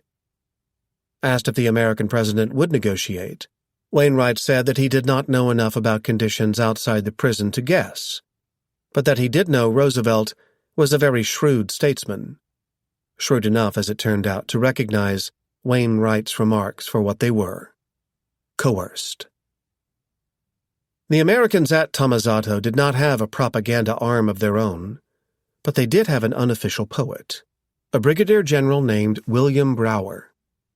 It was around this time that Brower started planning out what he hoped would become an epic in praise of Wainwright and in opposition to the silly idea that he should feel any shame for his actions on Corregidor.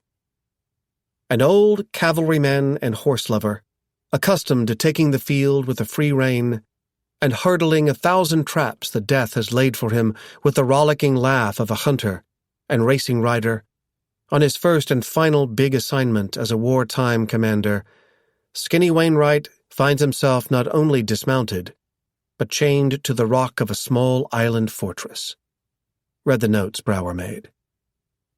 Wainwright starves with his heroic troops, and not only eats his own heart out in a helpless situation of isolation and futility, but sees his own beautiful thoroughbred hunters slaughtered and eaten by members of his command in their last extremity.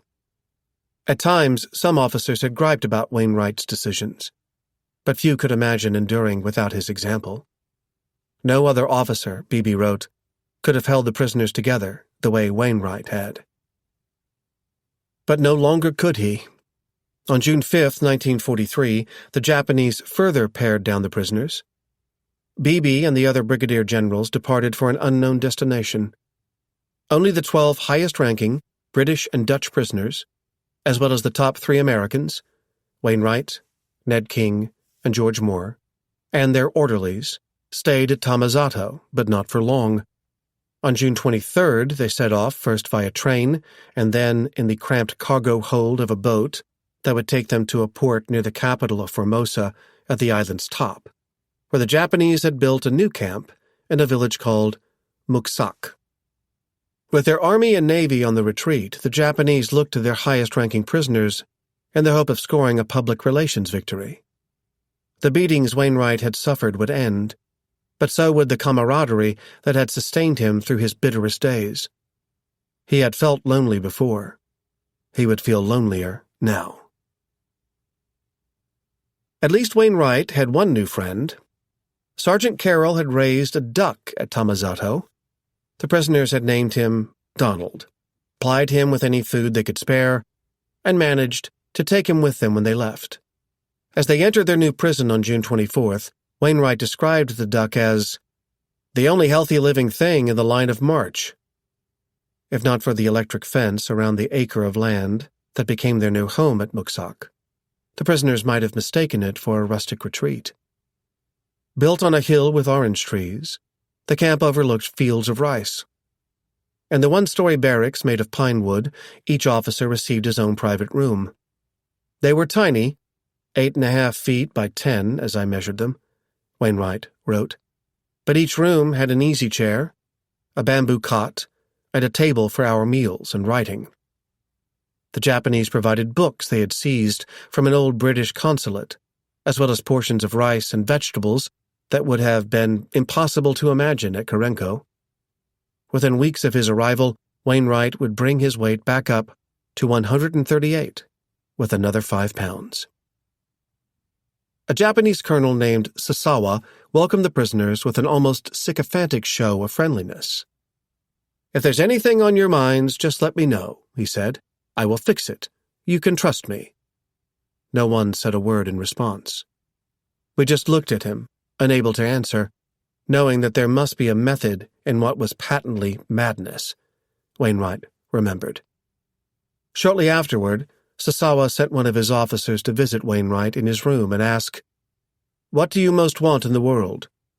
When Wainwright replied that he wanted the war successfully terminated and the right to go home, the Japanese officer acted as if he could not have agreed more. "I know a way to do just that," he said. "If you will just write to your President Roosevelt and tell him that there is no use for America to carry on this war any further." Wainwright ended the conversation there, but the Japanese would miss no opportunity to continue it. On August 12th, they invited him to a tea party. On August 18th, they let him walk around the mountain outside the prison. On September 9th, they took him and the other generals on a fishing expedition and served them iced pop and candy. Wainwright had the largest catch, a 4.5-inch fish, and the Japanese let him keep it. On October 20th, they held a picnic for the prisoners at a shrine on a nearby mountain. To reach it, Wainwright had to climb hundreds of stairs. No easy feat for a malnourished man with a limp.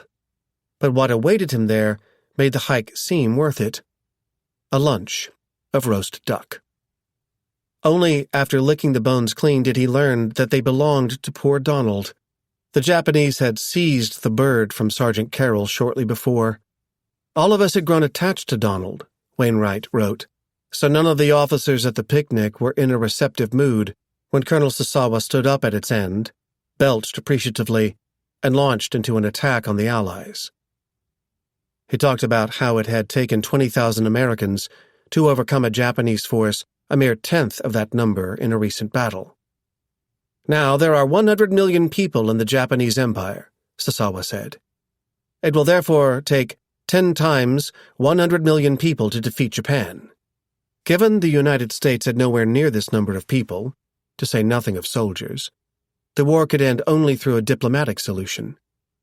If Wainwright and the other prisoners did not push their president to negotiate, they would never see their homes and families again."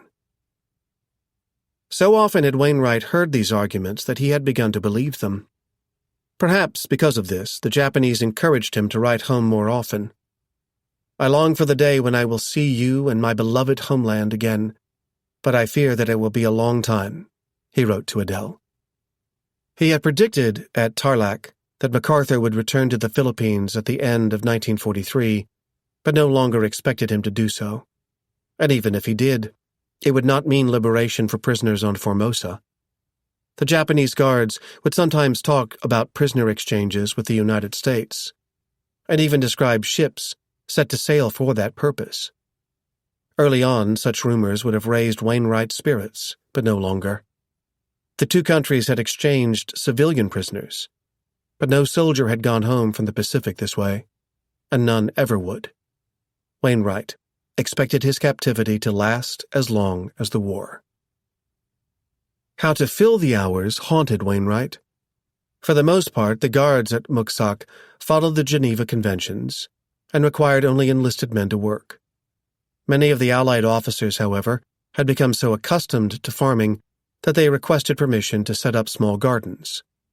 Wainwright grew radishes, peanuts, and corn, and looked after some farm animals. Wainwright also continued to write. Though his daily diary entries grew shorter, he began compiling lists. One offered advice for younger officers. Underscored on it was, "Never criticize your superiors." But, holding out the tantalizing possibility of contradicting that advice, was another list he titled, "Undesirable Qualities Sometimes Found in a High Commander." It surely would have disappointed some of those who had fought with him in the Philippines to learn that none of the entries on the list took aim at the famous commander who had left them behind. Nothing captured the mood at Muksak better than the craze the prisoners developed in August 1943 for the one-player card game whose name reflected how they felt: solitaire. They began teaching one another different ways to play, and Wainwright must have settled on a hard set of rules because the meticulous records he kept reveal that he won only 6.8% of the time, and not for lack of practice. Between August 1943 and August 1945, Wainwright would play 8,632 games in total, or an average of 12 games per day. Occasionally, a copy of the Nippon Times disrupted the tedium. One carrying an October date, but not arriving in the camp until November, brought news Wainwright could hardly believe. Like the promotions he had received during World War I, the promotions he had received in recent years to Major General and Lieutenant General had been only temporary.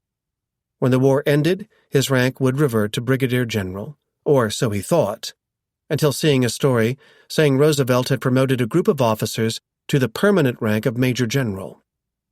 "My name leapt out of the page," Wainwright remembered. From time to time had come signs that people in the United States did not view him the way he had feared. At Karenko, his fellow prisoners had found a story in a Japanese newspaper about plans to build a statue in his honor somewhere in the United States. But he had continued to worry about the rebuke awaiting him in Washington. Now that concern began to subside. "I appear in good standing," he concluded. If he lived to see the end of the war, if he ever made it back to the United States, he could suddenly imagine a future other than ostracism. He could imagine living with Adele, as they once had, around Washington, D.C. The promotion to the permanent rank of Major General would allow them to retire comfortably. Instead of the $375 a month owed to a retired Brigadier General, he would receive $500 a month. Only one hurdle stood in the way.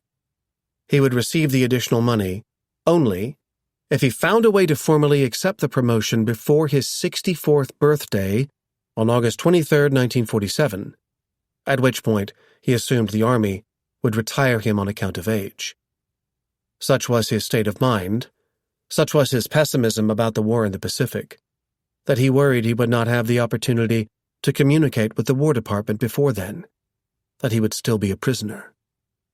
For all the times the Japanese had tried to convince him to write to his superiors in Washington, they would not let him do so now. They would permit him only to write to his wife. He would have to ask her to accept the promotion on his behalf. He had received another radio message from Adele on September 28, 1943. Unlike the message he had received earlier in the year, this one gave some sense of life back home. She told him about the house she had rented in Skaneateles and referred to Jonathan Wainwright V as Captain Jack, which Wainwright took as proof that his son had become, as he put it, skipper of his own ship. She mentioned more letters she had sent him. He had received none of them. Throughout the winter of 1943 to 44, he wrote to her over and over again with growing concern about the promotion and the steps she needed to take to secure it for the sake of both their futures. It was a winter of waiting. The temperatures remained warm in theory, but the low of 43 degrees might as well have been freezing for malnourished men still wearing the same threadbare, light khaki uniforms from the Philippines. The cold aggravated the old lower back injury Wainwright had suffered. No longer could he tend to the animals. His orderly, Sergeant Carroll, had it worse. The enlisted prisoners at Muksak had to labor no matter how they felt, and sleep in a single, uninsulated room with benches for beds. The only mercy came on Christmas 1943, when the Japanese let Wainwright have Carroll over to the officers' barracks for dinner, and let him have his share of some hog, or, at least, the cuts of it the guards had rejected for themselves.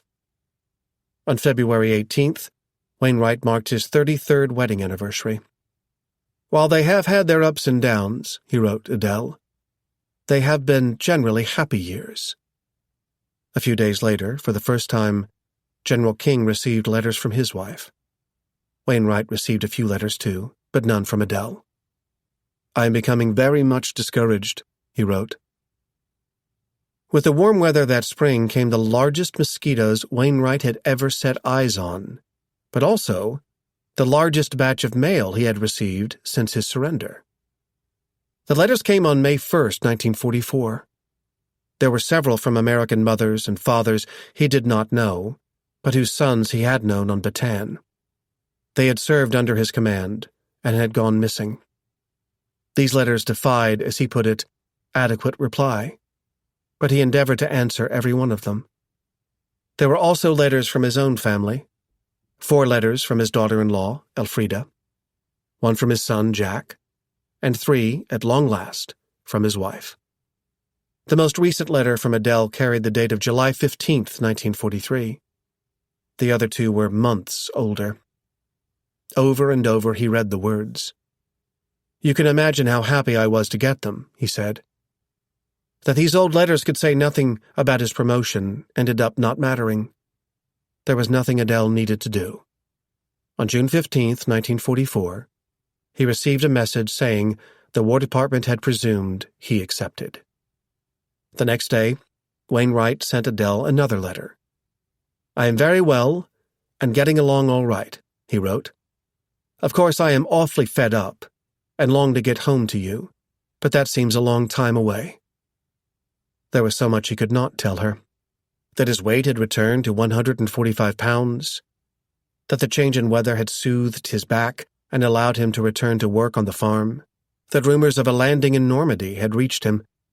The end of the war in Europe seemed near, but it made little difference to the prisoners of the Japanese. Nippon seemed nowhere near surrender.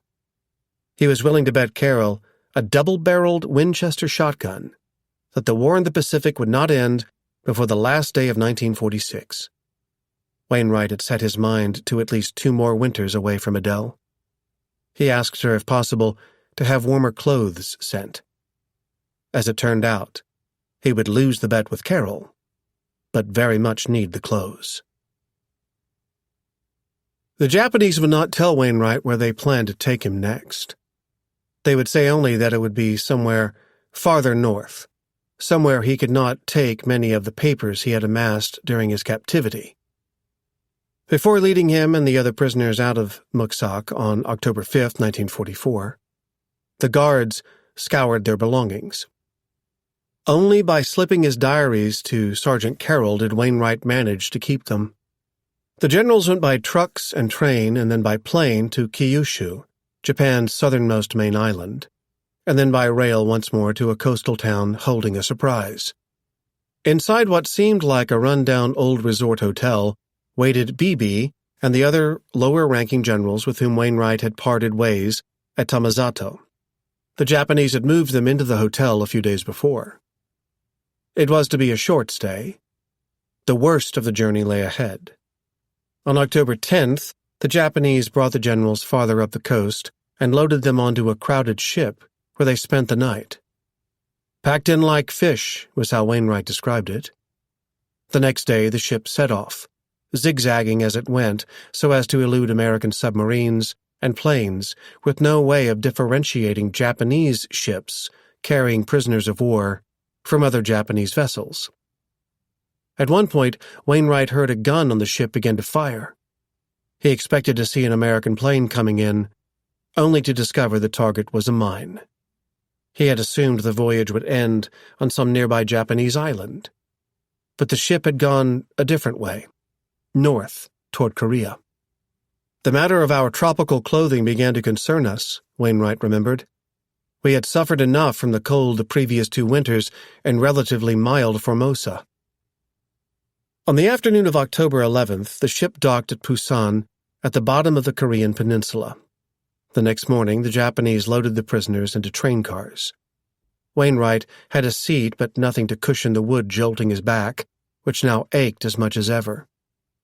Across 3 days and 2 nights, they traveled hundreds of miles northward until the mountainous landscape out the windows leveled into a great plain full of fields, with all kinds of grain, but no rice. The appearance of bread on the train confirmed it. The prisoners had passed out of, as Wainwright put it, the rice-eating and watery soup world. They began to see frost on the ground. None of them had any wool clothes. Their bodies began to shake. Some said the train would stop at a city called Mukden, where Arthur MacArthur had observed part of the Russo-Japanese War, and where an explosion on the tracks in 1931 had given the Japanese the pretext they needed to seize Manchuria, as this region was known. But the train went on past Mukden for several hours until reaching a village whose name Wainwright recorded as Sheng Tai Tun. Enclosed by 5-foot earthen walls that the Japanese had reinforced with an electrified fence, the camp looked like a fort, which it had been.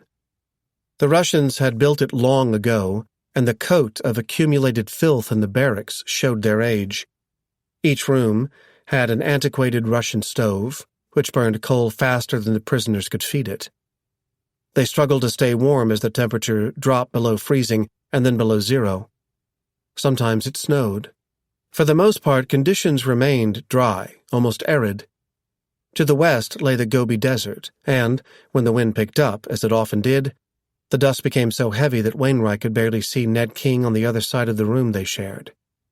Almost immediately, Wainwright took ill. Within days, he had lost most of the weight he had put on since leaving Karenko. On November 14th, an additional 259 prisoners arrived from Formosa. Wainwright hoped to see Pugh and Dooley in the group, but did not. Only officers ranked colonel and higher had made the trip. The new arrivals had not seen Wainwright since he had left Karenko, and, if anything, he looked worse, as if he would collapse without the walking stick he had carried since Corregidor. Of the stick's previous owner, there were tidings. En route to Sheng Tai Tun, the new arrivals had met a newspaper man who told them MacArthur had fulfilled his vow. He had returned to the Philippines.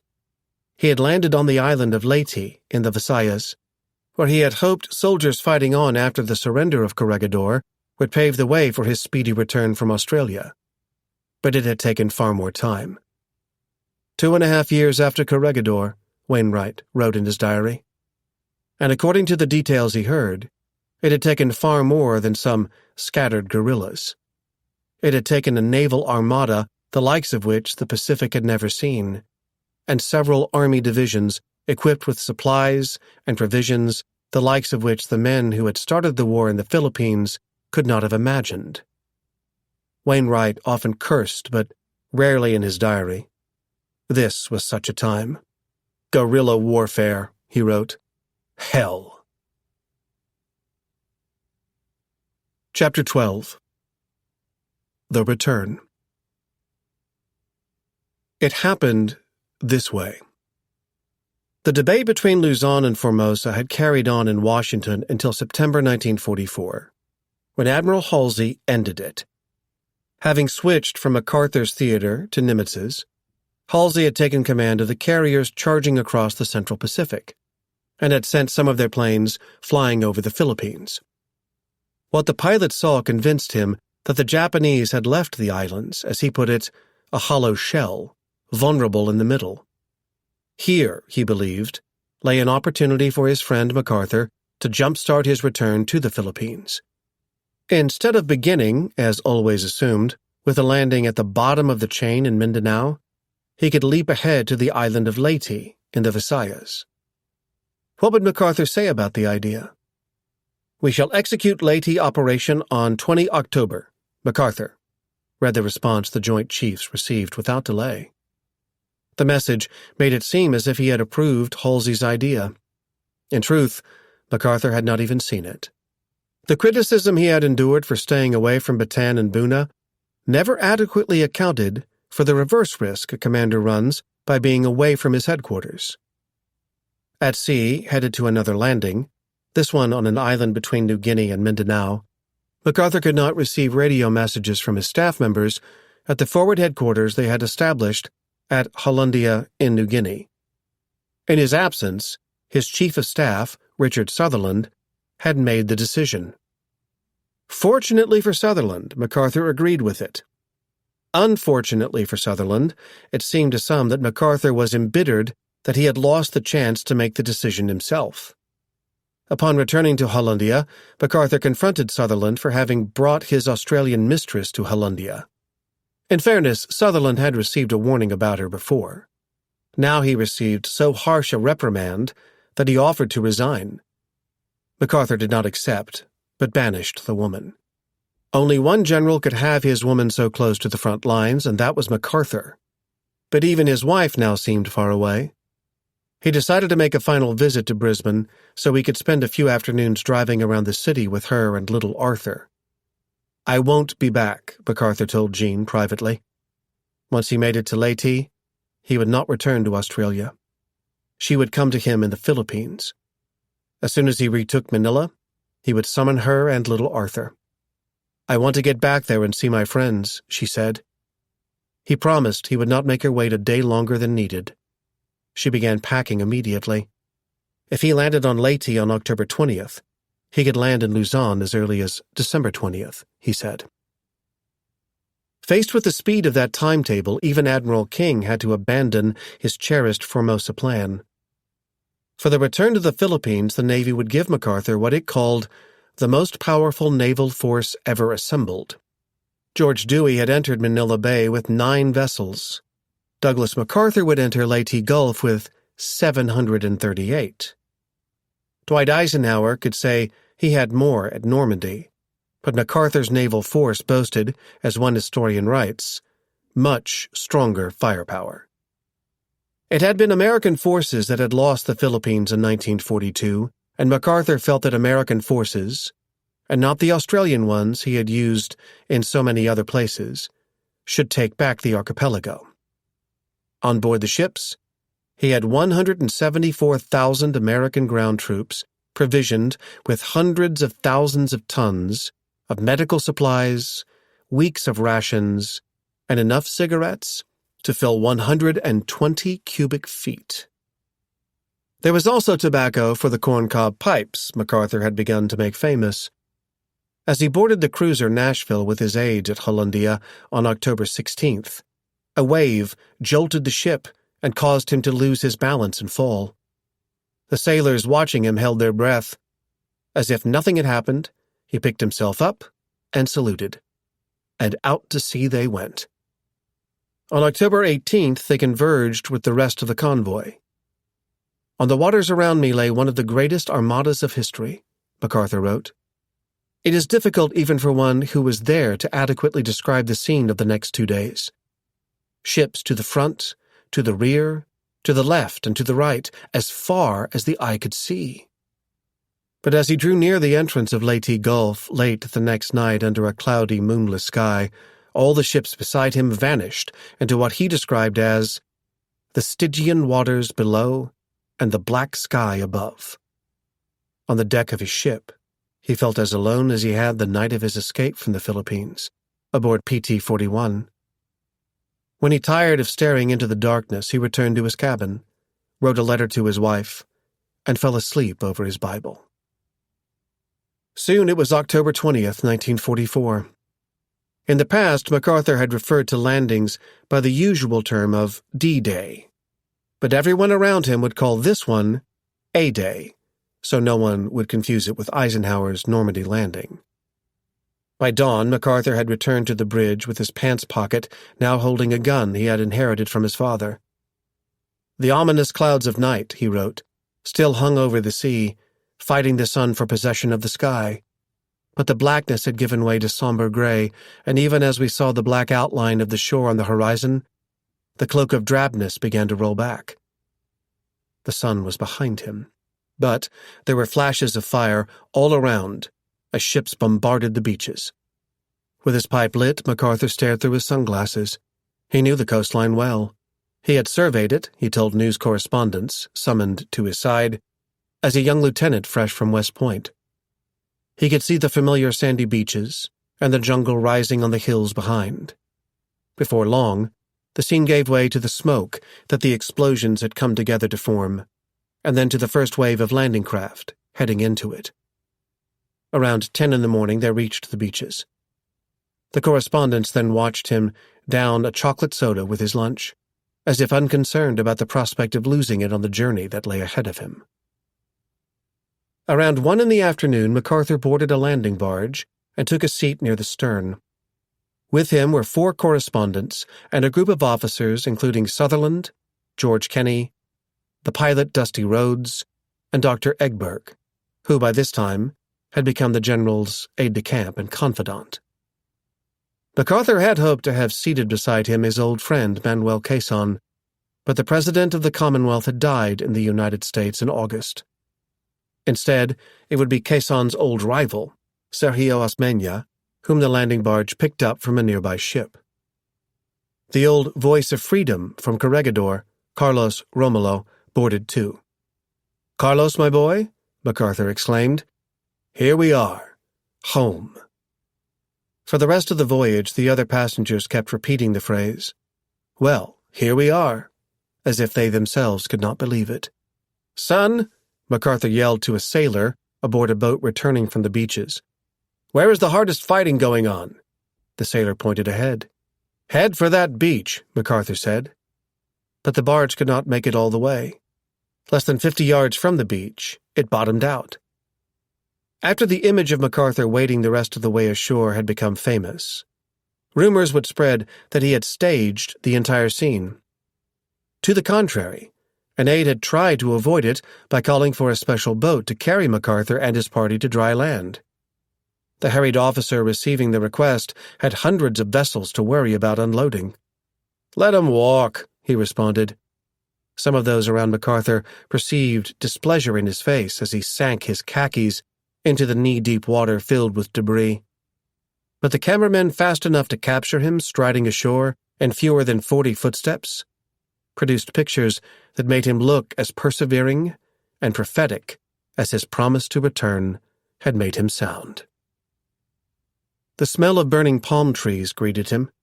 So did the sound of Japanese gunfire. The American soldiers who had landed on the beach hours earlier had not cleared the last of the pillboxes the Japanese had conscripted Filipinos into constructing. "Hey, there's General MacArthur," Kenny heard one soldier crouching behind a palm tree tell another. "Oh, yeah? And I suppose he's got Eleanor Roosevelt along with him," said the other soldier in disbelief. But the whole world would soon hear the news. With some help from the CBS News correspondent, William Dunn, Army technicians readied a radio transmitter. By the time they had the microphone ready for MacArthur, it had begun to rain. For weeks, MacArthur had labored over what to say. As late as the evening before, he remained open to edits. Now the words would reverberate around the globe. "People of the Philippines, I have returned. By the grace of Almighty God, our forces stand again on Philippine soil. Soil consecrated in the blood of our two peoples," he said. "Rally to me.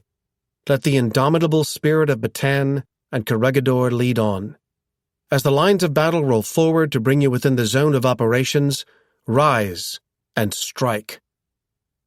The words would open him to the criticism that he had made the moment about himself. It was true he could not have returned to the Philippines alone, but it was also true that he alone had committed America to the course. He had fulfilled part of the vow he had made 2.5 years earlier from the train station in Australia. But he had promised more than just a return to a place. He had promised to return to people. The soldiers who remained prisoners on the islands, The Filipino people who had put their faith in his words? Jean and little Arthur, who wanted to return to their old home atop the Manila Hotel? Keeping his promise to all of them would prove more painful than anyone imagined. "I know well what this means to you," read the message from President Roosevelt. "I know what it cost you to obey my order that you leave Corregidor in February 1942 and proceed to Australia. Ever since then you have planned and worked and fought with whole-souled devotion for the day when you would return with powerful forces to the Philippine Islands. That day has come." As more congratulations made their way to MacArthur in the days after his landing, a more urgent message made its way to Admiral Halsey on the morning of October 25th. "Where is Task Force 34? The ships in the task force should have been guarding the San Bernardino Strait, which offered a backdoor route to Leyte Gulf from the north. But Vice Admiral Thomas Kinkaid, the commander of the Armada escorting MacArthur, discovered that a Japanese naval force, including the colossal battleship known as the Yamato, had somehow made it clear through the strait. Without informing Kinkaid, Halsey had taken the ships in Task Force 34 with his fleet in pursuit of some carriers the Japanese had dangled as bait as part of a plan to descend on MacArthur's forces in Leyte Gulf from two directions. Luckily, Kinkaid had foiled one part of the plan by obliterating the Japanese ships attempting to pass around the south of Leyte through the Surigao Strait, but had only a hodgepodge of vessels to meet the Yamato and other Japanese ships coming from the north. Just when it looked as if the tides had turned against MacArthur's return, the Japanese commander became confused and ordered a retreat. In a desperate bid to thwart MacArthur's return to the Philippines and salvage their empire, the Japanese had brought about a naval engagement that would go into the history books as the largest ever fought. A decisive American victory, the Battle of Leyte Gulf, could easily have turned out otherwise, as a result of the miscommunication between Kinkaid, who fell under MacArthur's command, and Halsey, who no longer did. The near debacle validated, as MacArthur saw it, the years of warnings he had sent to Washington about the dangers of divided command. During the battle, he had been able to do little but await the result. For all MacArthur's talk at the Pearl Harbor Conference about the superiority of advancing under the cover of land-based aviation, the jump to Leyte had taken him out of the range of his fighter planes. As a result, he found himself back under enemy aerial bombardment. For weeks after the invasion, bombs fell around the provincial capital of Tacloban, which his men had secured after the landing, and where he and Osmeña had held a ceremony, marking the revival of civil government on Leyte. MacArthur established his headquarters in a stucco mansion that stood out as the town's largest and thus its easiest target. As he had on Corregidor, MacArthur made a habit of either coming outside to watch the air raids or carrying on with meetings inside as if unconcerned about explosions only yards away. While he slept one night, a plane strafing the house planted bullets in a beam over his bed. "Papa is sending you 2 big bullets that were fired at him and missed," he wrote to his son afterward. MacArthur sometimes seemed not to sleep at all. By the light of his pipe, people would see him walking back and forth along the house's porch late into the night, even during the storms that dropped 35 inches of rain in about as many days on the island. So much precipitation fell that engineers struggled to build the runways Kenny needed to get his fighter planes into the skies. The lack of progress in the air allowed the enemy to bring more troops to the island by sea. Although the position of the Japanese remained hopeless, their reinforcements dragged out the fighting. By the end of November, MacArthur had to acknowledge the obvious. He would not land in Luzon by Christmas, as he had hoped. Pushing back his invasion of the island meant pushing back the landings the Navy had scheduled afterward for Iwo Jima and Okinawa, to say nothing of his reunion with his wife and son. He had been counting the days since he had last seen them. He would not, he now knew, have them home at the Manila Hotel for Christmas. The only holiday cheer came from Washington, where Congress had passed a new law allowing generals to receive a 5th star. MacArthur became the second general to do so after George Marshall, but, importantly, before Eisenhower. Guests at the Tacloban headquarters heard MacArthur bash his old chief of staff, whose drive toward Germany suffered a setback at the Battle of the Bulge. It was MacArthur's current chief of staff who bore most of his boss's frustration. Shortly before Christmas, MacArthur learned that Sutherland had once again brought his Australian mistress to the front and, even worse, ordered the already overtaxed engineers to build a house for her in Tacloban. MacArthur summoned his chief of staff, dressed him down, and relieved him of his duties, some of which he would soon resume, and others of which he never would. By Christmas, MacArthur's forces on Leyte had suffered 3,000 deaths, compared with an astonishing 56,000 for the Japanese. Pacifying the island would require slaying another 27,000 Japanese in the months ahead. But MacArthur did not wait for that bloody milestone to release a communique declaring the battle over the day after the holiday. The Japanese on Leyte might fight on, but he was ready to move on. "The Almighty has given me a job to do," officers heard him say, "and I expect to be able to finish it." On January 4th, 1945, he set off for Luzon aboard the cruiser Boys. He described it in a letter to Jean as the most comfortable cruiser on which I have traveled. But the bigger cabin and superior cooking did not explain his change of ships. A few weeks earlier, the Nashville had taken a hit from the terrifying weapon the Japanese had debuted in defense of the Philippines. Pilots trained to turn their planes into ship-seeking missiles. MacArthur would call them suiciders. The history books would call them kamikazes. On the deck of the Boys, MacArthur watched as his ship and others in the Armada fired into the sky against the new foe, taking aim at them over and over again. At one point, he saw a plane swooping downward, and then smoke billowing from some less fortunate ship in the distance. Aides described him as increasingly restless as he paced the deck.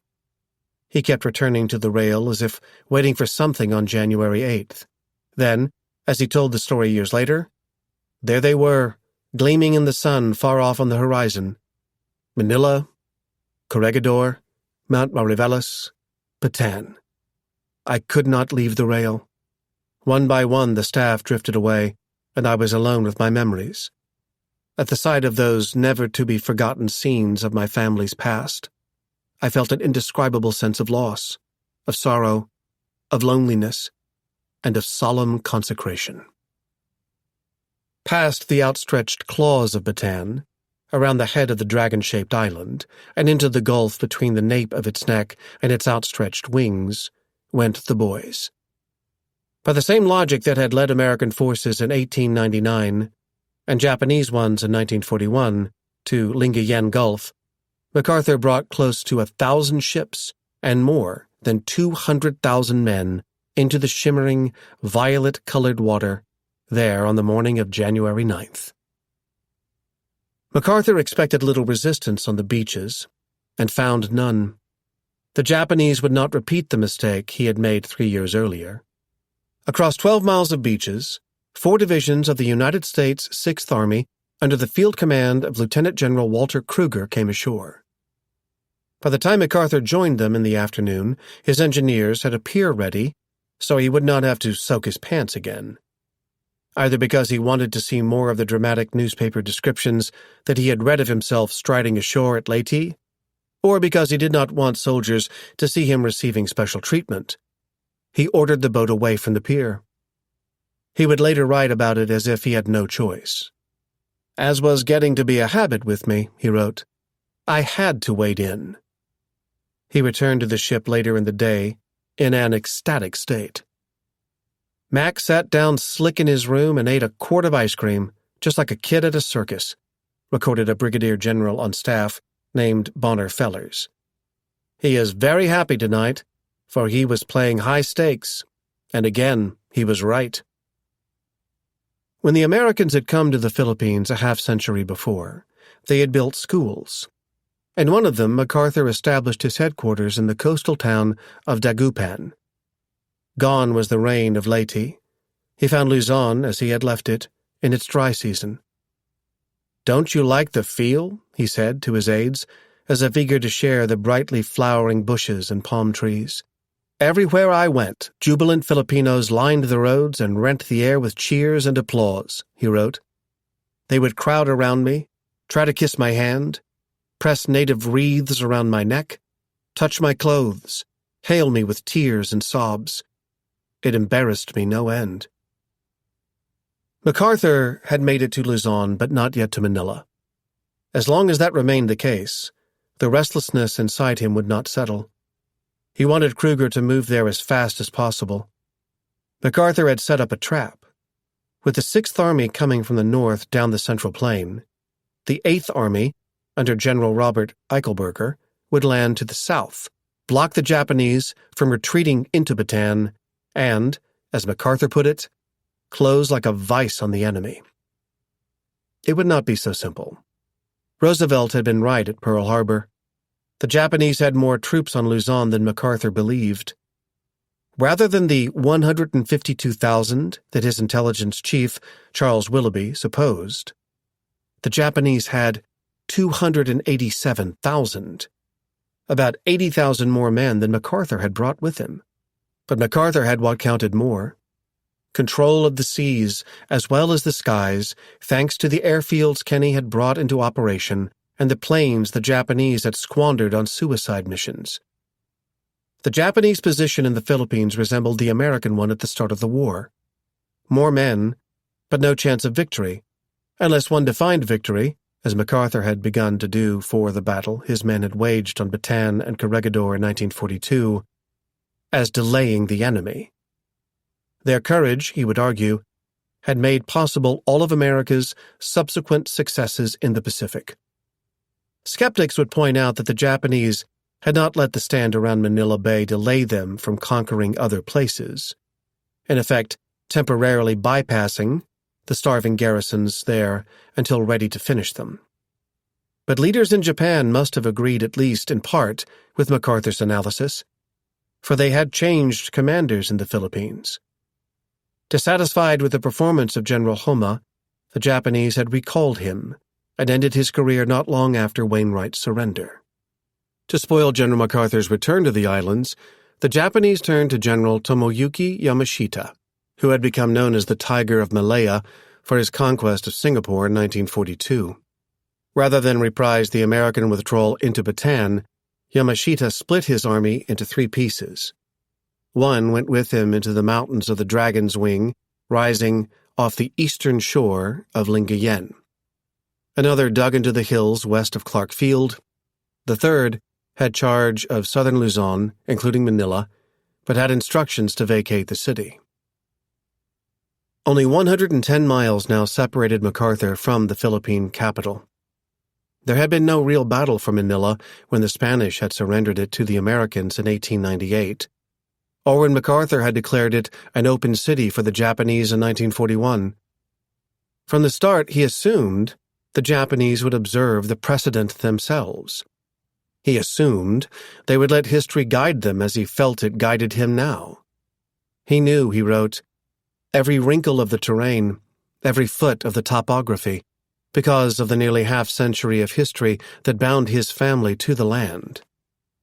Aides, who rarely heard him talk about his father, now heard him do so, as Dr. Egberg put it, with a certain wistfulness, as though he wished that famous general could see what his son was doing now.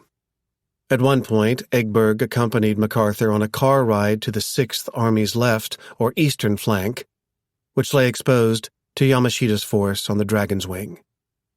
Before long, the car had come into range of Japanese guns, shelling the road. Where the fire seemed heaviest, MacArthur ordered the car to stop.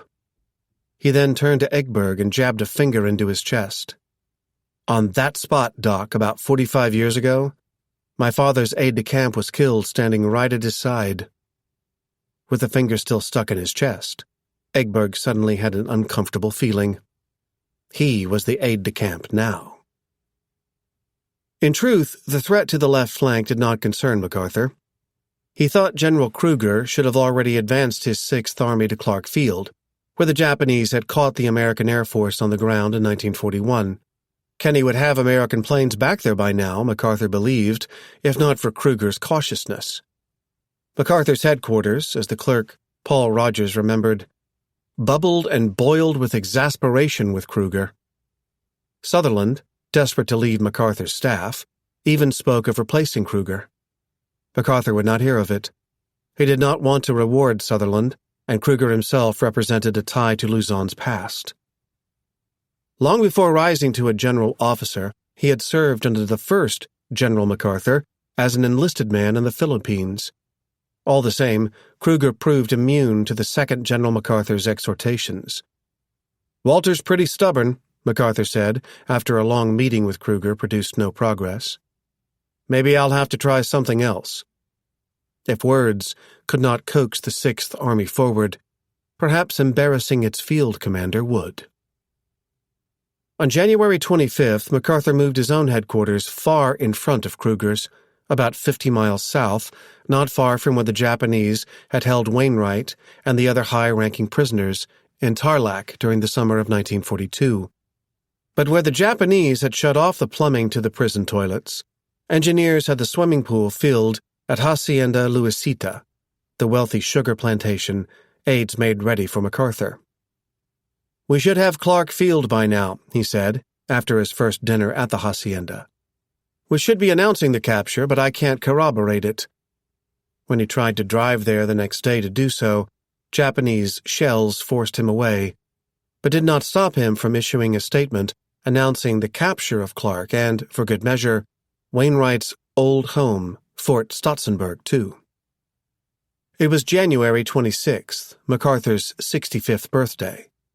Newspapers hailed Clark and Stotzenburg as the perfect presents, but the Japanese force burrowing into the foothills to the west of Stotzenburg had yet to give either.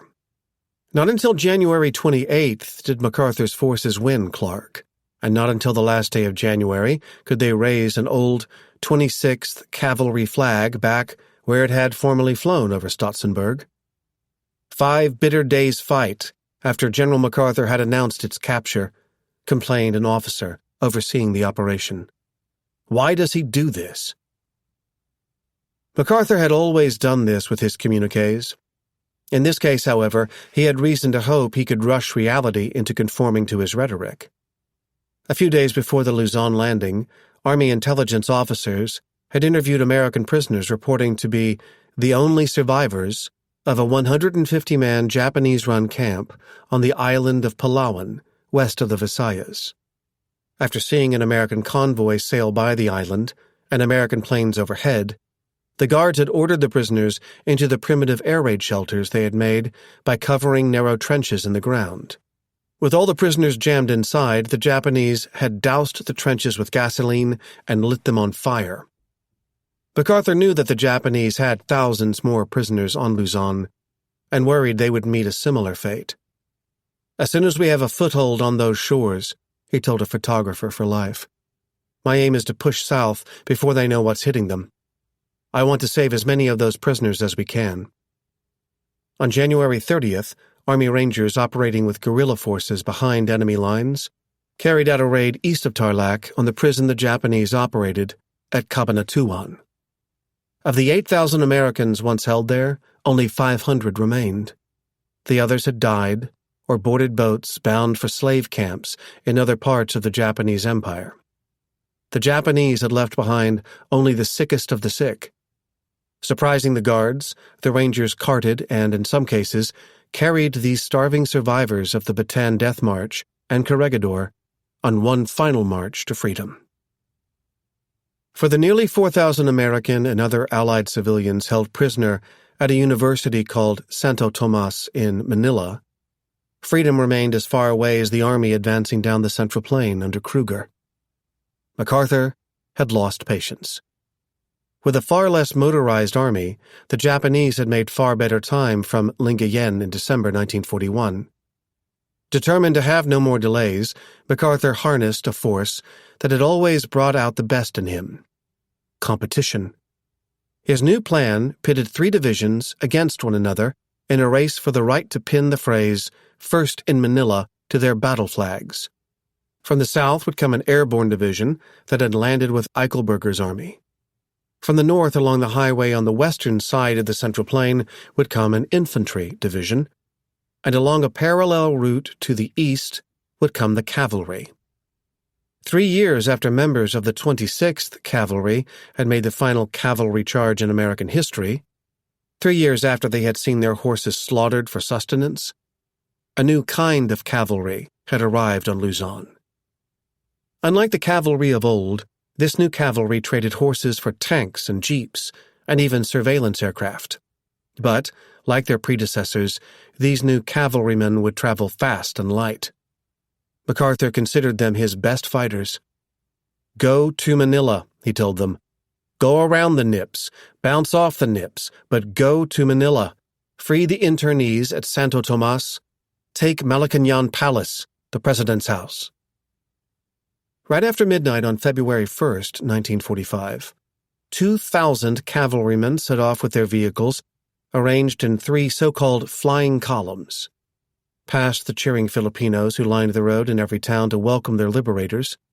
Past checkpoints manned by Japanese soldiers, too stunned to elude the bullets coming their way. The flying columns reached speeds of more than 40 miles per hour. At 6:35 p.m. on February 3rd, the first cavalrymen reached Manila. Not long afterward, one of their tanks burst through the gates of Santo Tomas. With the cavalry rode Wainwright's favorite news reporter, Frank Hewlett, who had coined the words, "battling bastards of Bataan." Hewlett had not set eyes on his wife since she had fallen prisoner with the city of Manila to the Japanese. Now, at Santo Tomas, he found all 80 pounds that remained of her. Despite suffering a nervous breakdown, she had survived thanks to a group of emaciated women the cavalrymen had not expected to find. The nurses, whose fate had so worried Wainwright on Corregidor. In prison, as on the rock, they had stayed by the side of the sick till the end. MacArthur wanted to join the cavalrymen in Manila immediately. He would have, if they had not forgotten to leave behind a guard around a critical bridge they had crossed, and the Japanese had subsequently blown up. Not until February 7th could he make it into the city, but, even then, only at speeds of no more than 5 miles per hour through roads clogged with Filipino families walking the opposite way. "They're frightened, scared. Look at their faces," MacArthur told the aides riding with him. "They're running away from something horrible." Whatever it was lay hidden behind the smoke he could see rising over the city skyline. At the city limits, MacArthur found his officers, including proud cavalry commanders, waiting to escort him to Santo Tomas. The prisoners there had not known when he would come, but knew as soon as he did by the sight of his glimmering cap. Evidently, Japanese soldiers nearby had expected him too, because they began lobbing shells into the university. As usual, MacArthur showed no concern for himself, but he showed some unease as skeletal internees closed in around him and reached to touch him. The welcome was hysterical as he was thoroughly surrounded by happy, shouting, talking, weeping people. He couldn't move, Egberg remembered, and after 10 minutes or so, I thought he gave me a signal to get him out. One woman shouted for his autograph. "I would have to sign hundreds," he protested, and instructed the woman to make private arrangements with his staff. After touring the shanties the prisoners had built for themselves out of boards, and seeing the children being treated by the nurses of Corregidor, he began to look, his doctor noted, restless and uneasy. He needed to move on. But there was something else MacArthur needed to see. His troops had found another prison nearby, at a decrepit structure known as the Balibid, which the Spanish had built as a jail and the Japanese had turned into a hospital, if that word could apply to a place of torture and starvation. Of the more than 1,000 prisoners held there, many were soldiers from Bataan and Corregidor. Before he entered, MacArthur wanted it known that the prisoners should not rise from their cots, but many of them did anyway. I looked down the lines of men bearded and soiled, with hair that often reached below their shoulders, with ripped and soiled shirts and trousers, with toes sticking out of such shoes as remained, with suffering and torture written on their gaunt faces. Seeing them made him feel sick. He had always hated hospitals, but he could not look away now. Years later, he would remember the odd silence as the eyes staring out of the hollowed faces followed him across the room. He knew some of these men had cursed his name, but he heard no curses now, only whispers. "You're back," or "You made it." He quipped about being a little late, but they knew the truth as well as he did. They could see it in his eyes. Having taken off his sunglasses, he could not conceal the tears. "I owe you men a lot. I promised I would be back, but I am a long time overdue," he said. "My boys, my men, it's been so long, so long." The poignancy was more than MacArthur could bear. "I want to get out," he told his aides, "and I want to go forward until I am stopped by fire." The place he had in mind to go might expose him to a great deal of fire. Officers tried to talk him out of it, but he insisted he wanted to head deeper into the city, to Malacanang Palace. The cavalrymen had seized the president's house shortly after Santo Tomas, but had not yet cleared the streets of snipers. Nonetheless, MacArthur arrived without incident at the mansion where his father had lived as military governor and where his late friend Quezon had reigned as the Commonwealth's first president. Inside Quezon's old office, MacArthur removed his hat and asked the rest of his party to leave so he could be alone with his thoughts. When MacArthur re-emerged, he joined some of his field officers out on a porch. His communique the day before had described victory in the city as imminent. In a statement to reporters, he had gone further. "Our motto becomes, 'On to Tokyo,'" he said. "The fall of Manila was the end of one great phase of the Pacific struggle and set the stage for another." He spoke as if the battle already belonged to the history books. Indeed, his staff members had begun drawing up a victory parade that would take him by the Manila Hotel, as well as the legislature and other neoclassical government buildings. But between those buildings and the porch off which he stared into the distance lay the Pasig, the river dividing the north side of Manila from the south. For all the talk of victory, his men had just begun to cross into the south side. The Japanese had blown up the bridges, but not until after blowing up the city's commercial center on the north side. Major General Oscar Griswold, the corps commander who would take charge of the 3 divisions that had raced into the city, watched MacArthur gazing across the river and realized he had deluded himself into believing he could save the south side of the city. He does not realize, as I do, that the skies burn red every night as they, the Japanese, systematically sack the city. Nor does he know that enemy rifle, machine gun, mortar fire, and artillery are steadily increasing in intensity, Griswold wrote in his diary. "My private opinion is that the Japs will hold that part of Manila south of the Pasig River until all are killed." By contrast, MacArthur said the Japanese would vacate the city as soon as the first American platoon crossed. Events might have proved MacArthur correct, had his counterpart, Yamashita, been present to enforce his own orders. Instead, Yamashita remained in the mountains east of Lingayen with the bulk of his troops. Rear Admiral Sanji Iwabuchi of the Japanese Navy had command of the force of 17,000 men in the city and proved no more inclined than American admirals to take orders from a remote army general.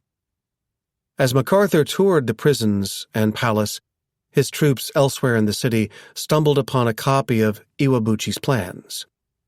There was something strange about them.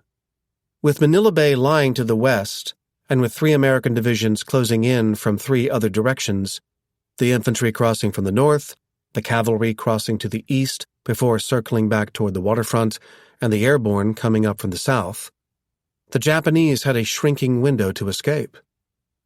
If they were to do so, as Yamashita had wanted, Iwabuchi would have to move them soon. Yet Iwabuchi's orders, the Americans discovered, made no mention of escape. His men would fall back only when forced to do so and leave nothing behind that could aid the American advance. Because the population of Manila had always seemed sympathetic to MacArthur, because his words had encouraged guerrilla movements and spurred their attacks on Japanese forces, no Filipino man, woman, or child would be spared. In the eyes of the Japanese, everyone in Manila was a military target. The realization dawned on MacArthur slowly. After visiting the city on February 7th, he seemed in no rush to do so again. A curious 12 days would elapse before he did. William Dunn, the CBS correspondent, accused the headquarters staff back at the hacienda of shielding MacArthur from the truth. "The general is going to look ridiculous," Dunn said. "There is no possibility, physically, of a parade." Nevertheless, planning for one went on until February 13th, when word finally went out that it would be put off indefinitely. Manila was burning. During the months of fighting in the jungles of New Guinea, the soldiers crossing the Pasig had dreamed of Manila's nightlife and neon lights, but now found an urban hell where every room of every house became its own fight to the death. General Griswold requested air support from bombers, but MacArthur refused. "The use of air attacks on a part of a city occupied by a friendly and allied population is unthinkable," he said. "The inaccuracy of this type of bombardment would result beyond question in the death of thousands of innocent civilians." "Innocent civilians were dying anyway," General Griswold griped. As his divisions converged on the southern part of the city, his men found the dead everywhere, heaped in piles behind gas stations, strewn across burned-out churches, hacked to death in houses, and bound with their hands behind their backs behind fences. The troops also encountered rape victims and other survivors who looked little better than the dead, with necks partly severed, breasts cut open, and arms clutching bayoneted babies no one had the heart to declare dead. "We know, too, that the Japs are burning large numbers to death, shooting them and bayoneting them," Griswold wrote in his diary. "Horrid as it seems, probably death from bombing would be more merciful." In one regard, MacArthur bowed to the wishes of his field officers. Orders went out relaxing rules that had restricted the use of artillery in the city. As the men MacArthur had left behind on Corregidor could have told him, wrecking a place did not require air power. Artillery could more than handle the job. Little of what the Japanese did not purposely destroy would survive the artillery duel between the armies. "Block after ruined block marks the progress of the battle for Manila," a correspondent for the New York Times wrote. "Any building with intact walls stands defiantly alone in the midst of ashes and concrete rubble." Among the walls still standing south of the Pasig on the morning of February 23rd were the thick, ancient Spanish-made ones forming Intramuros, and the reinforced concrete American-made ones forming the neoclassical government buildings. Behind these walls, the Japanese had planned what any child of Fort Custer would have recognized as a last stand. Out of the city's 14.5 square miles, the Americans had penned the Japanese into this last square mile. Griswold sent a message begging the Japanese in Intramuros to surrender, if not for their own sake, then for the sake of the residents they had rounded up inside the walled city. "Your situation is hopeless, your defeat inevitable. I offer you an honorable surrender," read the statement. "In the event you do not accept my offer, I exhort you that, true to the spirit of the Bushido and the code of the samurai, you permit all civilians to evacuate the Intramuros." The message received no response. The Japanese had already given their answer, in the destruction and carnage all around. The corollary to their law of no surrender was no mercy. So at 7:30 in the morning, American guns fired the first of nearly 8,000 rounds that would make rubble of the old Spanish walls. Into the openings, billowing with smoke, at 8:30 went soldiers armed with flamethrowers and bazookas. Till the end, MacArthur refused to let planes participate in the operation. "I'm not going to let you bomb the Intramuros," he told Kenny. "The world would never forgive us." As it turned out, the Japanese had already burned most of the buildings inside the walls. They had blown up Manila Cathedral's dome and a convent beside the centuries-old San Agustin Church after having herded the residents inside the two. Some starving women and children who had survived made a dash for the American lines. The answer to what had happened to their husbands and fathers awaited at Fort Santiago, where the American flag had first gone up over Manila in 1898. Now the smell of death beckoned the American troops down beneath the fort. The Japanese had stuffed so many bodies inside the underground dungeons that no one would ever know the number. Around the same time that American soldiers made this sickening discovery, MacArthur made his own a block outside the walls to the south. Amid the destruction, he had prepared himself to accept the total loss of his old penthouse atop the Manila Hotel. "Do not, repeat not, be too distressed over the house," he had written to Jean after hearing of a fire in the hotel. "It was a fitting end for our soldier home." But upon receiving surprising reports that the hotel had survived with the penthouse undamaged, he rushed to the city on the morning of the Intramuros battle, only to find himself, as he put it, temporarily pinned down on Burnham Green, part of the Luneta, by machine gun fire from the hotel itself. He had endured so many delays on his long journey back to his home, but this final one would prove the most painful. Suddenly, the penthouse blazed into flame, he remembered. They had fired it. I watched, with indescribable feelings, the destruction of my fine military library, my souvenirs, my personal belongings of a lifetime. Up the stairs of the burned-out building he went to see the results for himself. At the entrance of the penthouse lay a dead Japanese colonel amid smashed fragments of the vases Emperor Hirohito's grandfather had given MacArthur's father. Jean had hoped the Japanese would recognize the vases and spare their belongings. It seemed for a moment as if some of Arthur MacArthur's books had survived, but the pages crumbled when touched. Iwabuchi had barricaded himself nearby inside the columned agriculture building. American troops would give him one final chance to surrender. He chose to disembowel himself instead. The fight to clear his Marines from the last of the neoclassical government buildings, east of the Luneta, would drag into the beginning of March. But MacArthur would not wait to restore the system of government the architecture represented. To mark the occasion, he returned to Malacañang Palace for a ceremony with President Osmeña on February 27th. There was a terrible silence as MacArthur stepped through the red drapes and began addressing the audience gathered in the ornate room on the other side. He said he had done all he could to spare the city's churches, monuments, and cultural centers from the ravages of war, but the enemy would not have it so. 90% of the buildings in many of the city's most famous areas no longer stood.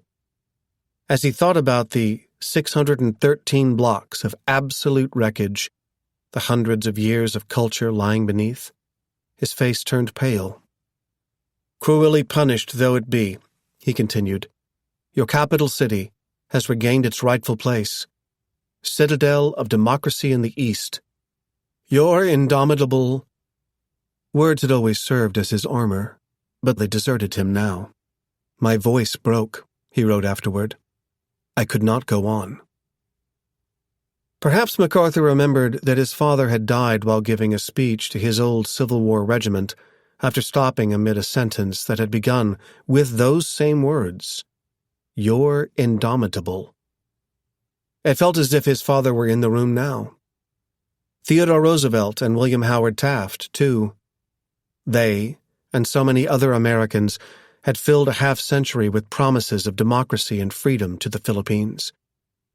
By keeping his promise, MacArthur had redeemed theirs, but at an incalculable cost to the city he loved and the people who called it home. Of the 1,000,000 or so people living in Manila at the time of his arrival, an estimated 100,000 had died. To others it might have seemed my moment of victory, and monumental personal acclaim, he wrote of the ceremony afterward. But to me it seemed only the culmination of a panorama of physical and spiritual disaster. There would be those who would ponder the perverse irony. Had he not returned, had he bypassed Luzon as many in Washington had wanted him to do, would Manila have burned? But he would not countenance that counterfactual.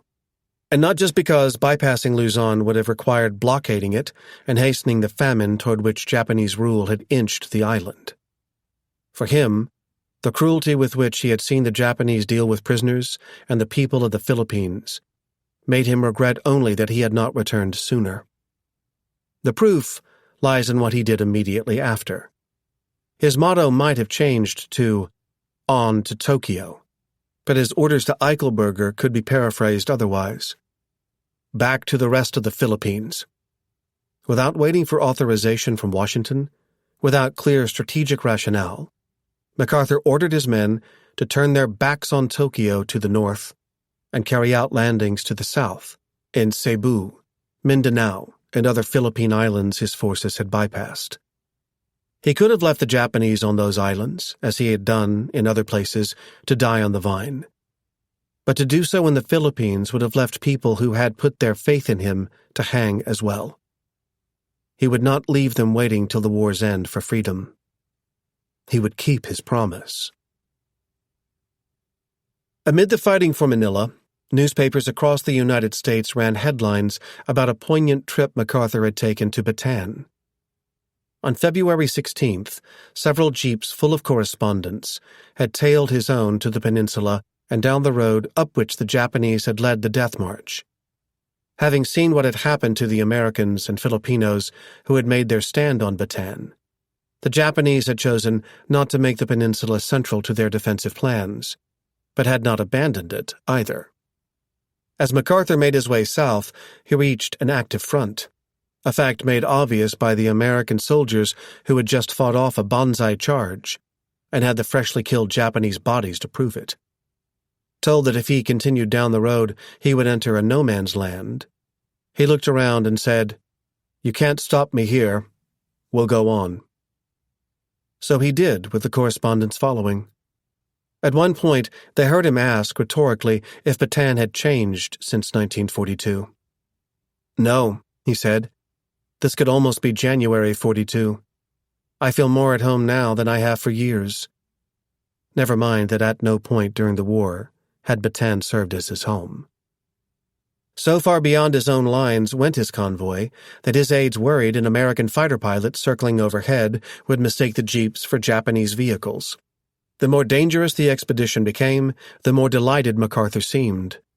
"This visit is easing an ache that has been in my heart for 3 years," he said. He hoped to make it all the way to the tip of Bataan, where he would find a view of Corregidor once again under siege, but this time by American guns. The paratroopers he had seen make their debut in the skies over New Guinea had scheduled another jump onto the heights of Topside, and he wanted to see some of the show. To his chagrin, but very much to the relief of his aides, a demolished bridge kept him from going that far. A return to the Rock had to wait. When the day came on March 2nd, 1945, he returned to Corregidor as only he could have, in a convoy of 4 PT boats with as many members of the so-called Bataan Gang as he could round up. Among them were not only Sutherland, but also Richard Marshall, Charles Willoughby, Hugh Casey, and Sid Huff, who had become a full colonel, just as MacArthur had promised, that dark night aboard PT-41. All the men returning to Corregidor with MacArthur did so with loftier titles and ranks than they had held at the hour of their departure. Press officer Legrand Diller had earned his own general's star. Even the stenographer, Paul Rogers, had become a commissioned officer. All of them stepped ashore with MacArthur that morning and joined him in the debris collected around the entrance of the Malinta Tunnel. Rather than surrender as Wainwright had, the Japanese inside the tunnel had blown themselves up. Altogether, about 5,000 Japanese soldiers on Corregidor had chosen to sacrifice their lives rather than risk their honor. With his foot, MacArthur rotated one of their skulls so the eyes faced him. "They made it tough for us," he said, "but it was a lot tougher for them." A little east of the tunnel entrance, he saw the foundation of the gray cottage where he had lived with Jean. "I am home again," reporters heard him say. Then it was on to the topside parade ground. "I see that the old flagpole still stands," MacArthur said, staring at the mangled 100-foot mast that Wainwright had ordered denuded before raising the white flag. "Hoist the colors to its peak, and let no enemy ever haul them down." There was one more promise to keep. On March 6th, he boarded a boat to meet a freighter stuck out in Manila Bay. It could not make it into the harbor because of all the damage, and he could not wait any longer to see its precious cargo. Jean, Arthur, and Achu. Ever since they had boarded the vessel in Brisbane on February 21st, he had ticked off the days till their arrival. Ironically, it was Sutherland who took it upon himself to warn MacArthur that unfriendly columnists might publish newspaper articles accusing him of putting his own needs above Manila's. The space Jean, Arthur, and Achu had taken on the ship could have gone to food and other supplies that the city's population needed. MacArthur showed Sutherland to the door. A press relations officer simply issued a statement saying Mrs. MacArthur had come to aid and assist in such way as she can in the care of internees and the rehabilitation of the city and its inhabitants. And she wasted no time in doing so. The day of her arrival, she made a visit to Santo Tomas. But those closest to MacArthur knew the real reason he had rushed her to Manila. He needed her for himself. His health remained enviable for a 65-year-old fighting beside much younger men, most of whom could not remember a time when he was not America's most famous soldier. Yet aides heard him say he might not have many years left with his wife. Especially now that Sutherland had forfeited his place as a confidant, MacArthur needed Jean. It was not easy to find a place to live amid the ruins. Before Jean's arrival, MacArthur heard George Kenney mention a white house he had found for himself north of the Pasig, fittingly called Casablanca. The mansion had a swimming pool and a garden. By the next morning, Kenney discovered the house no longer belonged to him. "George," MacArthur said, "I did a kind of dirty trick on you today. I stole your house." MacArthur tried to make it feel like home. He hired a houseboy named Castro, who had served the family before the war. Another loyal Filipino had managed to conceal the family silver from the Japanese, and MacArthur brought it to the house. He and Jean would sleep upstairs, Arthur and Achu downstairs. Unlike their residence at the Manila Hotel, their new one had no air conditioning. They would need mosquito nets. The first night there, Jean could hear gunfire coming from outside the city, where Yamashita's forces still fought on. "I think I'd better go down and check on Arthur," she told her husband. She found Achu asleep, but the boy upright. "Do you hear those guns?" she asked. "Yes, Mommy," Arthur said. "I hear those guns." "I just want you to know that they're our guns," she said. "Oh, that's all right," he said, and lay back down, as if eager to convince his mother that the sounds had not scared him. The performance did not persuade her. When she went back upstairs, she told her husband what had happened. "He remembers," she said of the boy, "when we were shelled on Corregidor." She worried the experience had scarred him. The years living in the Brisbane hotel had left their own mark. Instead of dressing up like one of the sergeants he had seen on Corregidor, he sometimes would dress up like the brides at the many weddings he had witnessed at the hotel. Other times, he would ask to dress like one of the dancers he had seen in the ballets he liked. Everyone agreed he had a gift for music. He could hear a song one time and, without ever seeing sheet music, play it back on the piano. The bugles MacArthur had fallen in love with as a boy growing up in America's Southwest had put him on the path to a soldier's life. The music his son fell in love with in the Southwest Pacific showed signs of leading elsewhere.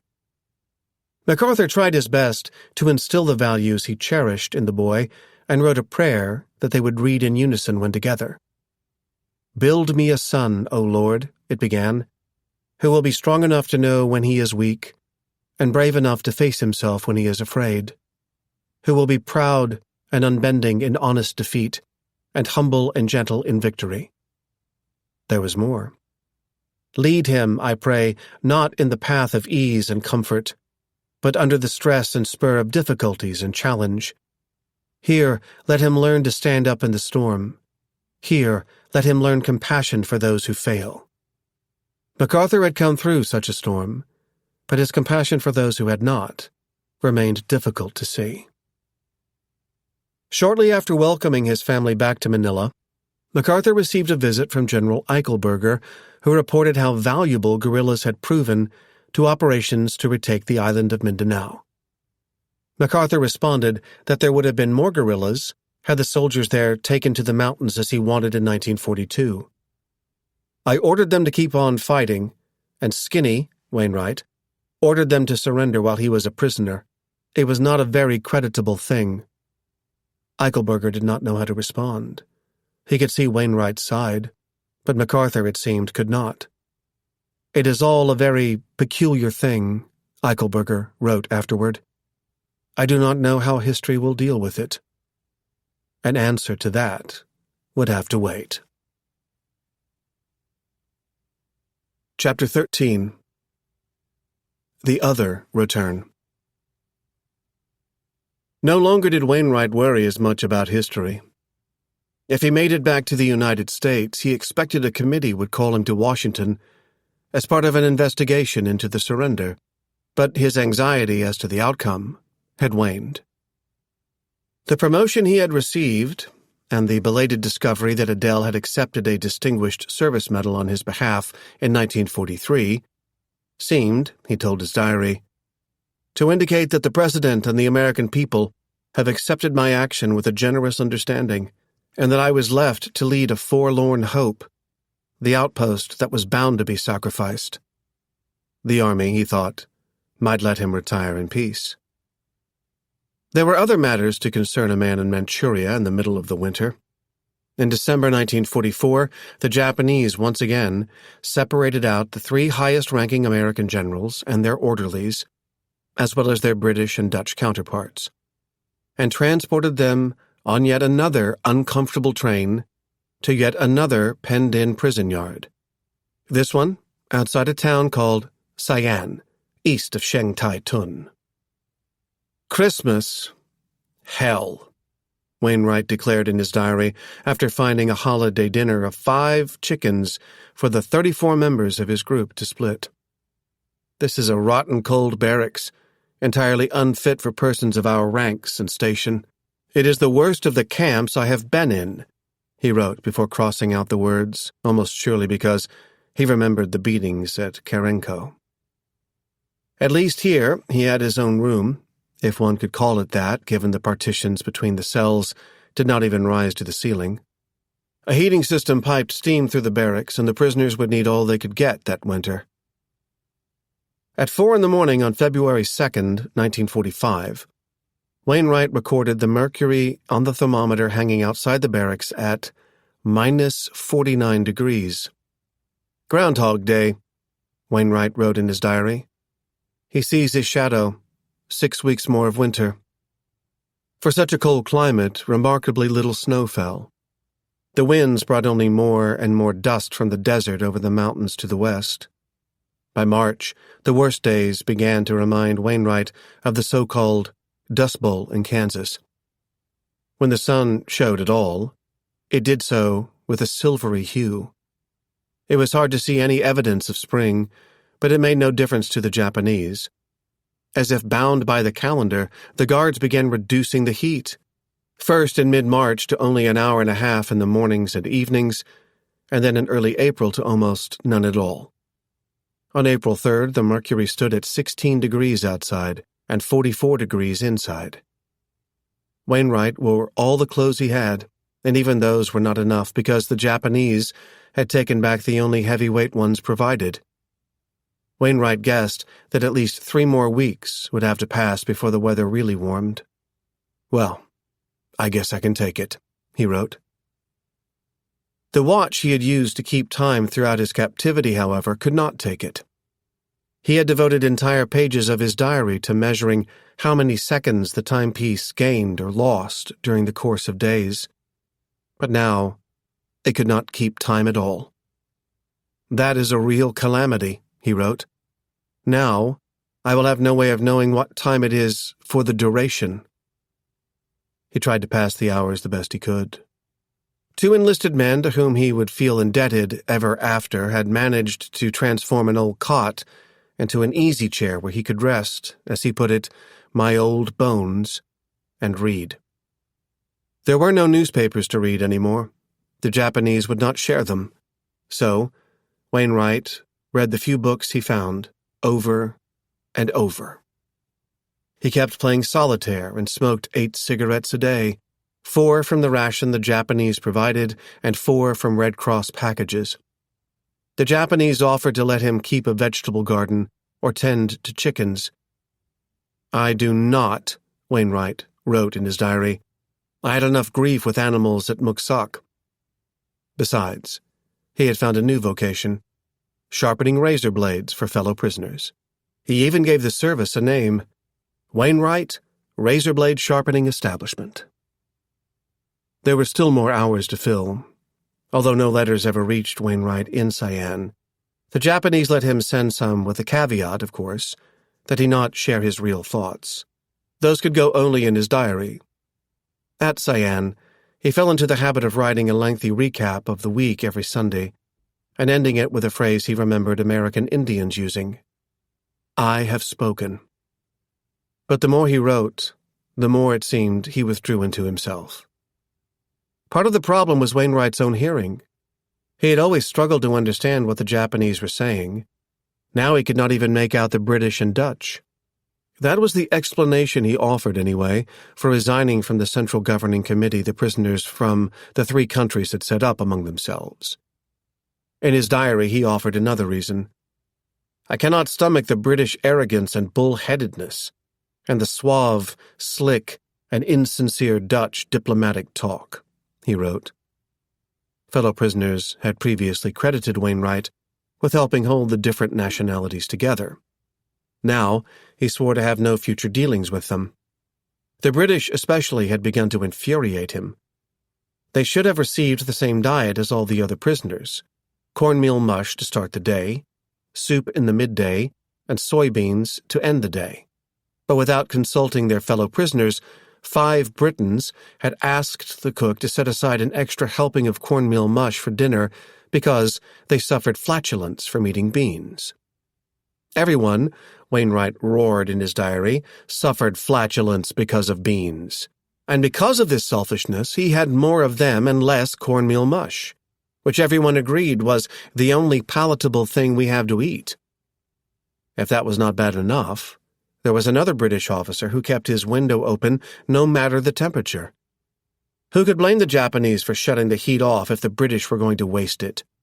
"There certainly is no sense in burning up good coal to try and heat the whole of outdoors Manchuria," Wainwright wrote.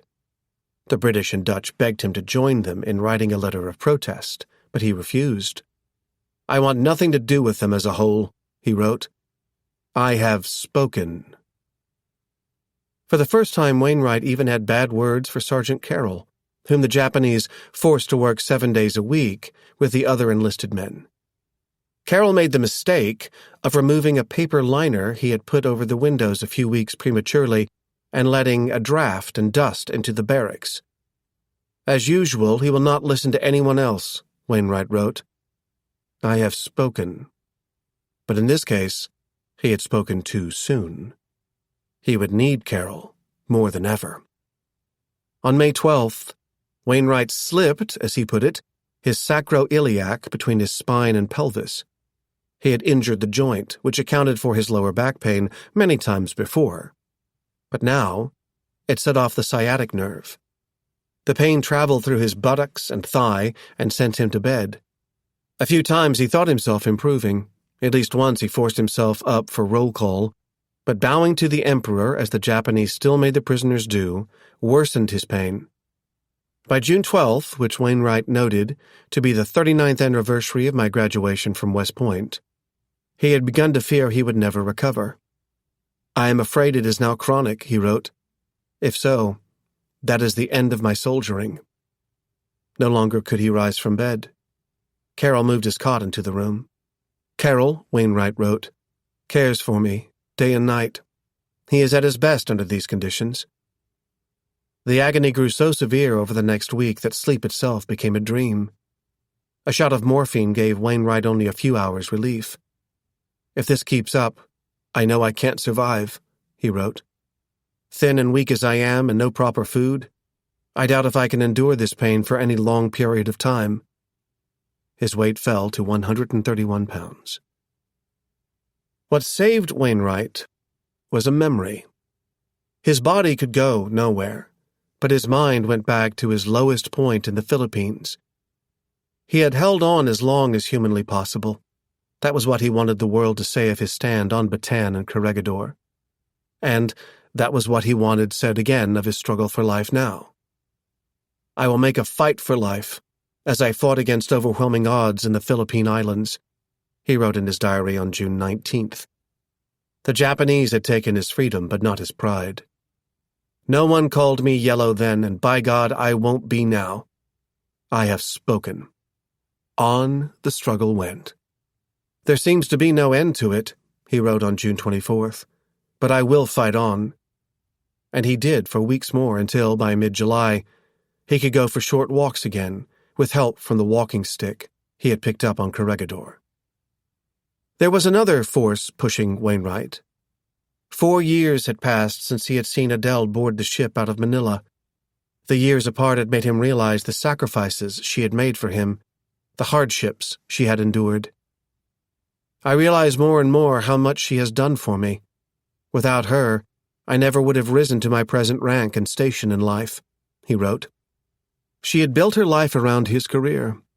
If he returned alive, he wanted to build the rest of his life around her wishes. "How I do long to see her," he had written on their most recent anniversary in February. But that will have to wait for at least 2 or possibly 3 years. In August 1945, Wainwright decided to revisit that estimate. Hard as he looked, he still could see no way around 2 more Manchurian winters. Unusual events around the camp, however, began to make other prisoners think otherwise. At 4 a.m. on August 9th, the prisoners awoke to the sound of an explosion. Wainwright passed it off as insignificant, just another one of the air raid drills the Japanese liked to conduct. But they began doing the drills twice a day afterward, and blackouts at night, too. On August 12th, the Japanese ordered the prisoners to begin packing for another move, but a few days later called it off. "There is a decided feeling of unrest," Wainwright wrote in his diary on August 18th. "Something seems to be going on that causes a lot of uncertainty." As to what, he had to wait to find out until that night when he received a visit from a fellow prisoner. "I congratulate you, General." "Really?" Wainwright remembered responding with all sincerity. "Upon what?" "The war is over." The news seemed impossible. Wainwright could not believe it. More than a half-year had passed since he had seen a newspaper or received mail. From time to time, guards had admitted that the war was going well for the Americans. He could not have imagined how well. Wainwright had assumed that victory in the Pacific could not come before victory in Europe. He had not known that, with American and British forces in Germany, and with Soviet ones actually in Berlin, the Nazis had surrendered in May 1945. He had believed the Japanese would never follow suit unless his countrymen found some way to take the fight to the Japanese homeland. He had not known all the ways his countrymen had found. He had heard that American forces had taken the Marianas.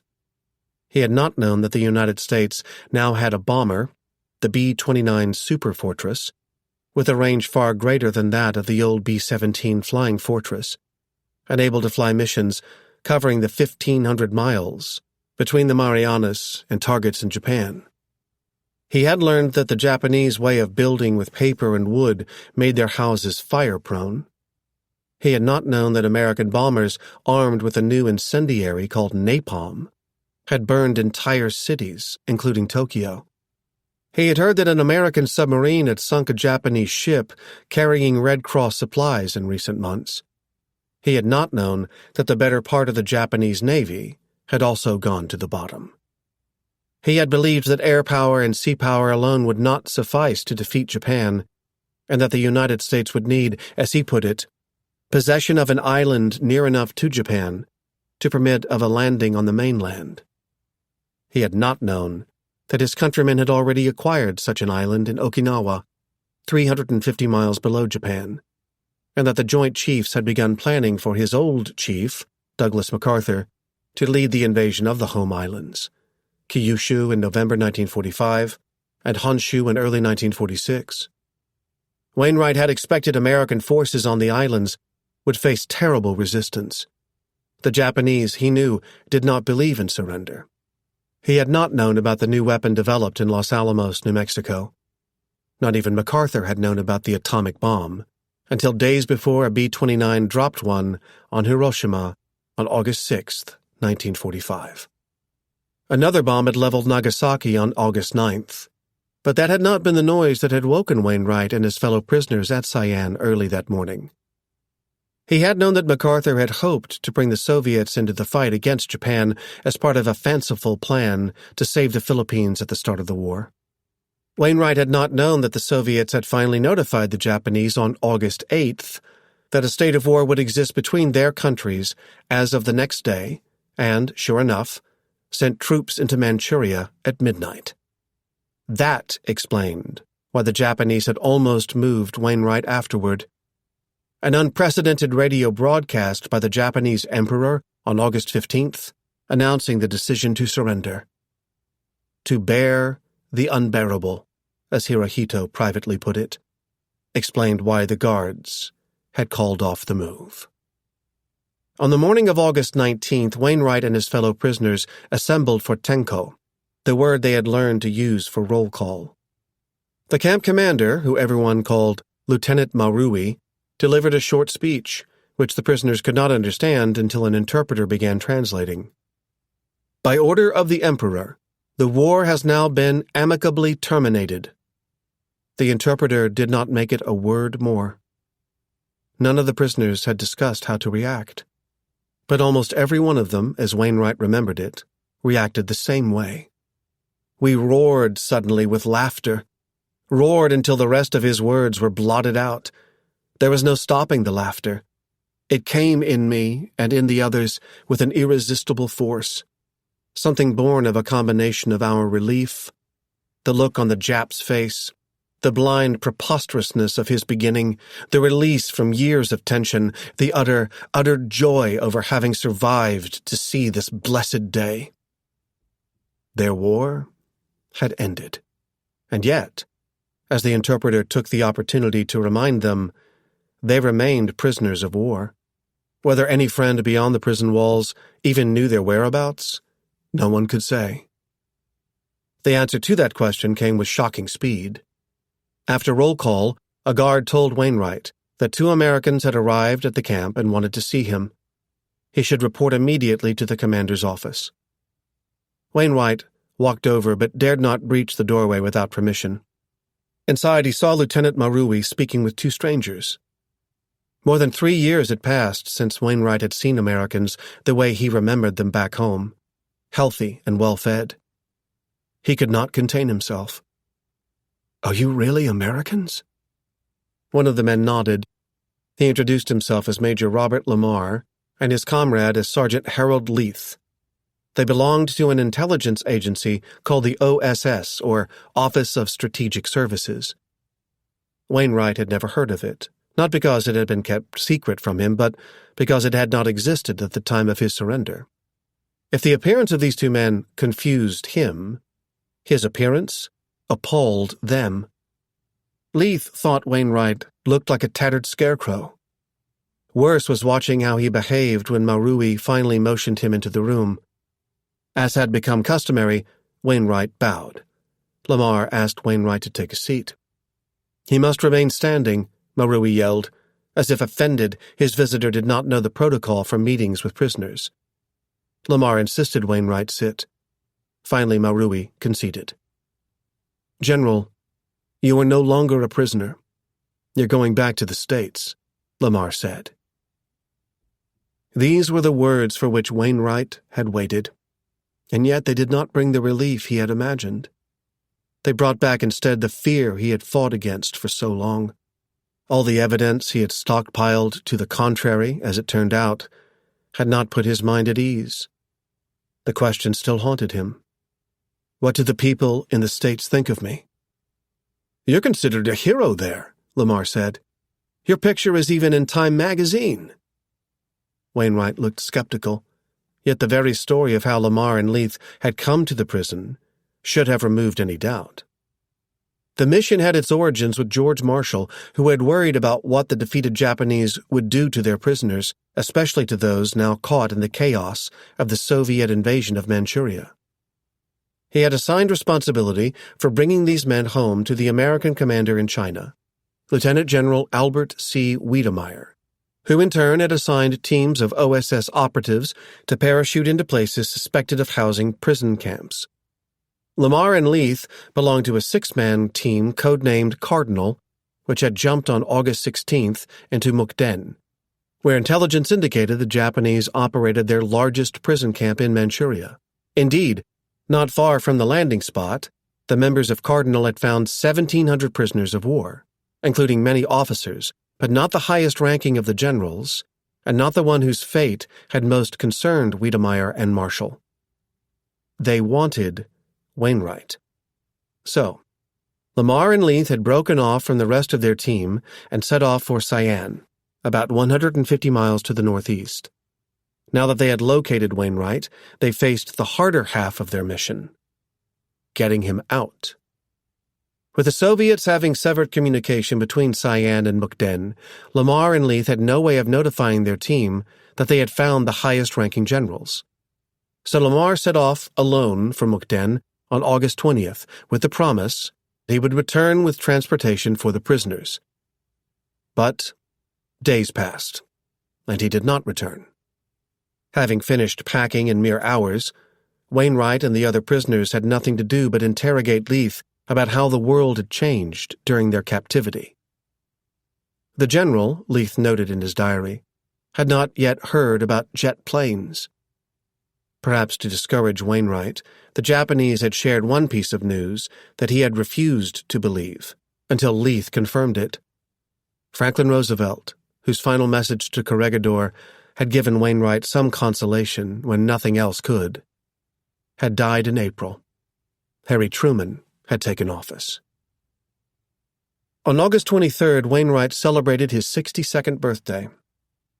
"The prospect of getting home soon makes this the happiest birthday in many years," he wrote in his diary. He took the opportunity to send his fellow prisoners a notice declaring, "The Wainwright razor-blade sharpening establishment is hereby closed." At the bottom, he left room for his customers to endorse a statement reading, "I am delighted with the cause which enables the proposition to retire from business at the great age of 62. Wainwright had not lost his humor, but he also found himself increasingly impatient. There was a bottle of scotch said to be waiting in Mukden with his name on it. "We're in a mood to hitch up our belts and walk," he wrote. Then on August 24th, Wainwright heard the sound of jeeps. A Soviet column had arrived, and at its head was, as he put it, "about the toughest-looking fighting man I have ever seen." With Leith translating, the Soviet commander said his men were on their way to Mukden. If the prisoners could procure transportation, they could come too. The Japanese, Wainwright knew, had a few old trucks and buses. Wainwright asked for them. "Yes, sir," Lieutenant Marui responded. By the time the vehicles appeared, the Soviets had stripped the Japanese commander of his sword. "I will no longer allow myself or the other Americans here to be considered prisoners of war," Wainwright said.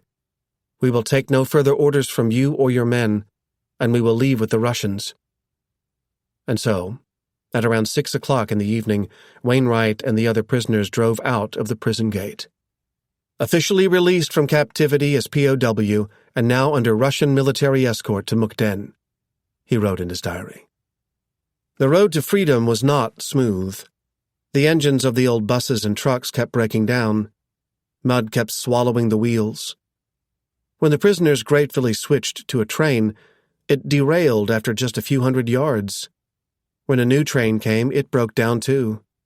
Finally, at 1 a.m. on August 27th, Wainwright reached Mukden, where so many of his old friends awaited. Not only his old chief of staff, Liu Bibi, and the other generals and colonels Wainwright had last seen in December 1944 at Shengtaitun, but also the lower-ranking officers he had left behind at Karenko in April 1943. Most important, his two aides, Johnny Pugh and Tom Dooley. There was no time to see any of them that night. Major Lamar, who had feared the worst had happened to Wainwright on the road from Sian, escorted him to a hotel. A real bed, Wainwright wrote in his diary. First one in over 3 years. He could sleep for only a few hours. He had a flight to catch after sunrise. He had learned he was not going home yet. He had somewhere else to be on September 2nd, the place where any fighting man would want to be, aboard the USS Missouri in Tokyo Bay for the official surrender ceremony. MacArthur himself would be presiding. Wainwright believed his invitation had come from MacArthur. In a sense, it had, but only after George Marshall had forced the issue. The American people, the Army Chief of Staff told MacArthur, would expect to see Wainwright at the ceremony, and the old cavalryman deserved no less. MacArthur could hardly say no. He would be delighted, he responded, to have his old lieutenant there. Wainwright accepted the invitation on one condition.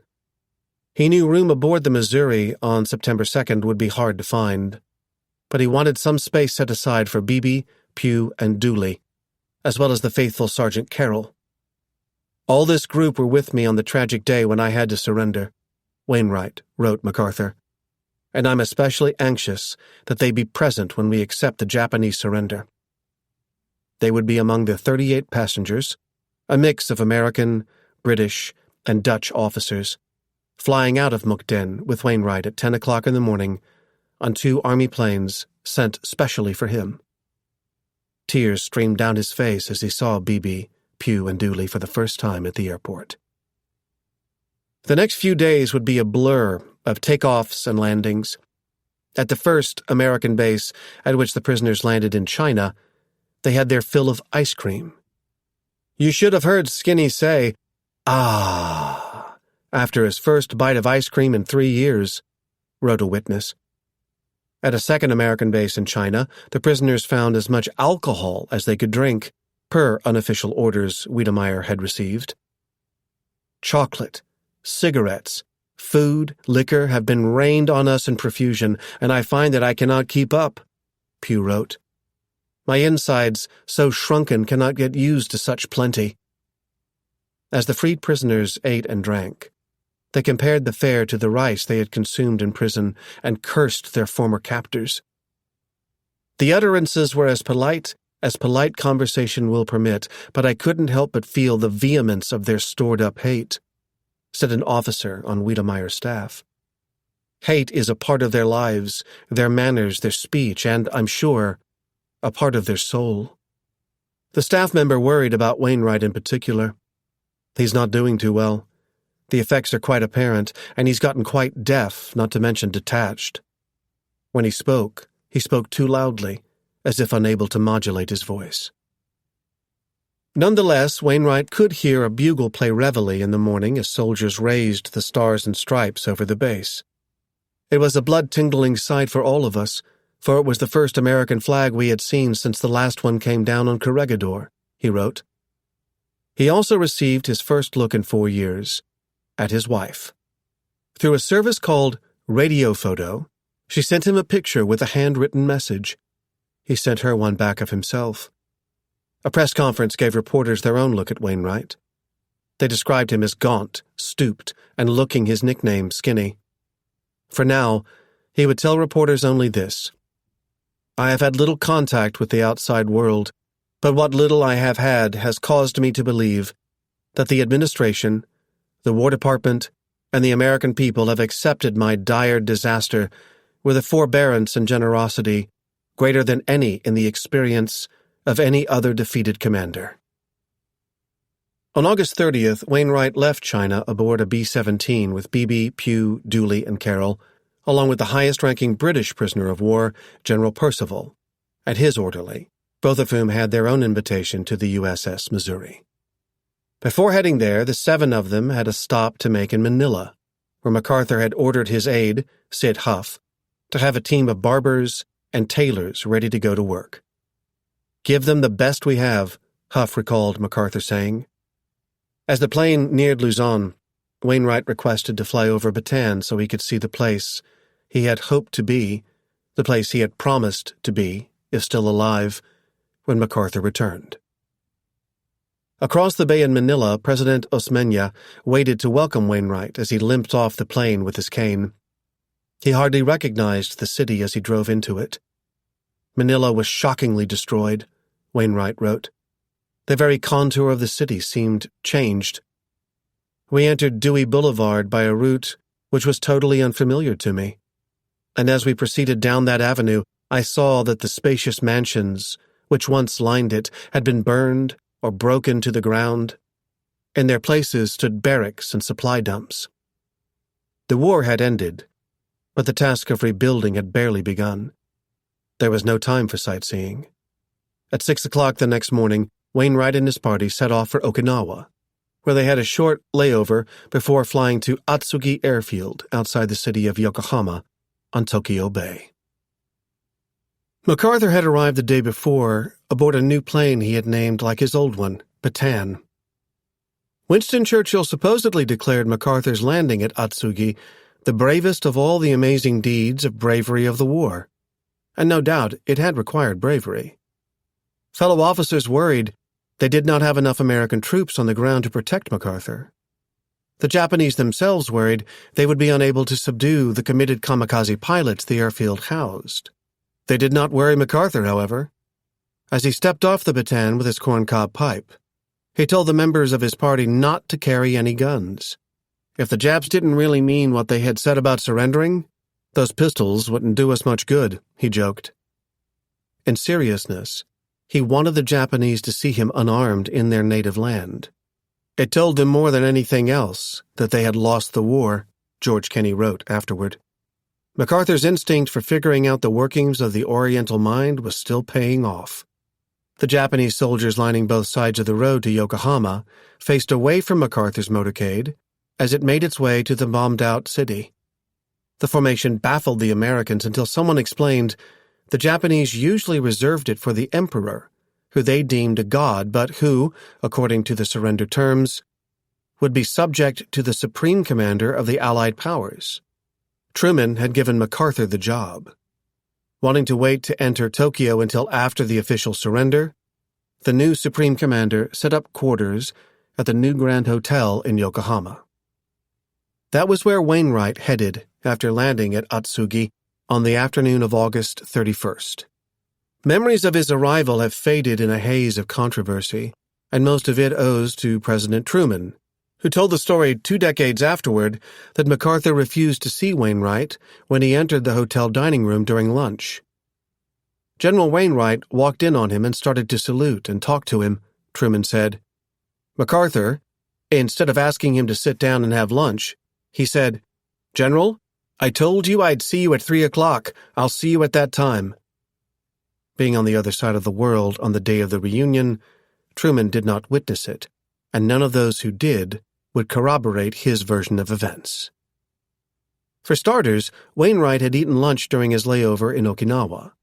By the time he arrived at the hotel, it was past 8 o'clock in the evening. MacArthur had started supper in the dining room. Some members of the Wainwright family would later blame MacArthur for not immediately coming out to the lobby, but MacArthur would claim he tried. "I was just sitting down to dinner when my aide brought me the word that they had arrived," he remembered. "I rose and started for the lobby, but before I could reach it, the door swung open, and there was Wainwright." Wainwright himself seemed not to care one way or the other. According to his memory, MacArthur had left instructions to meet him at the table. "I washed up and went in," Wainwright wrote. "And there he was, looking fine and fit and every inch the leader he is. He got up when he saw me coming toward him on the cane he had left me years before. He reached his arms out, took hold of me, cocked his head, and looked me over." A photographer captured the moment the two men embraced. MacArthur pulled his head back not to escape, but as if to bring a face from the past back into focus. Wainwright, MacArthur wrote, was haggard and aged. His uniform hung in folds on his fleshless form. He walked with difficulty and with the help of a cane. His eyes were sunken, and there were pits in his cheeks. His hair was snow-white, and his skin looked like old shoe leather. At first, neither man opened his mouth. Neither man knew what to say. In the 3.5 years since MacArthur and Wainwright had last seen each other, an age had gone by. A war that had begun with American soldiers sampling monkey and iguana on Bataan had ended with American generals ordering steaks in a Japanese hotel. A war that had begun with men on horseback had ended with men manufacturing an atomic bomb. It was hard to reconcile, and it was perhaps unfair to expect even a man as eloquent as MacArthur to find the words to do so. "Well, I'm glad to see you," MacArthur said. The words still did not come to Wainwright. Reporters saw him swallow. "I'm glad to see you too," he finally said. Both men had tears in their eyes. The staff members sitting with MacArthur at the table reshuffled their seats so the two generals could sit beside each other and continue talking. Wainwright spoke of the years he had spent worrying that Americans would never forgive him, never give him a new command, because he had surrendered his last one. Shocked was how MacArthur described his own reaction to hearing this. Never mind the words he himself had used to characterize Wainwright's surrender, not only at the time, unbalanced, but also much more recently, not very creditable. Accounts of what happened next diverge. According to one version, MacArthur said Wainwright could have any command he wished. Wainwright supposedly replied, "I want command of a corps, any one of your corps." If true, the request represented a major departure from Wainwright's usual way of thinking. Why would a professional soldier, who had always taken promotion so seriously, have asked for what would have amounted to a demotion? As a lieutenant general, Wainwright's rank put him in line to command far more than one corps. When he had surrendered in the Philippines, he had commanded all forces on the islands. By a seemingly more plausible account, it was MacArthur who offered Wainwright a corps. "Why, Jim," this version has MacArthur saying, using his old nickname for Wainwright, "you can have command of a corps with me any time you want it." Notably, this was essentially the account that MacArthur himself endorsed. He had not wanted to leave Wainwright in charge of the full Philippines and, as others knew, still blamed him for what had happened. That is not to say MacArthur made his offer disingenuously. In the ruins of Manila, his soldiers had recently discovered communications between Wainwright and the generals in the Visayas and Mindanao during those fateful days in May 1942, when he had believed the Japanese would murder all the men and women on Corregidor if American forces elsewhere in the archipelago did not surrender. The documents did not contain any information that MacArthur could not have known before, but perhaps reading them made him slightly more sympathetic to the dilemma Wainwright had faced. Whatever the truth, MacArthur believed what he said at the dinner table touched Wainwright. Probably it did. "The emotion that registered on that gaunt face still haunts me," MacArthur later wrote. When Wainwright stepped out of the dining room, he told reporters he had never felt more elated. He had a gun back in his holster, and soon would have revenge against the people he hated most, the Japanese. On the morning of September 2nd, 1945, Wainwright and his aides boarded the destroyer that took them to where the USS Missouri waited in Tokyo Bay. Christened only the previous year, the Missouri reminded Wainwright of a gigantic hedgehog with guns for bristles. I simply could not believe that anything could be so huge, so studded with guns, he thought, as he stepped aboard. Here, he was in Tokyo Bay on a battleship of the sort that the men on Bataan and Corregidor could only have dreamed of sailing to their rescue in Manila Bay in 1942, per the old War Plan Orange. Over the Missouri flew 2 5-star pennants for the 2 5-star officers on board, Admiral Nimitz and General MacArthur. The latter could not have failed to see the irony. On board the ship, he had finally achieved unity of command. He would run the show, but first, he needed to run to the bathroom. As always before a major moment, MacArthur felt sick. The surrender documents lay ready on a table draped in green and flanked on 3 sides by American Army and Navy officers, representatives of the other Allied powers, and members of the media. The 4th side of the square, Wainwright noted, was left open for the Jap delegates. He watched as the 11 men representing Japan, some wearing frock coats and top hats, and others wearing military garb, took their places with an expression he described knowingly as glum. Wainwright remembered how the Japanese had subjected him to their cameras as he waited for General Homa on Bataan. Now cameras from around the world turned their lenses on the Japanese as they waited for MacArthur. He did not make them wait nearly as long. In a few minutes, he appeared in a plain khaki uniform, notable only for the 5 stars on the collar and the braid on the worn-out cap. Up to a microphone standing across the table from the Japanese, he stepped. "We are gathered here, representatives of the major warring powers, to conclude a solemn agreement whereby peace may be restored," he said. He had written out what he wanted to say, and rather than rely on his famous memory, he read from a sheet that shook in his fingers. Unlike the Homa-Wainwright meeting, where neither party had known what the other would do, the ceremony MacArthur had scripted left only the trembles of his hands to chance. When MacArthur finished, Sutherland showed the Japanese where to sign. A representative from every Allied power would need to sign too. Nimitz would sign for the United States, but not before MacArthur signed as Supreme Commander. He had brought 6 pens for the job, 3 for the Allied copy, 3 for the Japanese one. As he sat at the table, he signaled for Wainwright and Percival to stand behind the chair. Marshall had said Americans would expect to see the former prisoners. MacArthur would make sure his fellow citizens did. He wanted to teach them a lesson, an aide remembered, about the unpreparedness of 2 great democracies at the start of the war. No one represented the cost of that failure better than Percival and Wainwright. MacArthur started to sign his name with the first pen. When halfway through it, he stopped, turned to me, and asked me to step forward, Wainwright remembered. He gave me the pen, a wholly unexpected and very great gift. Percival received one too. So eventually would Jean. Once the Allies had finished signing, MacArthur said, "These proceedings are closed," even though he had one more speech to make. While fighting on faraway fronts, he had never forgotten the home front.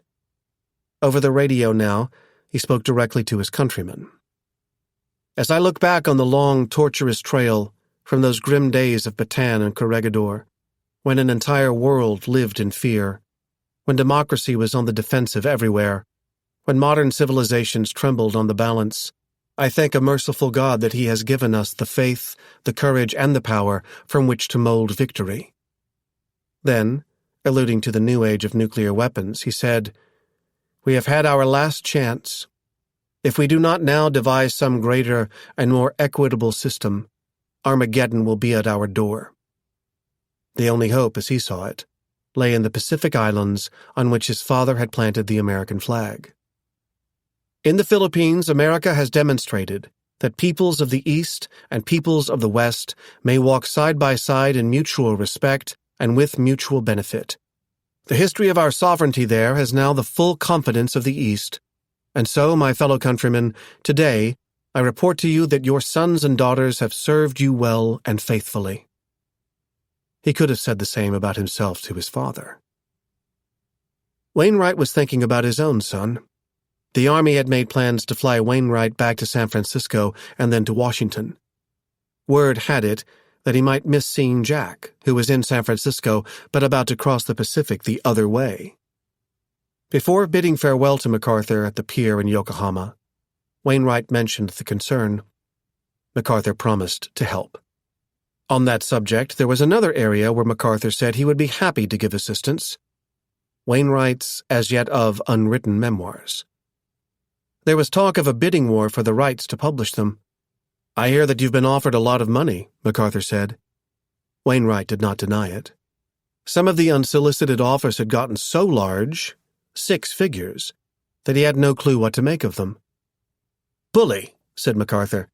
"You write them, the memoirs. Then send them to me, and I'll check them and send them on to the War Department." Wainwright had spent years worried what MacArthur would say.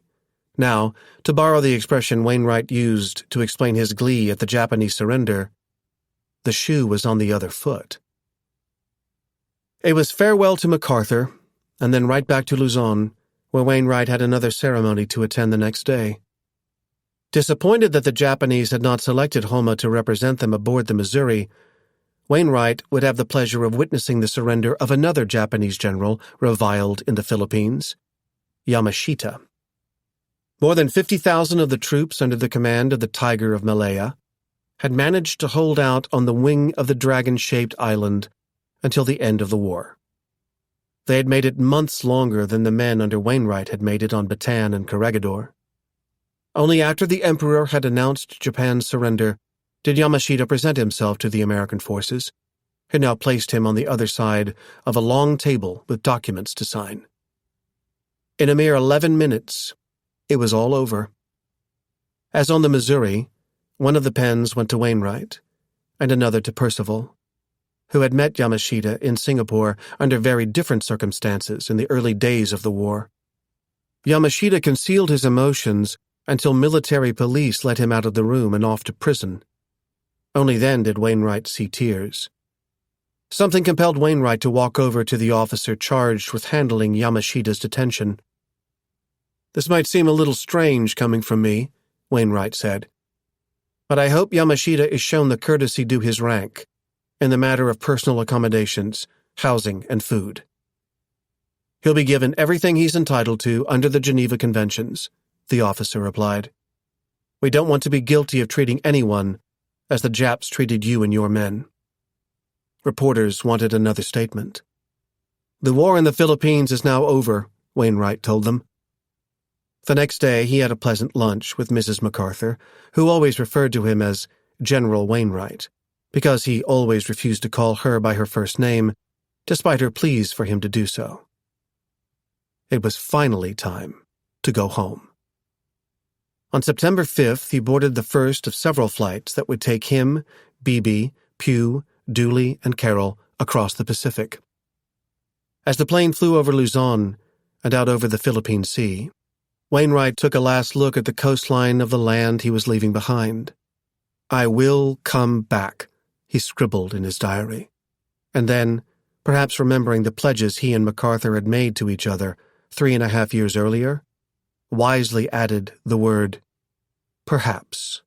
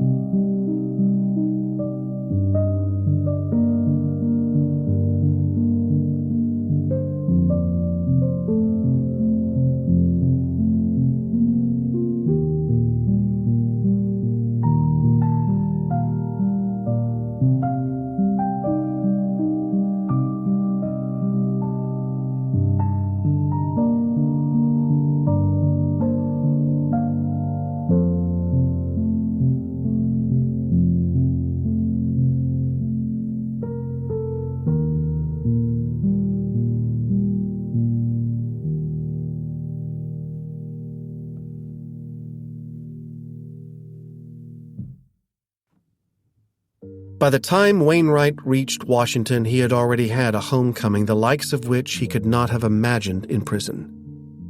At the airport in San Francisco on September 8, 1945, he had stepped out of the plane onto the continental United States for the first time in 5 years, with a cane clutched in his hand and 4 stars strapped to his slender shoulders.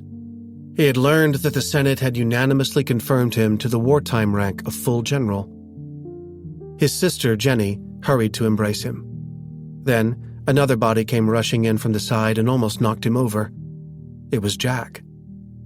The next day, 500,000 people flooded the streets to watch Wainwright lead a 20,000-person victory parade. The cheers for him drowned out the sound of the bombers flying overhead.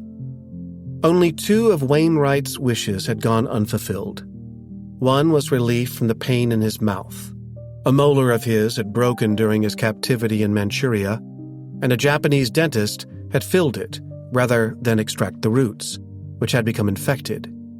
Emergency dental visits in San Francisco early in the morning before the parade, and then in Omaha, Nebraska, at 2:30 the next morning during a layover en route to Washington, had dulled the pain, but not fixed the root cause because his schedule had not given the doctors time to do so. The other wish, the one he had pined for during his years in prison, was the opportunity to hold Adele, his dear kitty. When he emerged from the plane at National Airport across the Potomac from Washington on September 10th at 12:31 p.m., George Marshall had her positioned at the bottom of the stairs. As she rushed for her husband, the wind nearly swept off the oversized black straw hat covering her face. "Hello, darling," she said. He tried to reply, but, as when seeing MacArthur for the first time, no words came out. The crowd closing in around the couple blocked photographers, hoping to capture the moment when the world's most famous prisoner of war drew his long-suffering wife into his arms. They begged the Wainwrights to recreate their kiss for the cameras, but the couple would not oblige. Adele was on no sleep and no food. The hat made it hard to see her eyes, but reporters could hear her sobbing.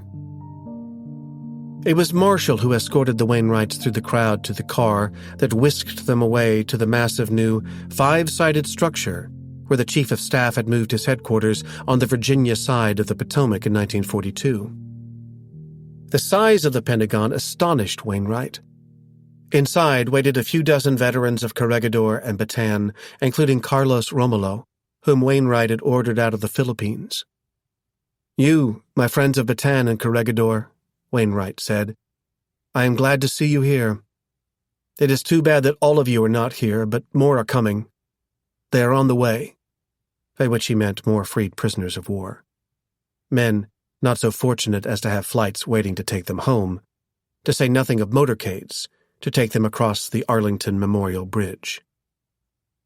At the Washington end of the bridge, motorcycles traveling in a V formation led the way under the American flag and welcome sign hanging from 2 large ladders covered in red, white, and blue, and angled to form an inverted V over the road. Next came Wainwright and Adele in a large roofless car that even MacArthur might have envied. Behind them in similar cars came Beebe and his wife, Pugh and his wife, Dooley and his mother, and Sergeant Carroll and his sister. Past the Lincoln Memorial, to the crowds lining either side of Constitution Avenue, past the American flags waving from lampposts adorned with pictures of Wainwright's face, the motorcade made its way to the Washington Monument, where a crowd of hundreds of thousands had formed around a stage. Government agencies had let employees out so they could see Wainwright accept his membership in the Disabled American Veterans, as well as the keys to the city for having made a triumph of defeat. Adele looked uncomfortable throughout. During the half-hour ceremony at the monument grounds, Kitty Wainwright sat nervously off the edge of her chair, twisting her handkerchief and dabbing at her face, a reporter wrote.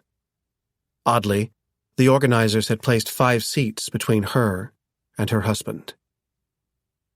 When the time came for Wainwright to stand before the microphone, he thanked his fellow citizens for the honors they had heaped upon him, and said he hoped they would draw the same lessons he had from the unlikely journey he had made from humiliation to triumph. As I stood on the deck of the Missouri, at the right hand of General MacArthur, watching the signing of the surrender document, I fervently wished that every American could feel the full significance of that moment. Nearly 4 years had elapsed since the Japs launched their attacks on Pearl Harbor and the Philippines. That moment of surrender in Tokyo Bay had been bought with the blood of more than 1 million Americans who died or were wounded in the struggle.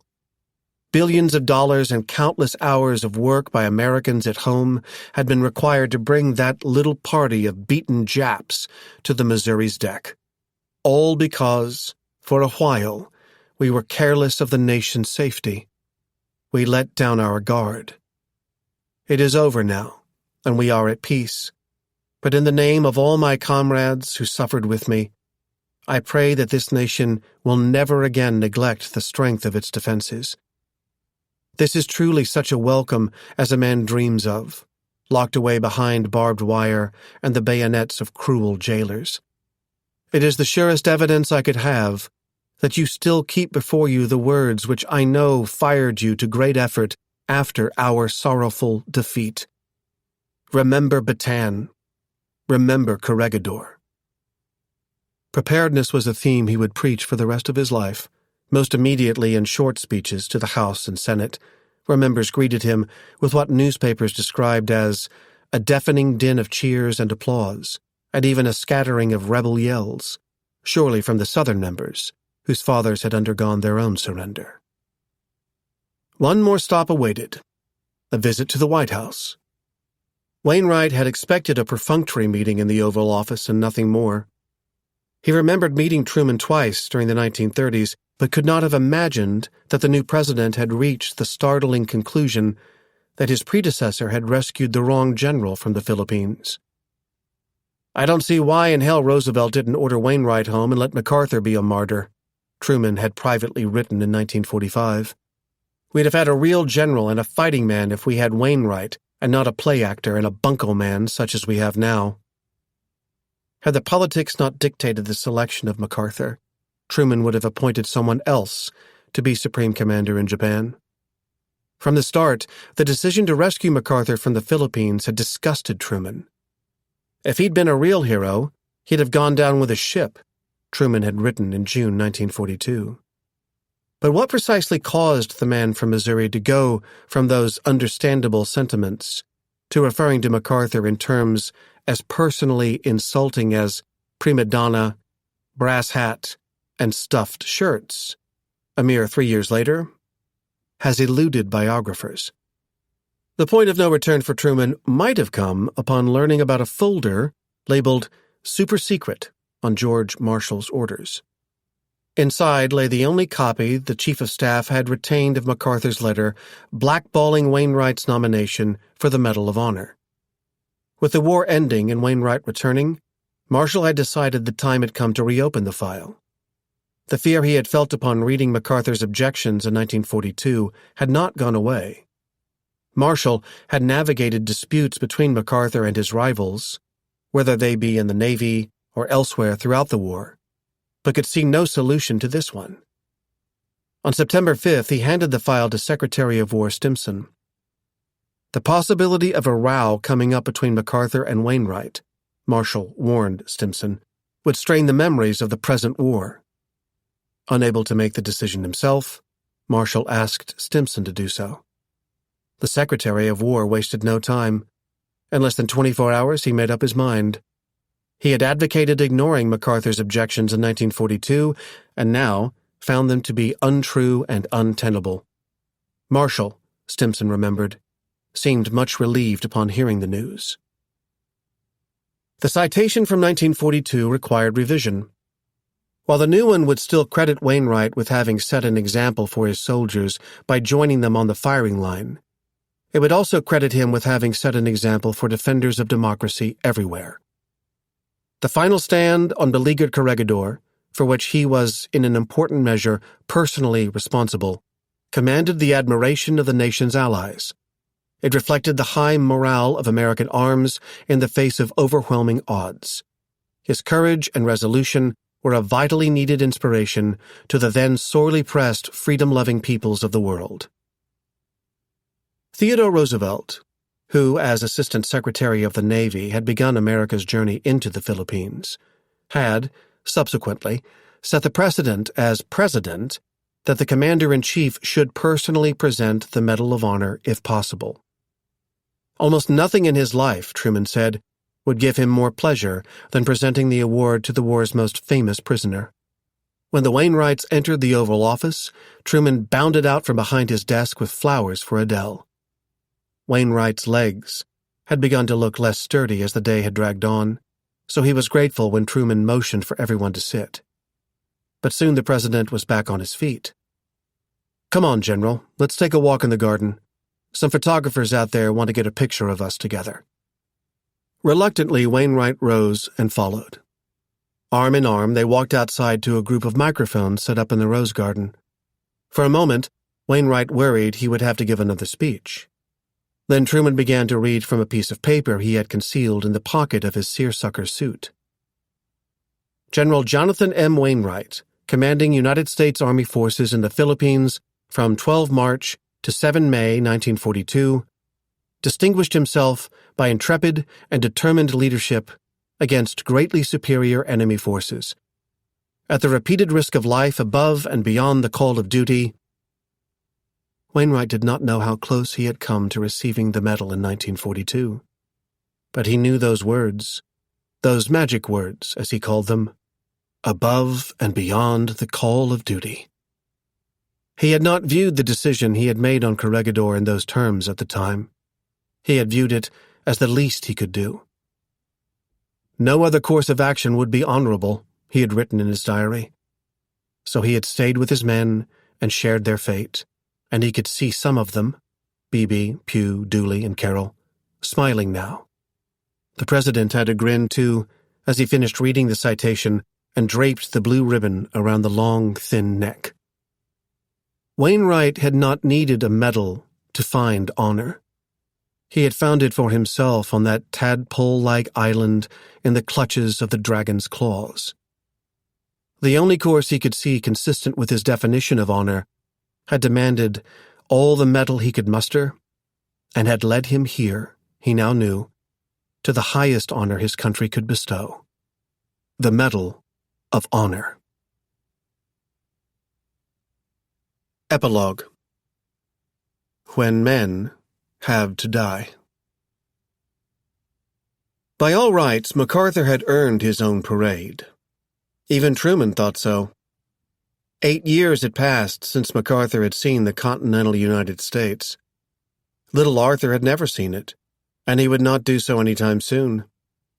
MacArthur deemed himself unable to leave Japan because, as he put it, of the extraordinarily dangerous and inherently inflammable situation which exists here. Actually, on the road into Tokyo from Yokohama, the landscape looked remarkably non-flammable. Almost every structure that could burn already had. About 2 million Japanese had died in the war.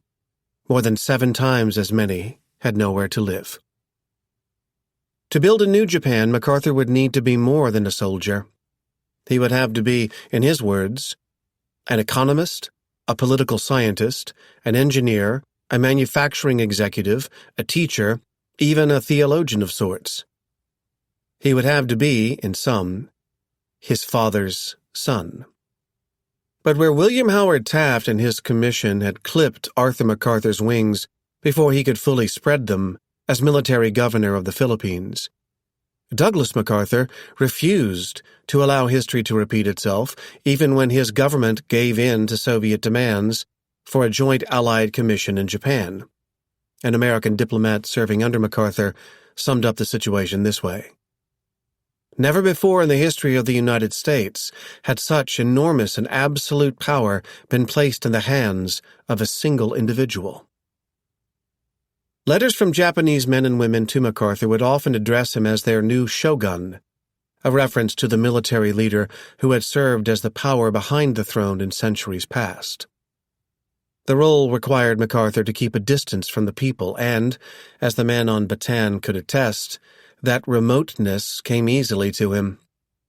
He let the masses see his famous cap and sunglasses only when he climbed into and out of the Cadillac, shuttling him between the home Jean set up in the old American Embassy and the headquarters his staff established, as in Brisbane and Melbourne, at an insurance headquarters.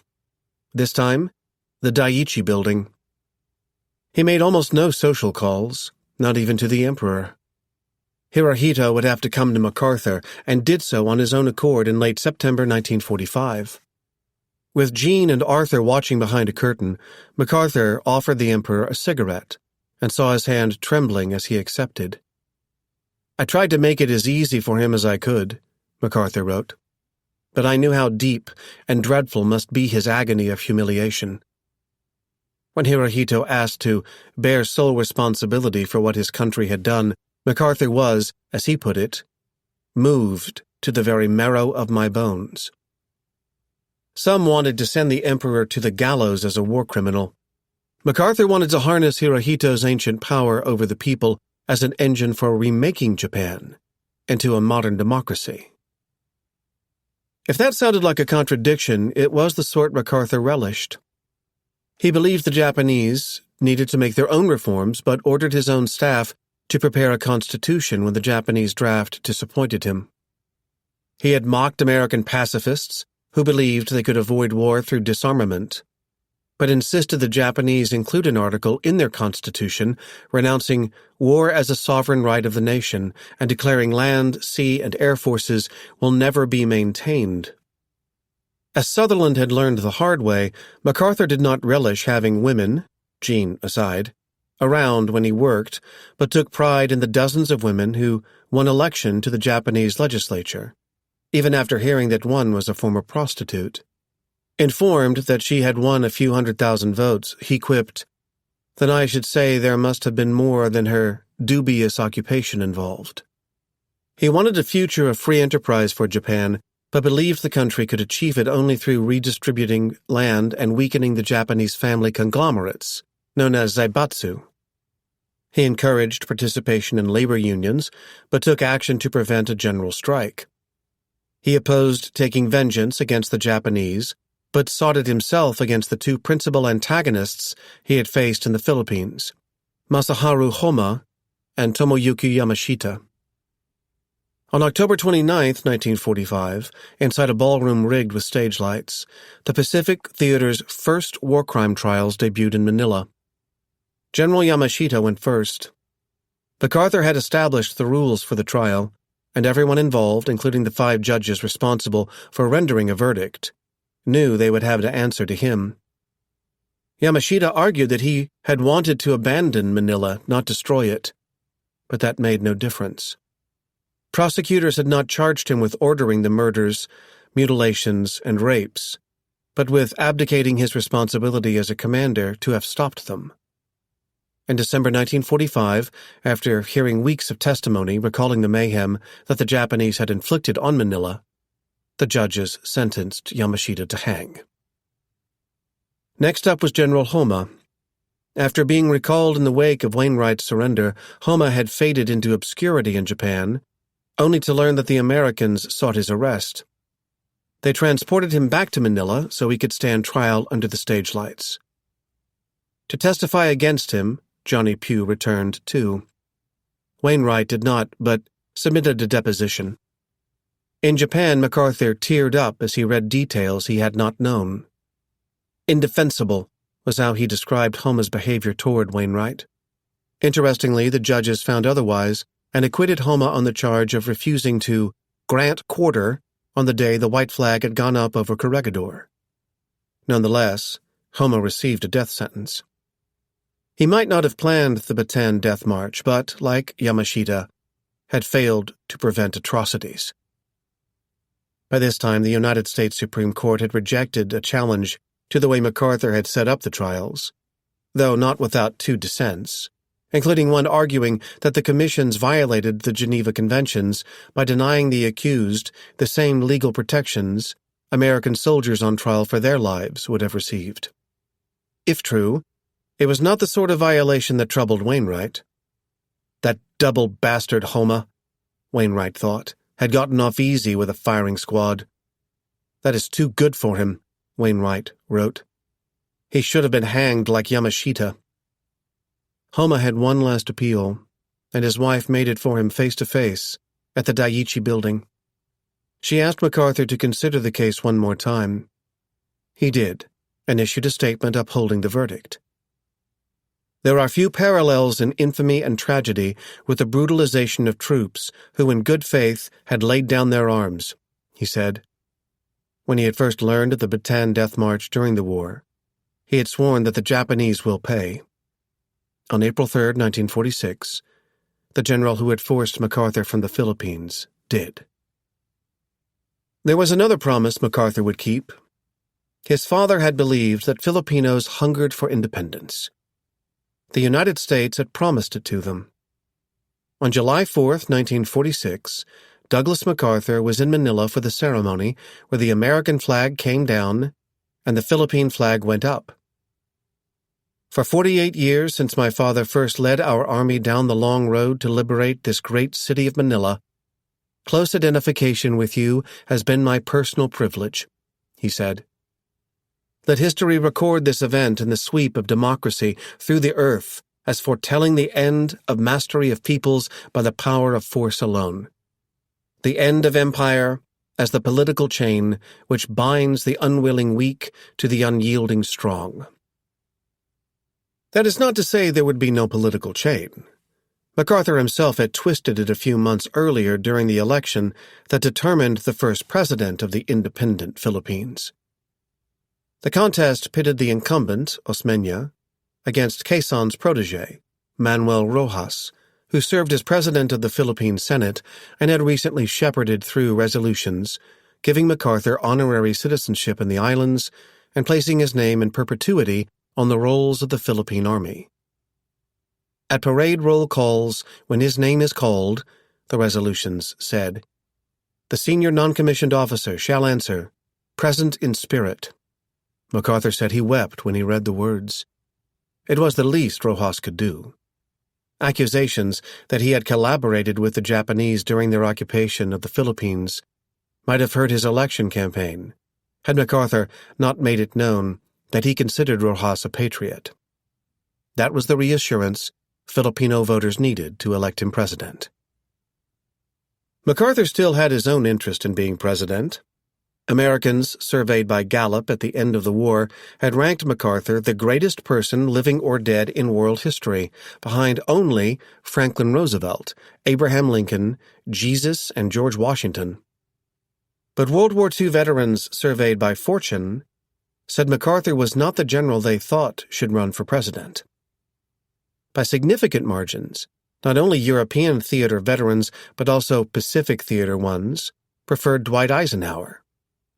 Having replaced George Marshall as Chief of Staff in late 1945, Eisenhower had already made plans by early 1948 to become president of another institution, Columbia University, and issued a statement saying that the necessary and wise subordination of the military to civic power will be best sustained when lifelong professional soldiers, in the absence of some obvious and overriding reasons, abstain from seeking high political office.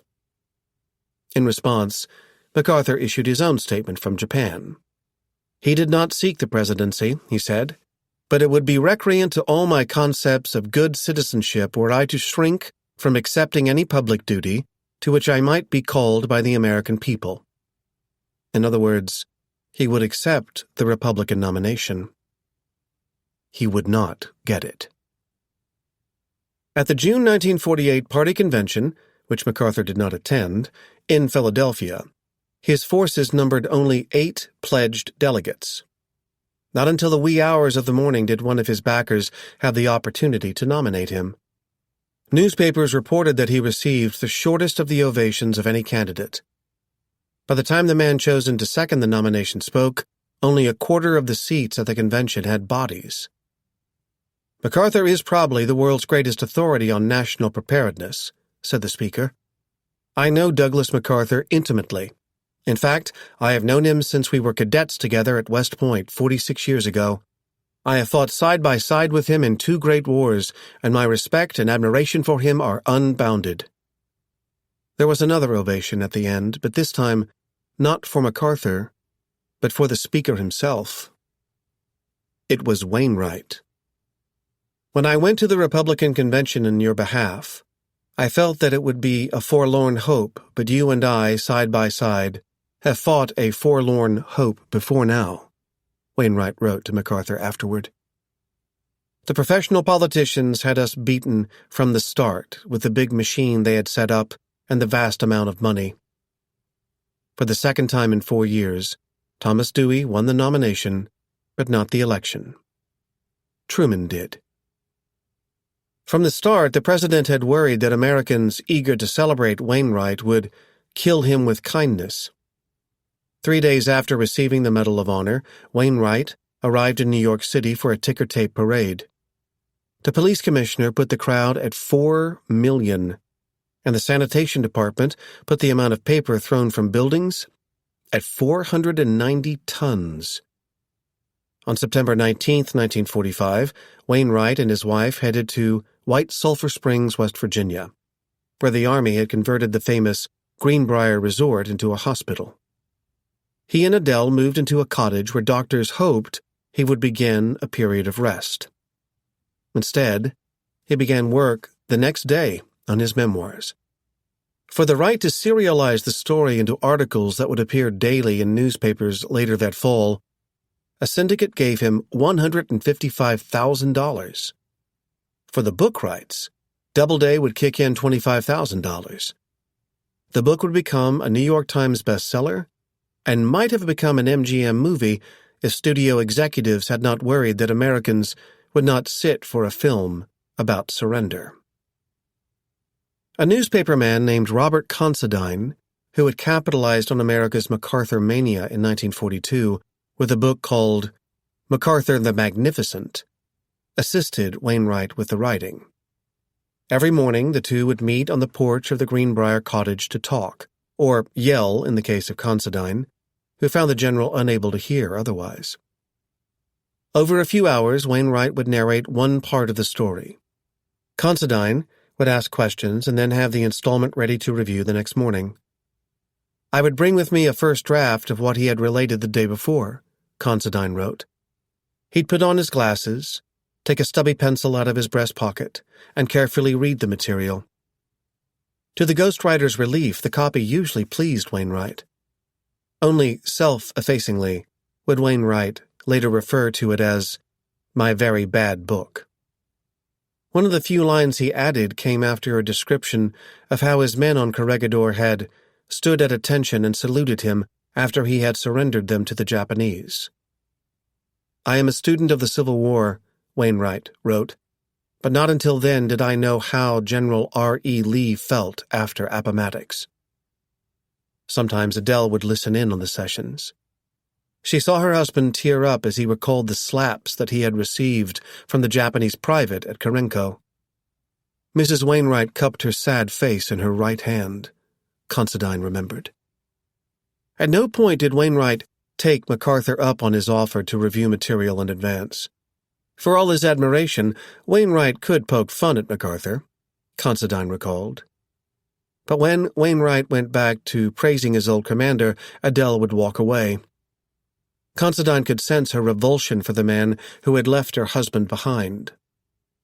"She always does that," Wainwright said the first time Adele excused herself in front of Considine. When she did it again over a meal, Wainwright yelled, "Damn it, cut that out and come back to dinner." But Adele could not cut it out. After the stay at the Greenbrier, she kept humiliating her husband at the dinners and banquets thrown in his honor. She could not stop drinking. A combination of alcohol and sedatives had sustained her through the long nights of his captivity. Her son Jack had begged her to seek medical assistance. She blamed Jack's wife, Elfrida, for monopolizing his attention. When a reporter had called with the news that the war had ended, Adele could not speak. A friend had picked up the phone for her and explained that she had become so excited that she had become hysterical. Upon returning to America, Wainwright had hoped his son wrote, to control her drinking, etc., himself, but found to his dismay that it was beyond him after a number of embarrassing experiences. That fall, Wainwright made the decision to take Adele to a neuropsychiatric institute in Hartford, Connecticut. His mother-in-law, who had lived with Adele throughout the war, was furious. Adele herself could not see the need. She was no worse than she had been during the war. Probably that was true. Wainwright celebrated his first Thanksgiving back in America not with his wife but with his sister's family in Seattle. Though he had regained some of the weight he had lost during the war, looking at the turkey heaped on his plate made him think of the emaciated faces he had seen during the war. "Try to forget those terrible times," a niece said. "You're home now." "Home," Wainwright said. "I don't have any home without Adele." The Army had planned to give Wainwright a command that would have given him a home on Governor's Island in New York. But he said he worried that the social obligations in New York would have proven very strenuous for me, by which he meant Adele. With almost no public explanation, in January 1946, the Army changed his assignment and sent him to San Antonio, Texas, where he took command of the Fourth Army. When newspaper reporters asked why they had not seen his wife recently, he explained, "She worried so much about this worthless carcass of mine while I was gone that now she is sick." He wrote to Adele less than his son thought a husband should, but perhaps being unable to communicate with her during the years in prison had made it feel almost natural now. He was not alone in Texas. During those early days, he had the family he had made in the Philippines: Hubert Carroll, Tom Dooley, Johnny Pugh, and Lou Beebe. In addition, a busy speaking schedule forced the hero of Bataan and Corregidor, as people called Wainwright, to spend much of his time on the road. Hero stuff, as his son called the work. With Americans wanting to move on with the lives they had set aside for the war, Wainwright begged them not to let down their guard. In March 1946, Wainwright flew to Connecticut and checked Adele out of the institute.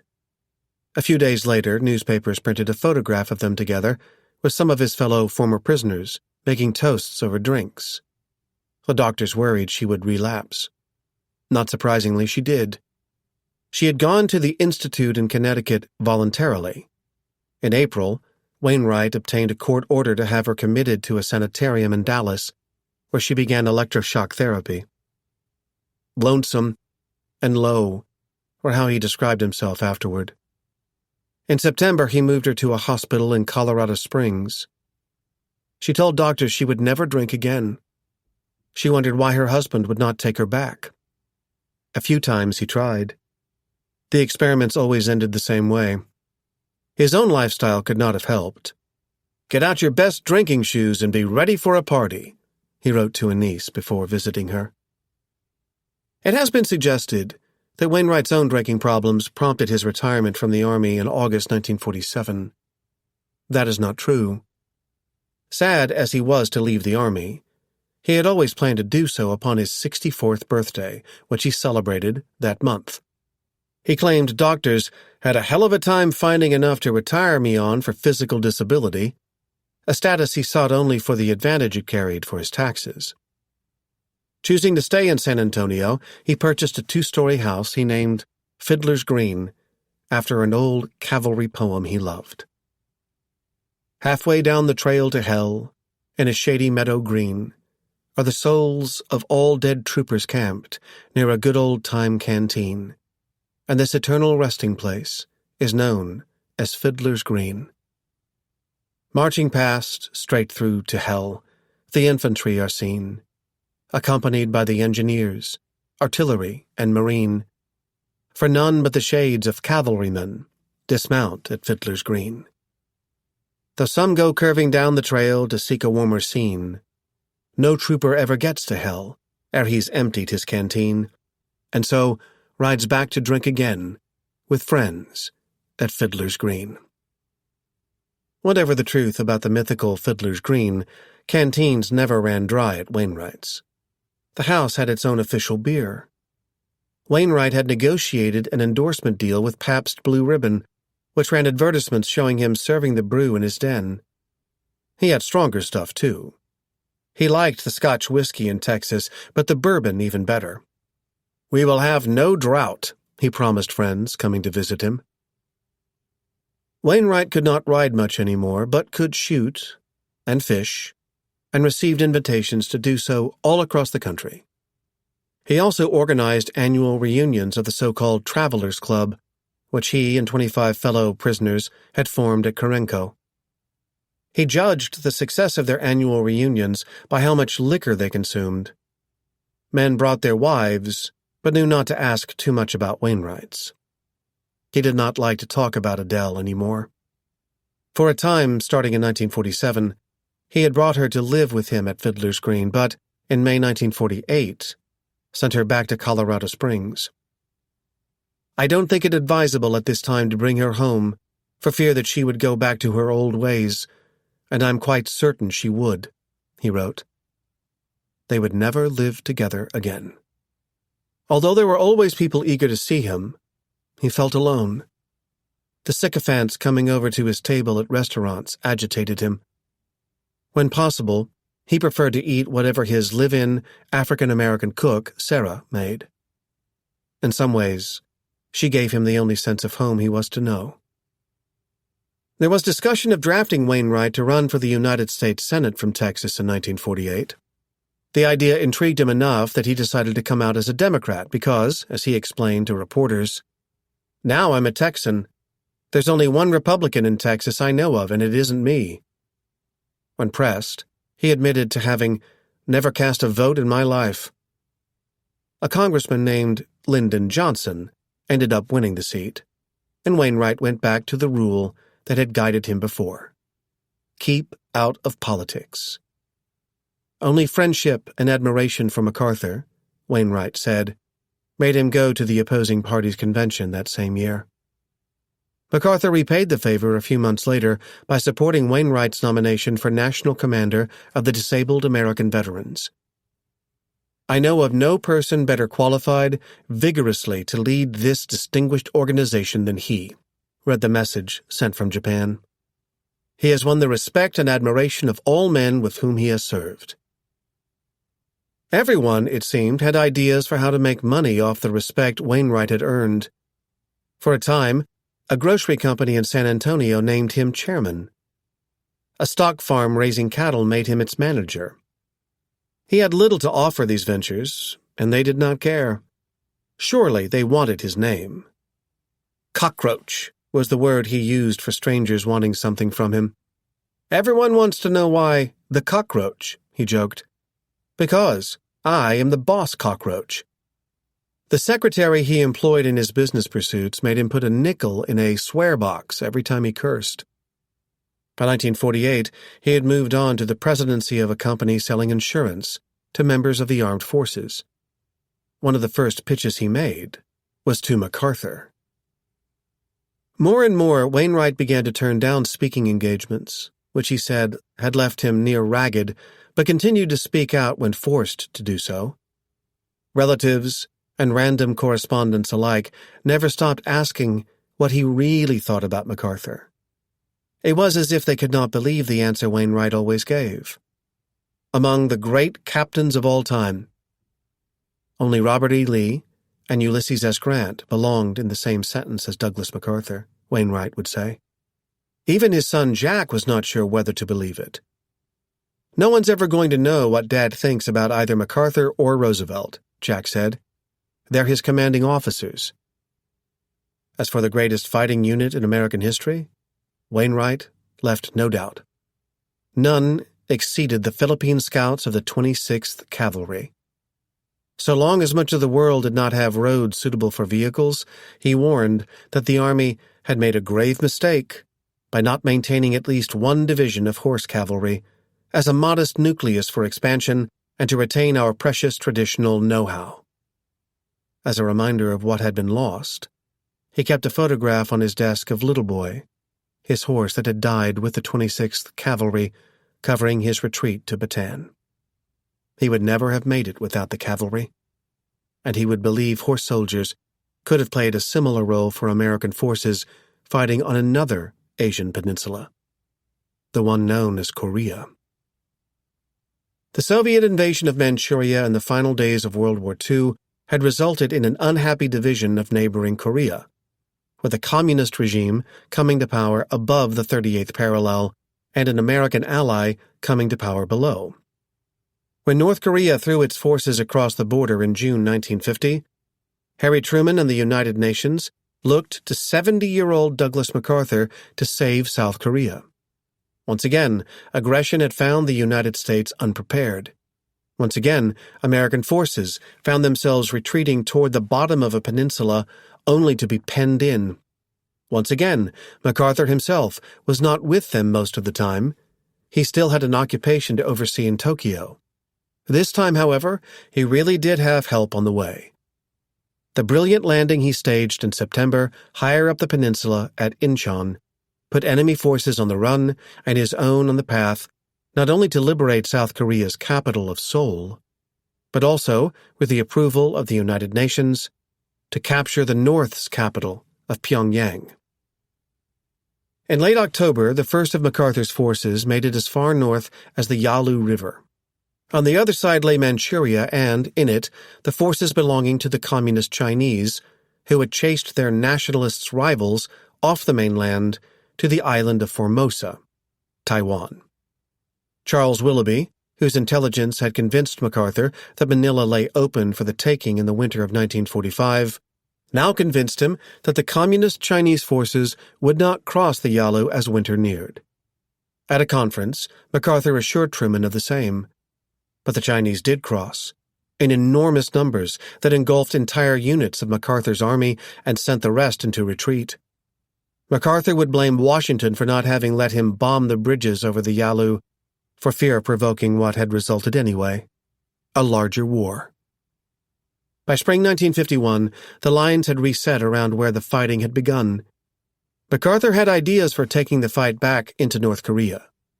Some may have been more realistic than his idea of sealing Korea off from Manchuria by laying a field of radioactive wastes between the two. But, to his disgust, members of the Truman administration seemed content with reaching a draw in Korea, as if convinced the contest against communism in Europe mattered more. MacArthur had been here before with the Europe Firsters during World War II.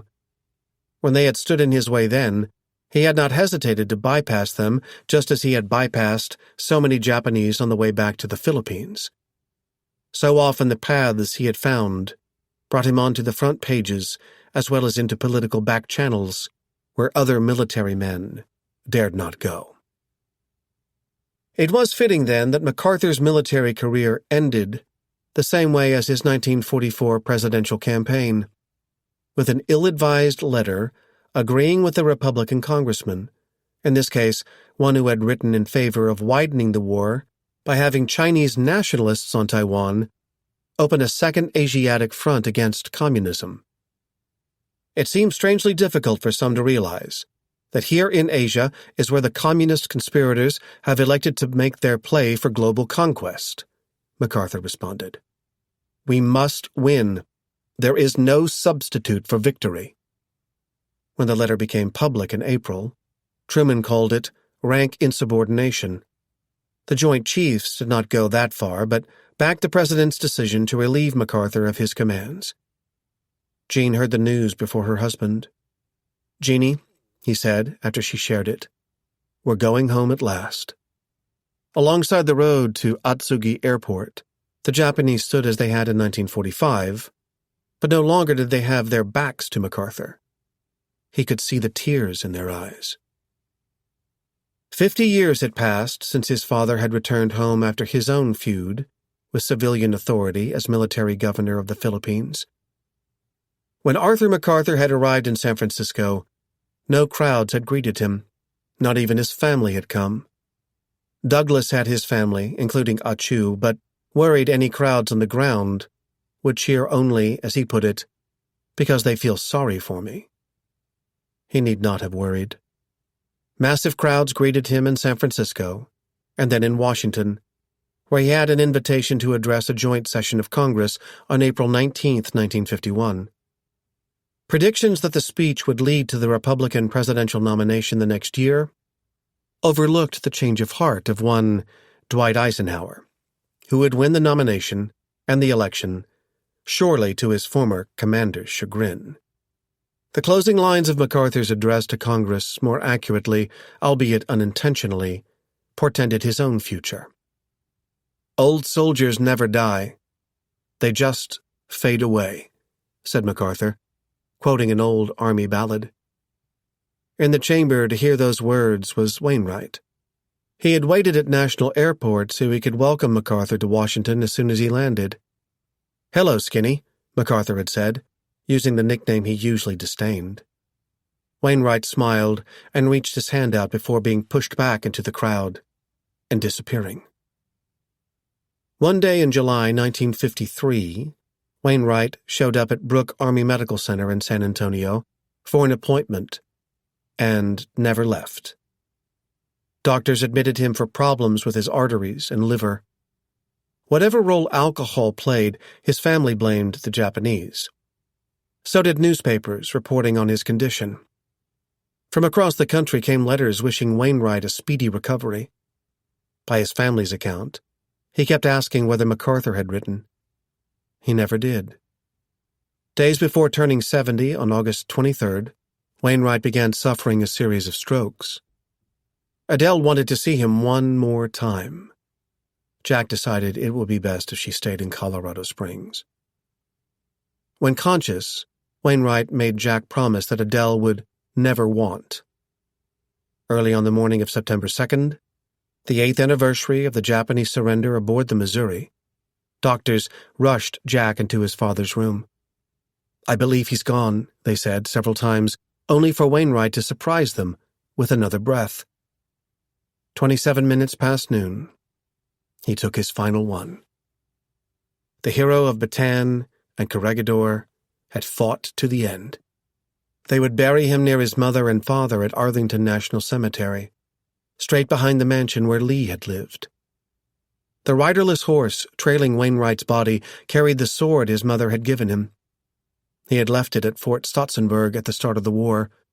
A Filipino had found it on the corpse of a Japanese officer and returned it. Beside Jack throughout the funeral stood George Marshall. A spokesperson explained MacArthur had business elsewhere. MacArthur had become chairman of Remington Rand, famous for its typewriters. He and Jean had never owned a house and did not buy one now.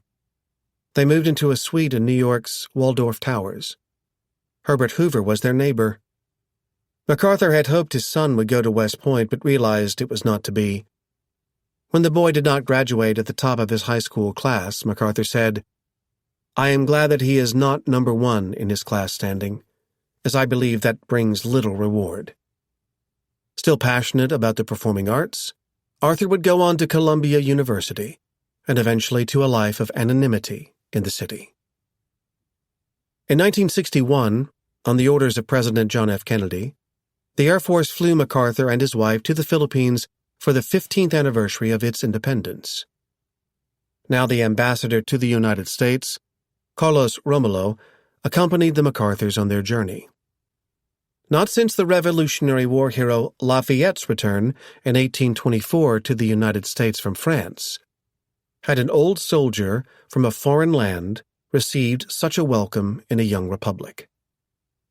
Asked by a reporter for Life what Filipinos thought of MacArthur, one said, "What do you think of God?"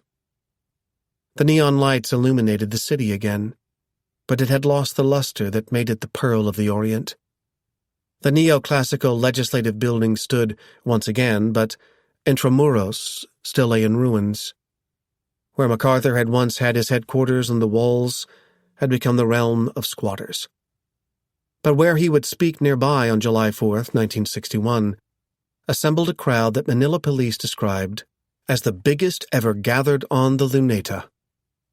He wore, as a newspaper put it, the familiar sweat-stained cap he had worn through the war, but the face underneath now belonged to an 81-year-old. Many, struggling to hear his remarks, made out, "I shall return," and cheered. But the context went unheard. He had said those 3 words only to explain he could not make the same pledge again. He would not return. He hated hospitals to the end and waited too long to go to Walter Reed in Washington to have his gallbladder removed. On April 5, 1964, weeks after the surgery, he died at the hospital. In both the United States and the Philippines, flags fell to half-mast. Harry Truman observed no mourning period. Almost without pause, he went public with his account of MacArthur snubbing Wainwright at their reunion in Yokohama. To the end, the former president remained convinced that his predecessor in office should have ordered Wainwright out of the Philippines and left MacArthur behind. Roosevelt, however, had his reasons. In those desperate days, the United States had needed 2 very different generals, one for the headlines and one for the front lines. No general as committed to the chain of command and as uncomfortable with celebrity as Wainwright could have forced 130 million of his fellow Americans to live up to their responsibilities to a distant island chain, and bent the path of a war across the world's widest ocean, on the strength of his own word, the way MacArthur did. No general as self-centered and certain of his place in history as MacArthur could have made the sacrifice Wainwright did. Not to die a glorious death, but to live as a prisoner for the sake of his fellow soldiers. Neither vow was easy. Both had to be kept. America's honor demanded no less. Jean, who insisted on staying near her husband during the war, had to wait 36 years after his death to join him in the crypt of the MacArthur Memorial in his mother's hometown of Norfolk, Virginia. Adele did not have to wait as long to reunite with her husband. She died in 1970 and now shares his gravestone, just as she shared his sacrifice during the war. Several rows away lies Wainwright's most trusted aide, John Ramsey Pugh, who went on to become a general himself. His stone reads, "He was loyal." And he was. Given the chance to escape Corregidor and save himself, he refused to leave his general. If Wainwright deserved a Medal of Honor, if MacArthur deserved a Medal of Honor, Pugh did too. And so did many others, Americans and Filipinos, left to fight without hope on Bataan and Corregidor. There are times, it was said during those dark days, when men have to die. But when there is time to prepare, may no man have to fall with the flag because his country wavered and left him waiting. May that be the fate of no soldier. May it always be, above and beyond, the call of duty. The Fate of the Generals was written by Jonathan Horn and read by Sean Pratt. Editing, mix, and post-production by John Marshall Media. The Fate of the Generals was produced by John Marshall Media. This has been a presentation of Simon & Schuster Audio. The Fate of the Generals is available in print from Scribner.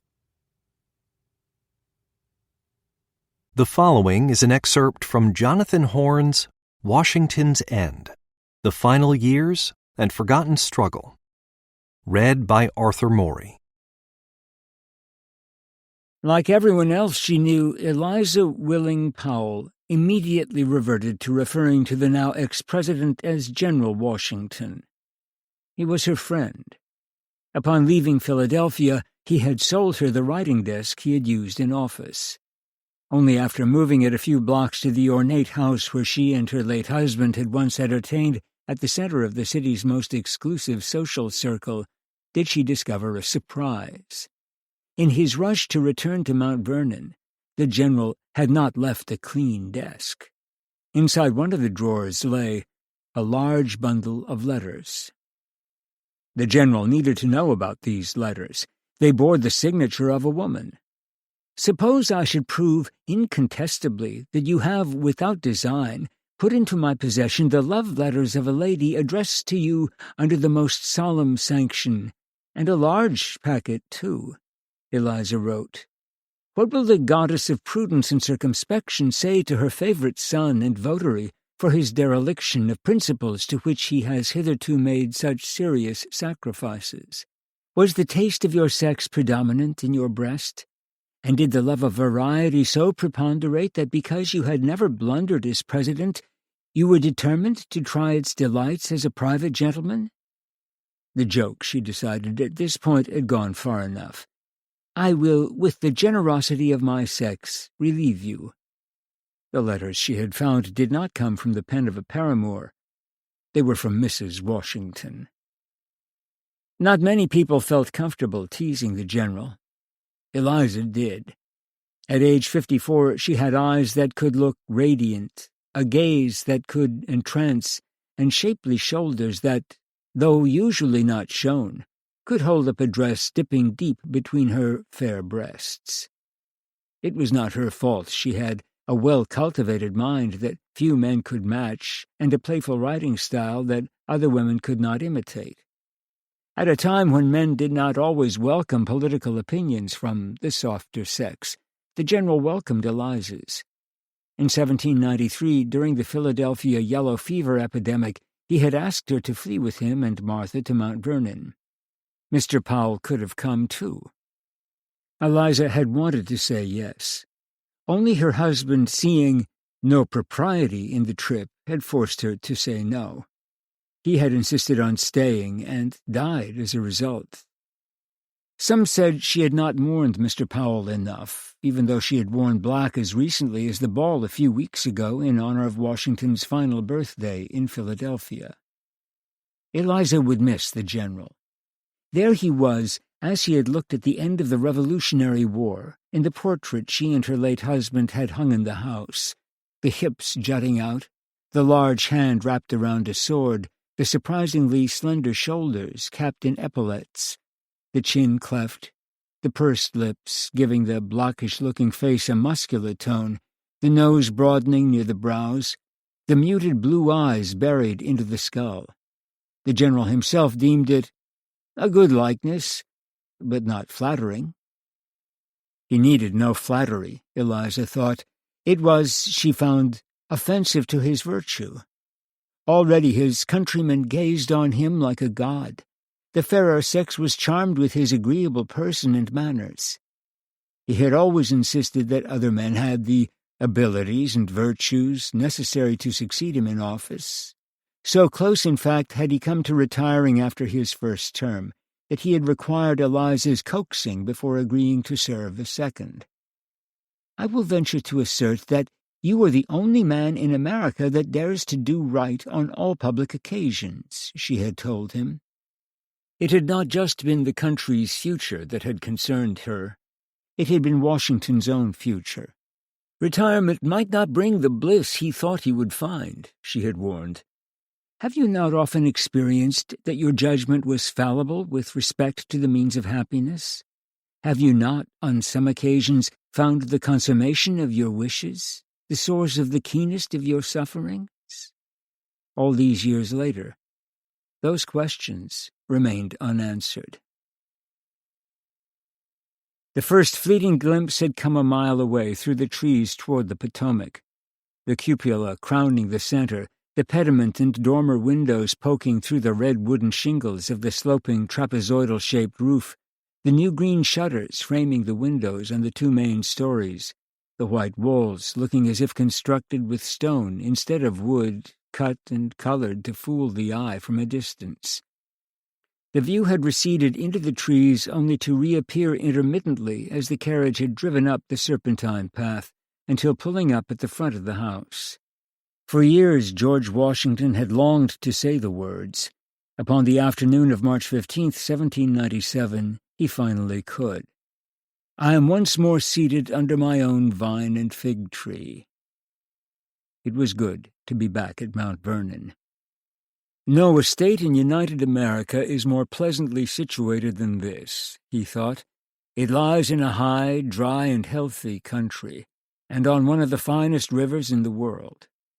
For more than 10 miles on the Virginia side, the tidal Potomac and its tributaries lapped up against lands belonging to him, an empire totaling 8,000 acres.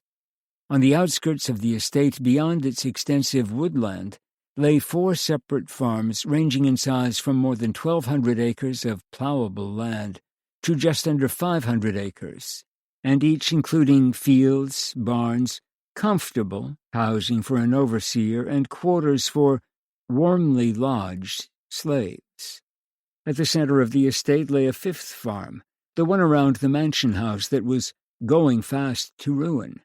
Fireplaces and steps crumbling, paint cracking, wallpaper wearing away. The repairs began at once. "I am already surrounded by joiners, masons, and painters," Washington wrote, "and such is my anxiety to get out of their hands that I have scarcely a room to put a friend into, or to set in myself, without the music of hammers, or the odoriferous smell of paint." The chaos turned his memory back 4 decades, to the final days of his involvement in the French and Indian War, when he had begun to expand the small house where he had lived for a few years during boyhood. The addition of a full 2nd floor had elevated the garret and the roof just in time to accommodate Martha and the 2 children she brought from her first marriage. Construction of wings extending the house on either side, and of a piazza spanning the back, where the lawn sloped toward the river, had continued during the Revolutionary War, even though being away had prevented him from managing the workers in person as he would have preferred, and as he now finally could. "At no period," he said shortly after returning, "have I been more engaged than in the time since I have been at home." The days started before dawn, when he crept out of Mrs. Washington's bedchamber, as he called the room they shared, and down the private staircase leading to his study where he dressed. By sunrise he was out about the house. "If my hirelings are not in their places at that time, I send them messages expressive of my sorrow for their indisposition. Then, having put these wheels in motion, I examine the state of things farther, and the more they are probed, the deeper I find the wounds are, which my buildings have sustained by an absence and neglect of 8 years. By the time I have accomplished these matters, breakfast, a little after 7 o'clock, is ready." No one need ask what he wanted. It was always 3 hoe cakes soaked in honey, slathered with butter, and washed down with tea. The mushier the cakes, the better for his dentures.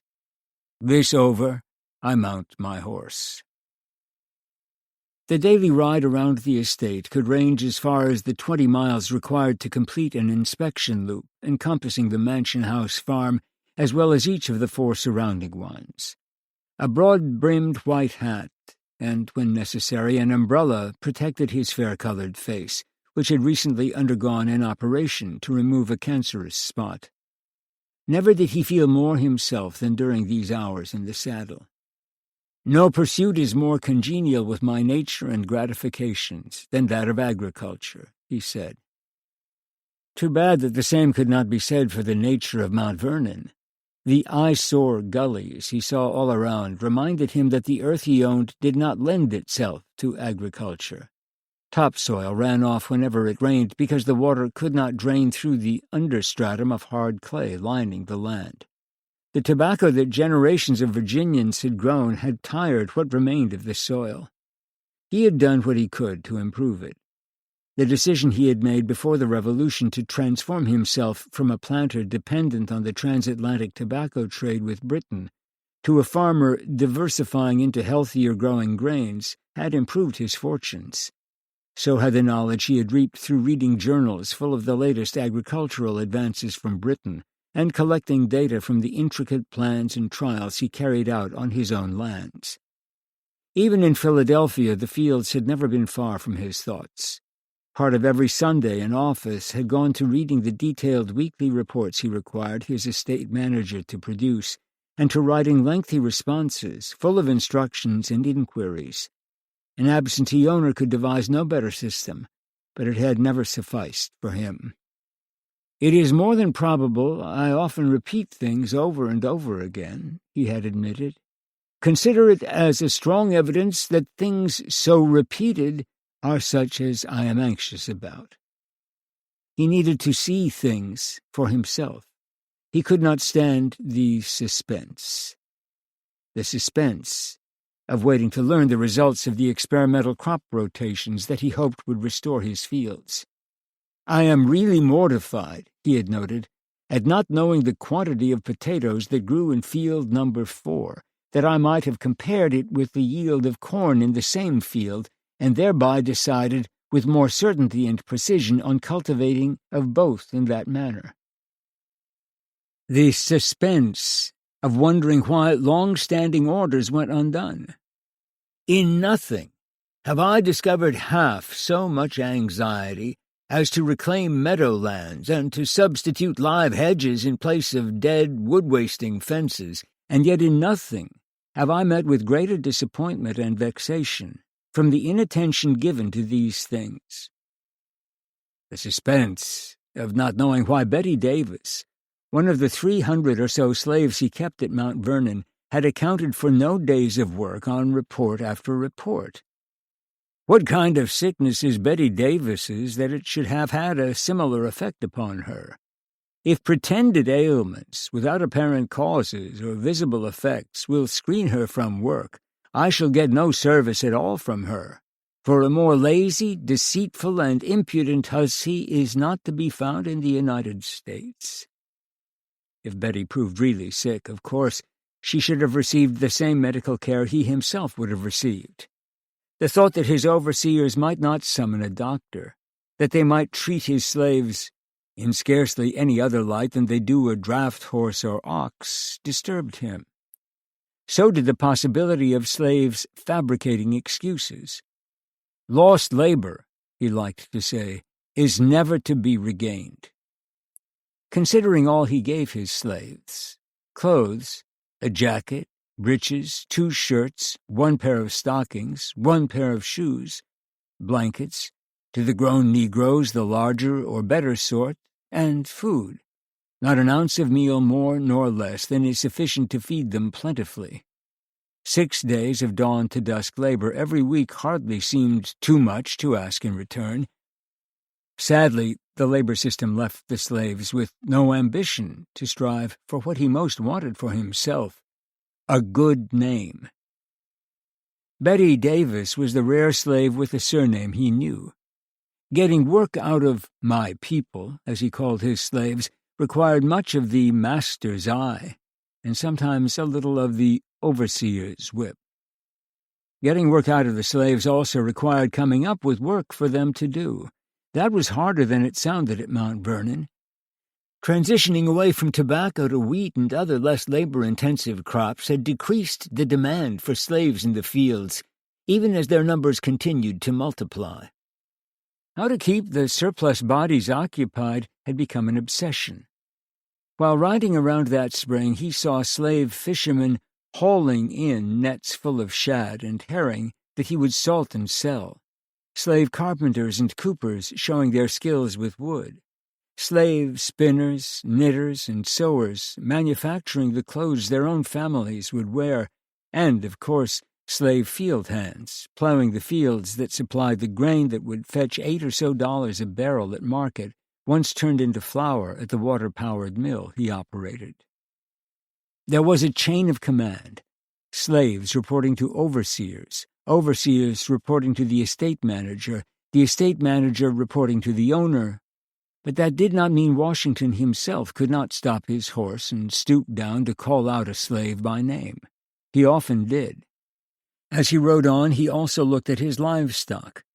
There were the mules he had introduced to the country after coaxing the late royal gift, the Studley jackass the Spanish crown had sent as a present, into putting aside old world-class distinctions and copulating with plebeian American mares. There were also the sheep, whose fleeces now averaged less than half as much wool as they had on the eve of his first election to the presidency. Seeing how the flock had deteriorated saddened him. Only when trying to make it back to the house before 2:45 did he hurry his horse. He needed 15 minutes to change clothes. Dinner started at 3:00. He hated keeping the servants waiting, not to mention the uninvited guests. "I rarely miss seeing strange faces, come, as they say, out of respect to me. Pray, would not the word curiosity answer as well?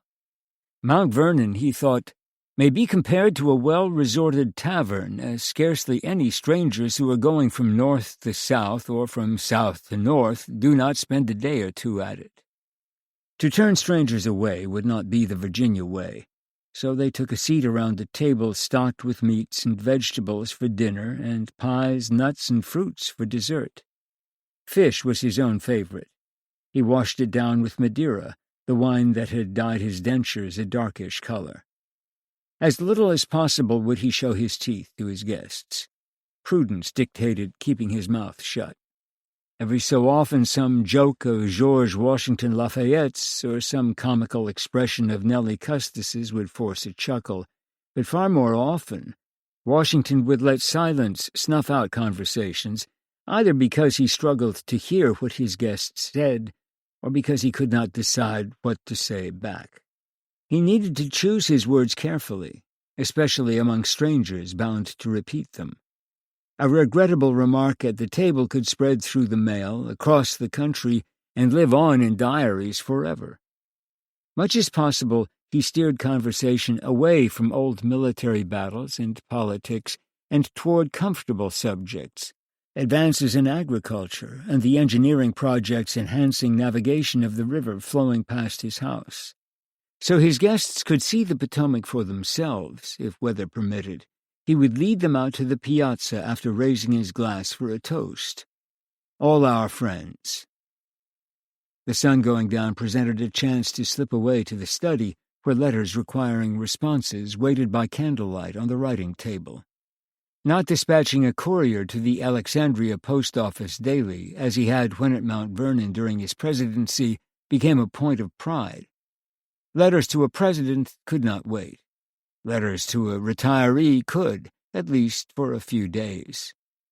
Then again, he had no patience for receiving an incomplete response to a letter he had written. He could not understand why his correspondents did not adopt the systematic approach he had long used. It was simple. When reading a letter, note every item requiring a response on a piece of waste paper, and then, if possessed with sufficient time, he often did not have it, group these items into heads that could serve as a primitive outline. Having gone through the letter in this manner, you begin your own, and note after note, as the contents are inserted in your letter, is scratched out. By this means no part of a long letter can ever escape notice, by not carrying the whole in your memory when you sit down to write. Even in the solitude of his study, he did not feel alone. How could he, while knowing that historians would one day pore over the pages he wrote? For decades he had preserved records, the exercises he had copied as a boy learning geometry and memorizing the 110 rules of civility for navigating polite society, the letter books he had filled during the French and Indian War, the diaries in which he had recorded where and how my time is spent between the wars, the Revolutionary War papers that he had kept under guard and ordered clerks to start copying into bound volumes long before the fighting had ended, the presidential papers that he had not yet unpacked from Philadelphia, the weather logs, account books, and incoming and outgoing personal correspondence to which he added even now. People and papers, those were what he wanted saved from the house if disaster ever befell it. Most everything else could be reconstructed. The historical record could not be. It was his country's history. It was his legacy. If repairs to the existing buildings ever finished, construction would commence on the one new building he wished to erect, an archive for his voluminous papers.